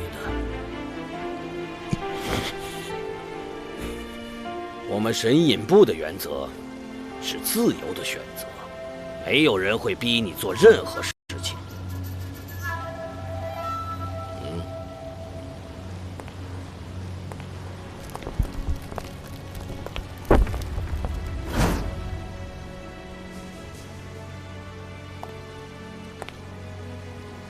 话说回来，后面有几个麻烦的家伙快追上来了，我们必须马上离开。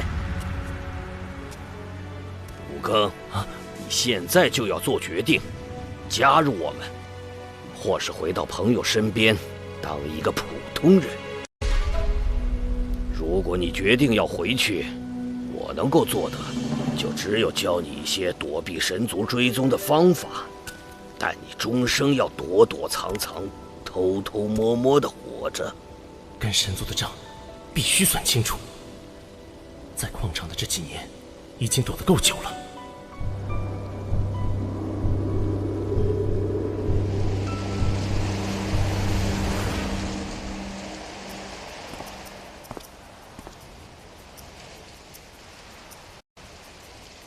外公，我明白了。我加入你们。好，不愧是我的外孙。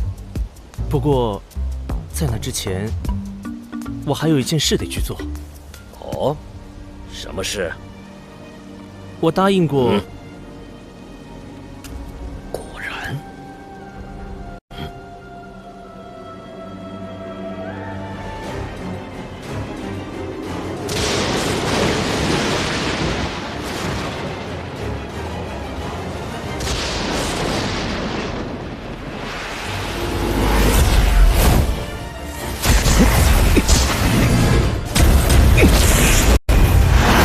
小心！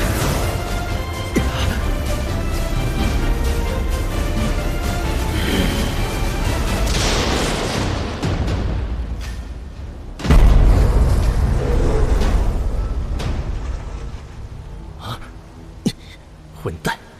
虽然身形有点不太一样了，但这家伙确实是当年在朝歌城外和父王对战的另一名大神。大祭司。真是久违的称呼。客气就到此为止。我是来杀你的。动手吧。不过，你伤得不轻，面对我们能有多少胜算？另一个堕落者，还有人类。这家伙年纪看上去虽然跟我差不多，但也拥有高强的神力。怎么回事？这家伙身上也有股明显的神族多年来的隐患，就让我来解决吧。今天来的若是孔雀，你也会出手吗？自从他背叛神族那天起，我跟他就已经没有关系了。祭司，你这是白费力气。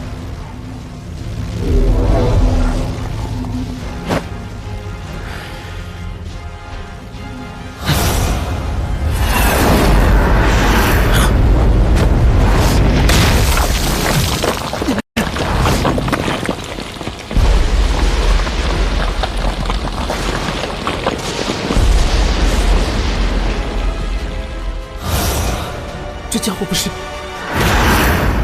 老师，你也来了。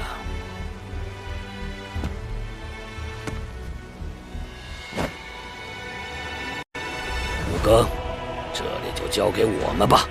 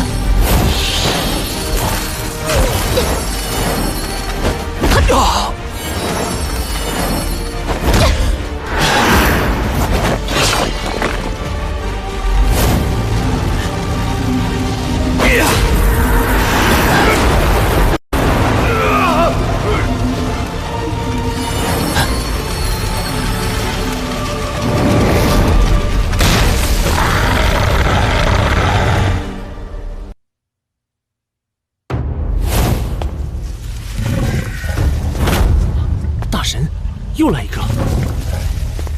没错，这个修罗界神秘的气息，是那个家伙。这家伙也来了。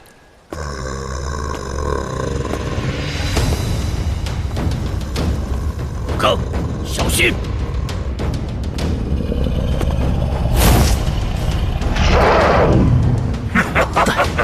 大祭司果然没有骗我，大老远跑这么一趟，值得。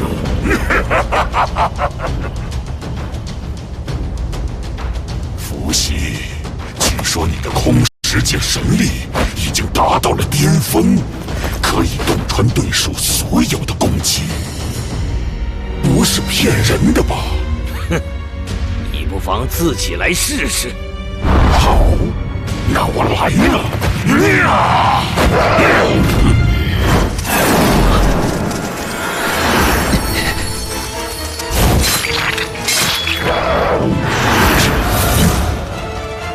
你这女人竟然偷袭我！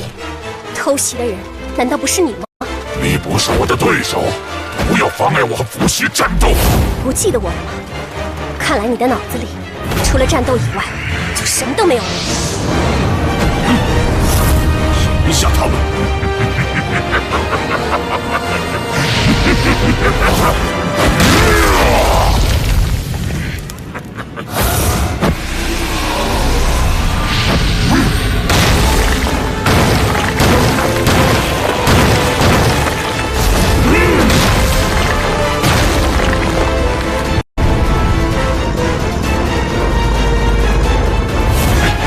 给我杀！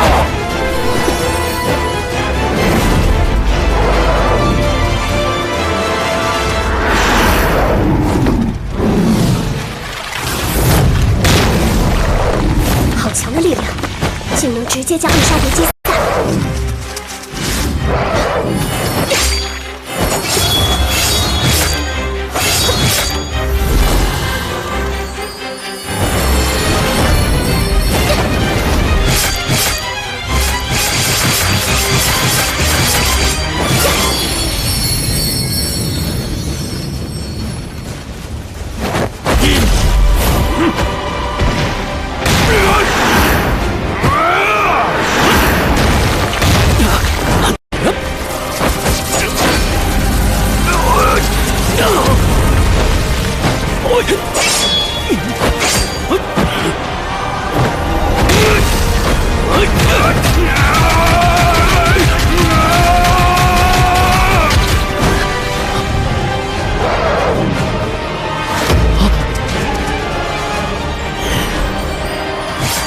这蝴蝶，阿兰她一直让他们待在我的身边，随时保护我吗？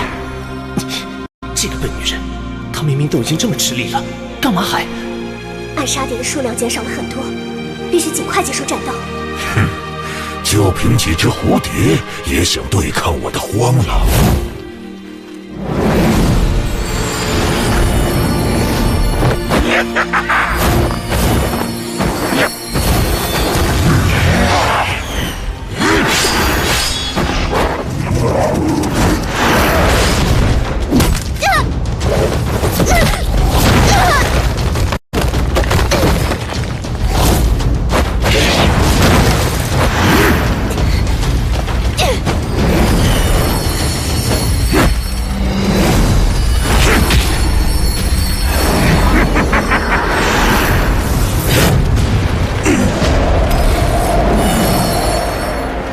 结束了。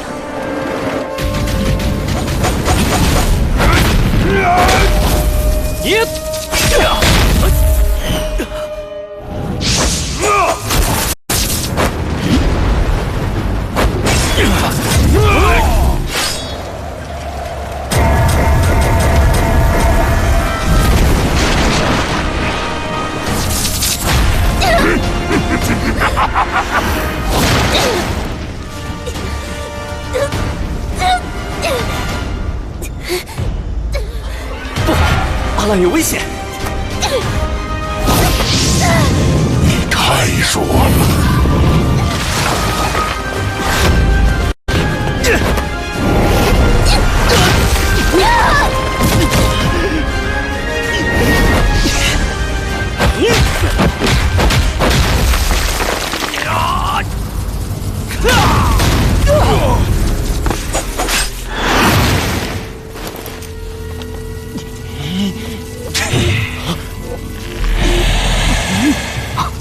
行。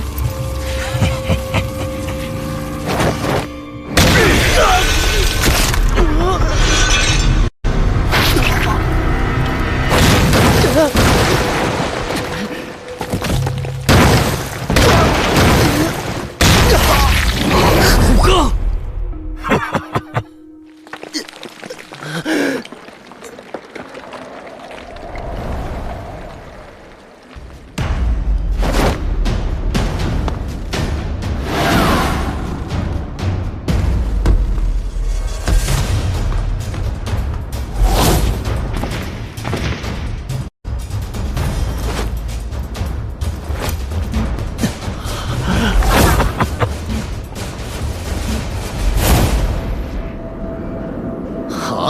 好戏开场了。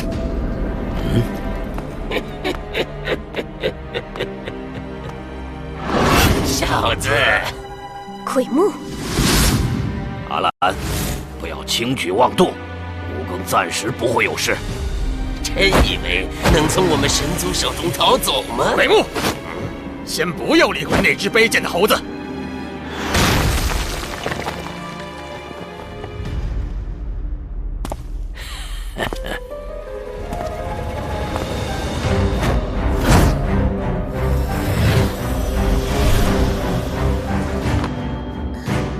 伏羲老师，好久不见了。这么一来，6部大神就到。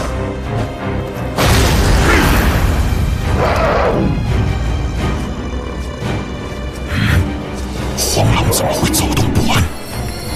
虎哥，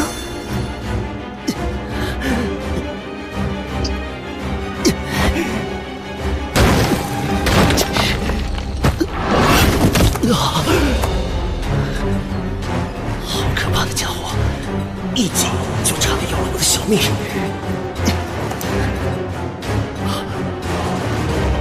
外公，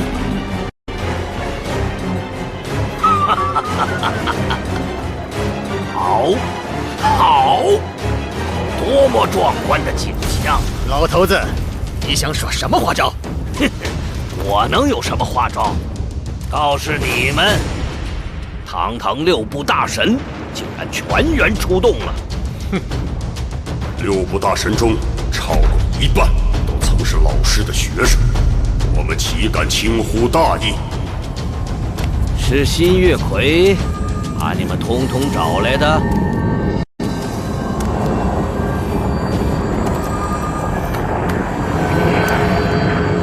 以多欺少，还需要这么装腔作势吗？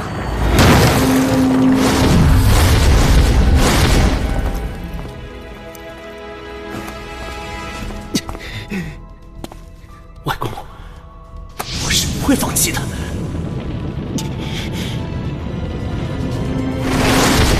你们真以为我老糊涂了，会毫无准备的就来到这里吗？哈哈哈！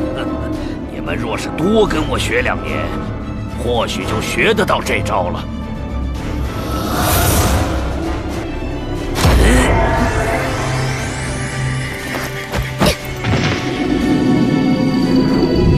一起出手，破坏阵法。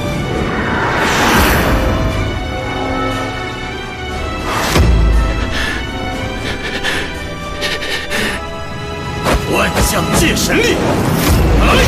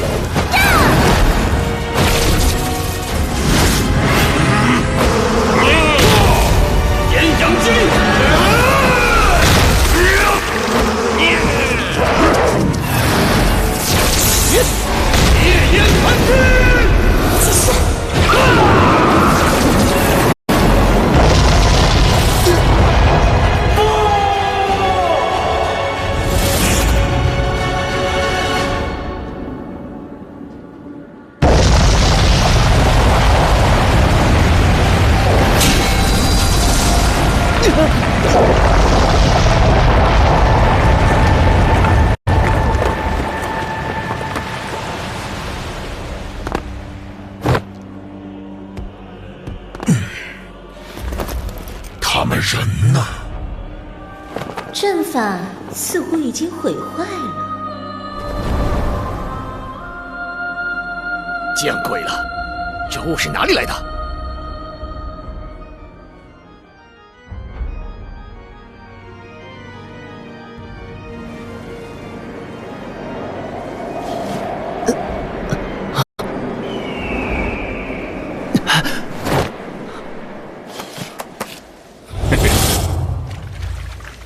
你是谁？我在哪里？他可是我们的救命恩人呐！外公，你没事吗？阿兰他……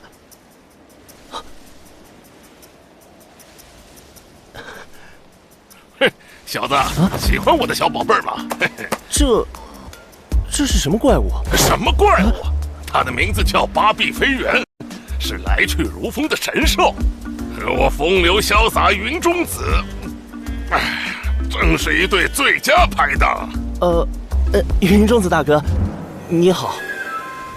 这怪物跑得好快。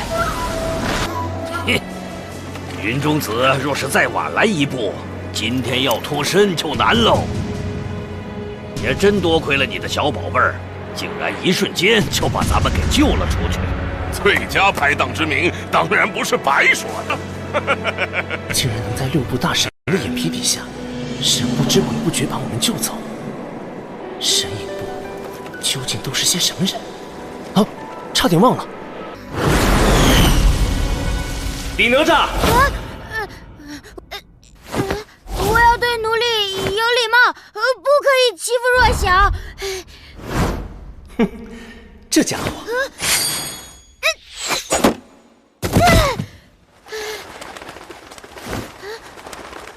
李哪吒，好好记住你说过的话。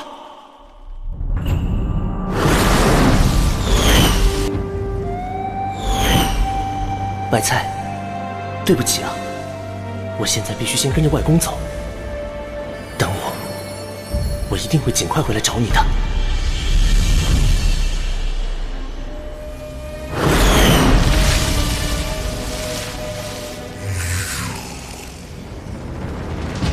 快到了。